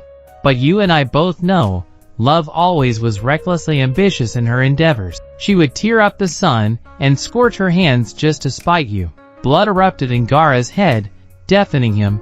It coursed with fierce aggression through him until his fingertips were numb, and he felt himself swaying unsteadily on his feet. The vision of that beautiful girl he had abandoned appeared in his mind as a watery and glistening image. Her soft eyes looked softer in his memory, her skin more perfect, her smile more heart-melting than he ever remembered. "AI, what is he talking about, Kazekage?" Gaara was brought back into the world by the sound of the Mizuki's gentle voice. The buzzing of blood in his ears began to fade away, but his voice would not issue from his throat. "Oh, the Kazekage would be delighted to fill you in, I'm sure." Madara saved him from answering, "But all in good time. First, the Gyuki and the Kyubi.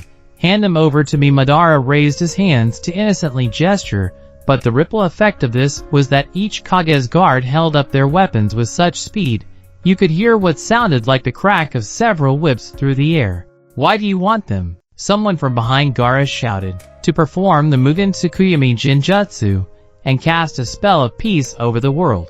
And so the Kage listened in fear and frustration to what this monster had in store for humanity. Everyone's hearts began to race, their ears picking up every sigh of the twisted maniac's demeanor, his boredom for them, his lust for war.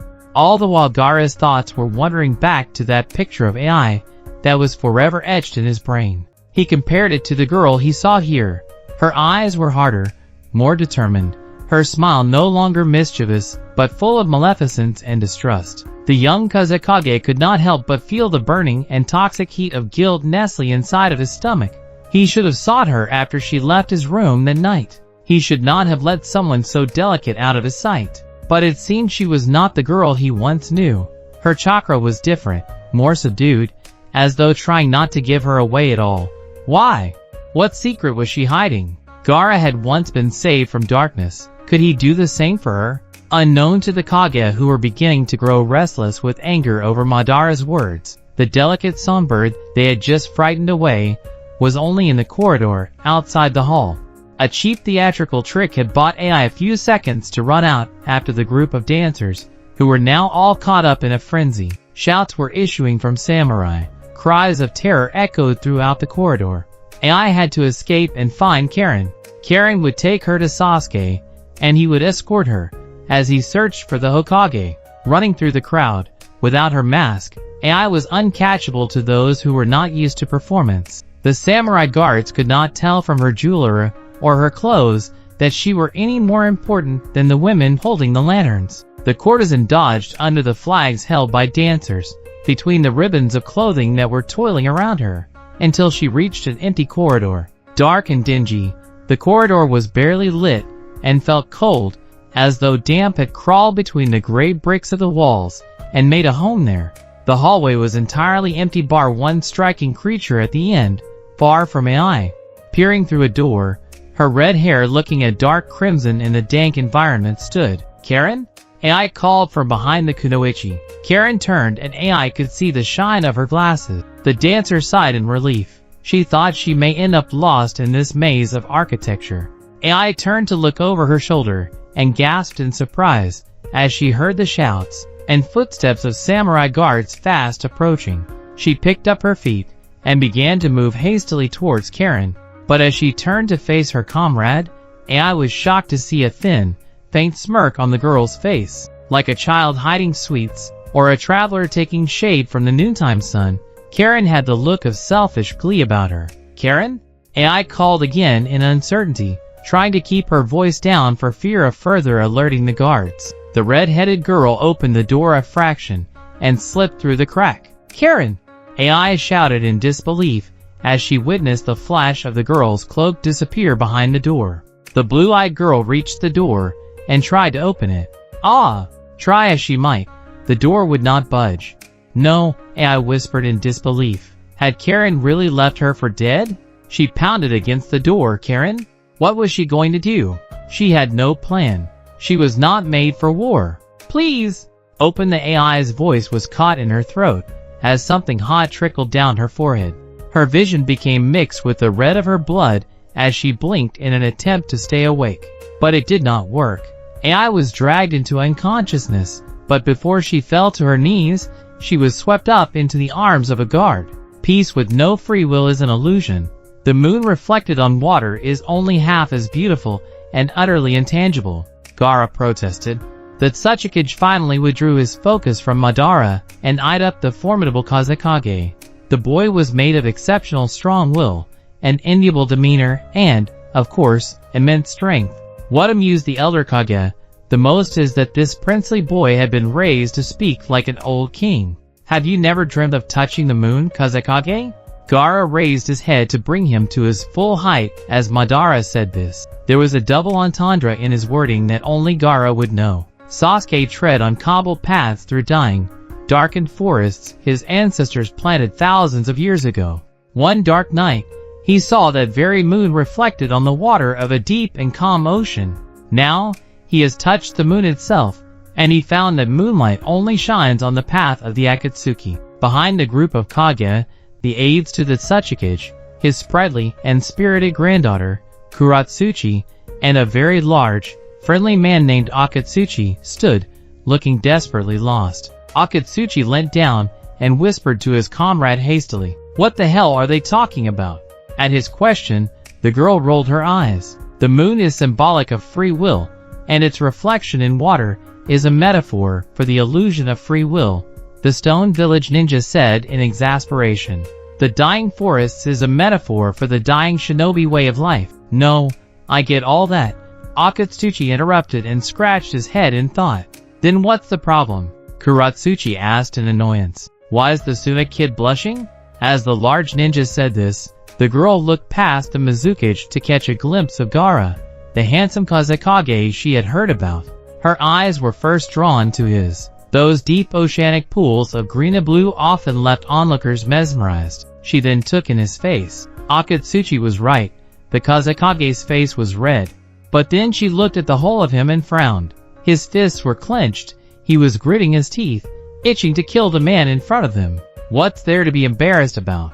As her friend asked her this, Kuratsuchi frowned and said slowly, "He's not blushing. The room was plunged into semi-darkness as sand erupted from the Kazekage's gourd and sped towards Madara. "Where is Uchiha Sasuke?" Gaara's voice bellowed with all its ferociousness throughout the hall. Furious, Kuratsuchi breathed the last word of her sentence in fear before being stunned to silence. Something happened to the Kazekage's sand. It seemed to be swallowed into nothingness, like water down a plug hole. Immediately the Kazekage withdrew his sand. "I think that metaphor was working on levels we weren't aware of," Akatsuchi said plainly, clearly unfazed by what just happened. "Sasuke is the last of your worries, Kazekage," Madara said sharply before turning to the rest of the group. "Prepare for war." And in an instant, he was gone. "Where is the Uchiha?" Kankuro jumped as the wreckage swelled up like a giant rain cloud and shrieked the question, making the hairs on the back of the puppeteer's neck stand up in fear. The Mizuki's aide spoke swiftly. "1 floor below us, 55 meters west of here." Kankuro frowned in unease as he watched the man's Byakugan pulse in the veins around his eye. "Let's move out." Without warning, with no desire to make a plan or discuss recent events, the wreckage smashed through a stone wall and left the room. One of his aides smiled apologetically at them all. "Haha," he laughed weakly, "sorry about the wall," he explained before he and his teammate leapt after their wreckage, leaving the other Kage to look after them in confusion. Kankuro turned back to the group and his eyes fell on an empty space. The Hokage had left. The Tsuchikage seemed to notice this too, and toodled in disapproval before turning and sneering at the Suna team. I feel Suna is withholding information at this crucial junction in events. There is no junction. Tsuchikage Gaara folded his arms and turned to the man. War is coming, the path does not divide. There is only one side for us all to take. At his words, the Mizukage nodded. Here. Well said, Kazekage, she said confidently, earning a look of cynicism from the Tsuchikage, who decided to take control of the situation. Konoha has abandoned us. Let this not be a reflection of the village as a whole, but as an incident that puts to rest suspicions against the current Hokage. That Danzo guy always creeped me out, Kankuro muttered behind Gaara. Suna will handle Uchiha Sasuke, Gaara informed the room. As the closest allies to the Leaf Village, it is the only correct course of action to take. From behind Gaara, Temari and Kankuro shared a look. AI was somehow involved in the Akatsuki now. They both hoped Gaara was not acting with her in mind. They had to appear as impartial, and even consider denying AI's identity if need be. The Raikage will not agree, the Mizukage warned them. Temari stepped into light. Was he not listening? He thought his brother was already taken by Sasuke, but Madara told us words to the contrary. His brother is most likely in hiding. That man is ruled by his temper. Temari heard the Mizukage muttered, as the group decided their next steps. The blonde Suna Kunoichi pondered this thought presented by the Mizukage. The Raikage was ruled by his temper. He seemed to embody exactly what his village stood for, clouds. But more than that, he was the Raikage, lighting shadow. It was almost as though he tried to embody a fierce and unforgiving rainstorm. With a temper sharp as lightning and a voice as booming as thunder, he was frightening as a storm. Temari thought of the Tsuchikage. She could sense he still held formidable power and strength, as though age did not define him. Like the earth beneath your feet, steady, ready to be made into building blocks for a village, sturdy and reliable. The Mizukage was as delicate and terrifying as a thick, sweet-smelling mist. Indeed, each Kage seemed somewhat similar to the meaning of their title and the name of their village. As the Suna siblings made their way through the dark halls of the Iron Vault in order to find Sasuke, Temari looked at her brother's side profile. How was Gaara, like the wind or sand? Harsh, like a mountain breeze, chilling like the winds over a frozen lake? Coarse, like the sand between rocks, or smooth and golden like the sand of their village? So much of him, he was yet to discover for himself. He was so young and unaware, and his siblings were constantly worried for his reputation as the Kazekage, and, whilst they had of course seen him handle obstacles with grace and humility, they were also aware that AI could turn those golden grains of sand coarse in all but a whisper. With trepidation and in silence, the siblings entered the hall, in which they could sense the Raikage chakra emanating from him, like the solar flares of a dying sun. The room was equally as dark as everywhere else, but what little light there was gave view to a purplish stone that formed archways and mosaic flooring. Samurai were kneeling at the sides of the hall, clutching wounds and cradling limbs. Rubble lay strewn in messy piles, indicating the intensity with which the battles had been fought. Lanterns flickered in the presence of all those in the room, and the Kazekage spotted the Raikage looking around himself with impatience to discover the whereabouts of the intruder. Uchiha Sasuke? Gaara spoke loudly and clearly into the hall. A shadow on the far wall twisted and contorted into unrecognizable, demonic shapes before footsteps were heard clearer from the other side of the room. From behind a pillar, covered in the blood of others, barely flinching at the immense chakra flowing throughout the room, walked Sasuke. But it was not the vision of him alone. There, tucked beside his hips, her waist held by his left hand, was someone Gaara knew well. Her fingers, dipped in blood, were brushing stones, leaving a trail of blood behind Sasuke. She was unconscious, her eyes shut, a trickle of blood between them, her white and gold dress flowing all around her as her hair dragged on the floor. She looked angelic. Her face made those in the room stop and question why she was the enemy. Had Sasuke captured her and taken her hostage? Had he used his Sharingan to cast a Jinjutsu of unending slavery on the girl? Deep down, Gaara knew what the truth was, He could almost write out what had happened following AI leading him. She met a man that told her he could give her all she truly deserved, and she believed him. Love. Why did she always have to be so reckless, so attracted to chaos and confusion? What are you doing with her? Kankuro came to stand in line with Gaara and spoke to Sasuke directly. The anger in his voice did not go unnoticed by Temari. Easy, Kankuro, she whispered to him. They could not give their position away. What does it matter to any of you? Sasuke called with a snide smirk. Release her. Gaara spoke as softly as he dared. He watched the familiar way Sasuke gripped the girl's waist, the way he looked down on her with a look of total unimportance. No, it's not because she was unimportant, but that she was so necessary to him. She became a part of him. Something flared inside of Gaara. Immediately, Sasuke threw his head back and laughed. I take orders from no one, Sabaka no Gaara. The Uchiha sniggered. Gaara? Temari whispered, tread carefully now. All eyes are on us, his sister said urgently. Gaara folded his arms, and try as he might, he could not prevent the rebellious, uncontrollable anger that bubbled inside of him. Gaara! He heard Temari shout as sand erupted from all around them, and the Kazekage encased a third of the room in sand, essentially creating a sealed wall between him and Sasuke, and the rest of the group. Finally, the Uchiha looked intrigued. He let AI tumble onto the floor, and stood in a combat position. Gaara walked towards him slowly. Take the fact that you are still living as a mercy by my kindness. The Kazekage stopped a good 20 meters from the Uchiha, just enough so Gaara could make out the anger behind his eyes. Make no mistake, Sasuke, if I see I in your arms again, I will remove your limbs from you with all the clemency of a hurricane.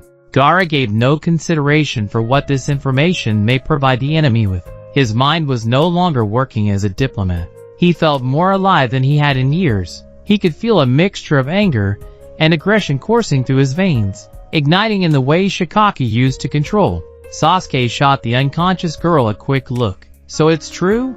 He murmured to himself. Well, he addressed Gaara.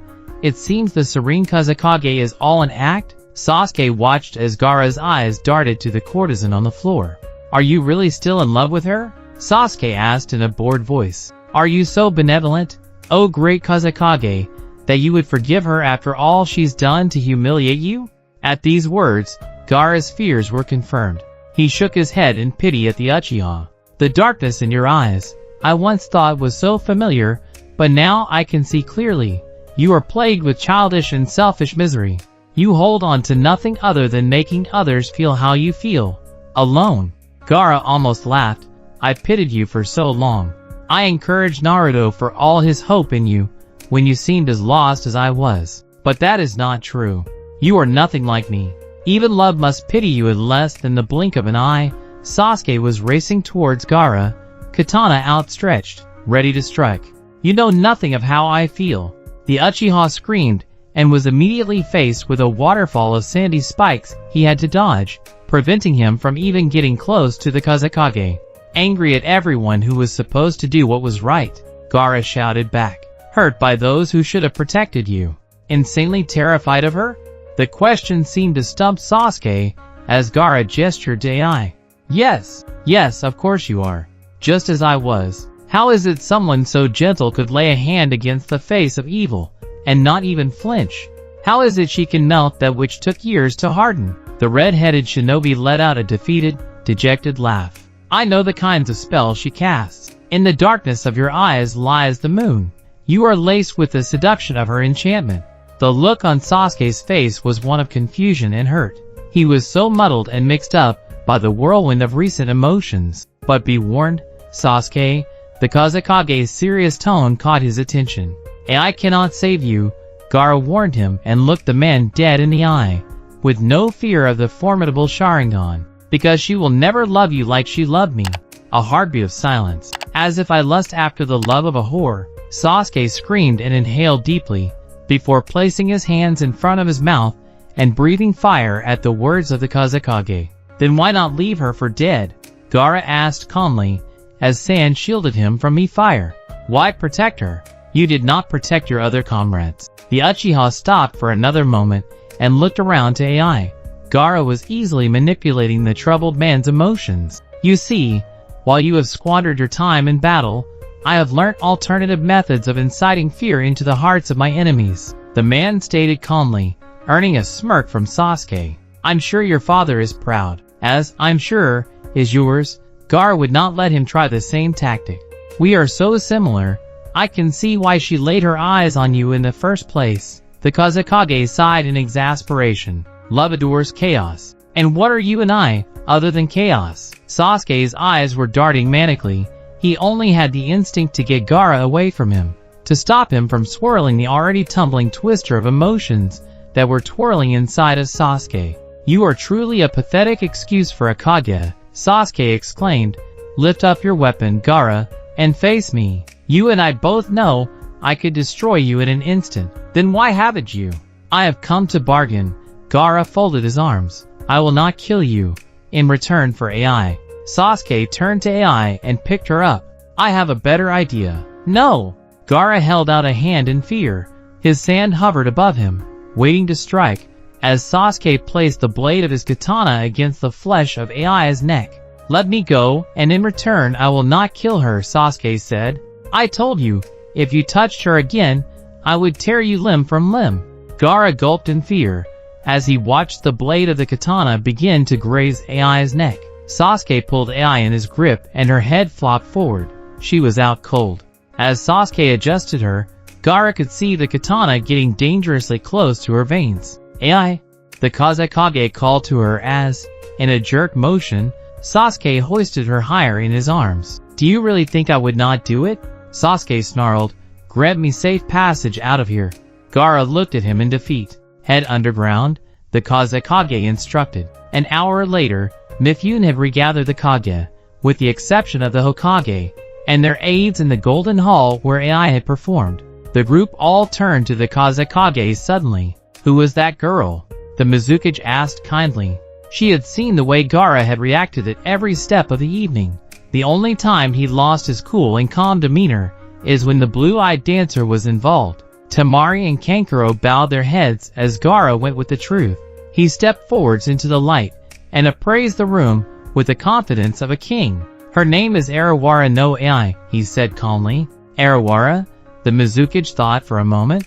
Like the poet? She is his daughter, and was a native of Suna until her banishment late last year, Gaara said. Why was she banished? The Tsuchikage asked. It's a little complicated. I will rest easy with a brief synopsis, came the impatient response of the Raikage. She was framed for assisting in my assassination by higher-ups, who did not approve of our relationship, Gaara admitted with evident hardship. Relationship? The Tsuchikage's granddaughter spoke suddenly before her eyes widened in shock at her own outspoken nature. AI was my first love, Gaara murmured, much to the surprise of the gathered group. How tragic. The group turned their heads in surprise to the Tsuchikage, who had spoken with such sincerity that they thought an impostor was among them. What? He asked indignantly. I have a heart. His aides, the friendly giant-like man, turned to the Hokage. Why did they? Akatsuchi, Kuratsuchi hit her comrade on the belly. You can't ask that. She's a house girl, isn't she? Again, everyone was surprised to hear the Tsuchikage speak up. Someone with such a lovely face, with the deportment of a queen, and talents of a geisha can only be one of two things, royalty or slave. He nodded his head sagely, as Gaara nodded in confirmation of his allegation. So the beautiful courtesan falls in love with the young Hokage, much to the displeasure of the elders. They frame her and you cannot, as much as you desire to, convince them of her innocence, so she is banished. In doing so, her anger towards them turns to you. And I hear, you are recently engaged. A young woman's heart is a fickle and fiery thing, Hokage. Gaara, who had been disturbed by the cold and hard manner of the elder Kage, was suddenly warming to his pragmatic and sensible approach. Indeed, Tsuchikage, he smiled softly. But why would they enlist this girl? The Raikage asked. Just for the performance today? Kankuro spoke up. AI has talents many shinobi do not have. She can read and write Jodai no Hindo, Old Japanese, with ease. None of us could read her summoning circle tonight. We had no chance to fight it. She can also communicate with tailed beasts, Temari added. What a unique woman. The Raikage puffed out his chest in admiration. You should have enlisted her in your special forces before they did. If Madara was not enough trouble, it seems this girl could aid him in ways we cannot comprehend, the Mizukage said. A defeated silence crept into the room, and the group looked lost for a second. That was until the courageous and kind Kazekage took a step forwards and addressed them all in earnest. I will talk to her.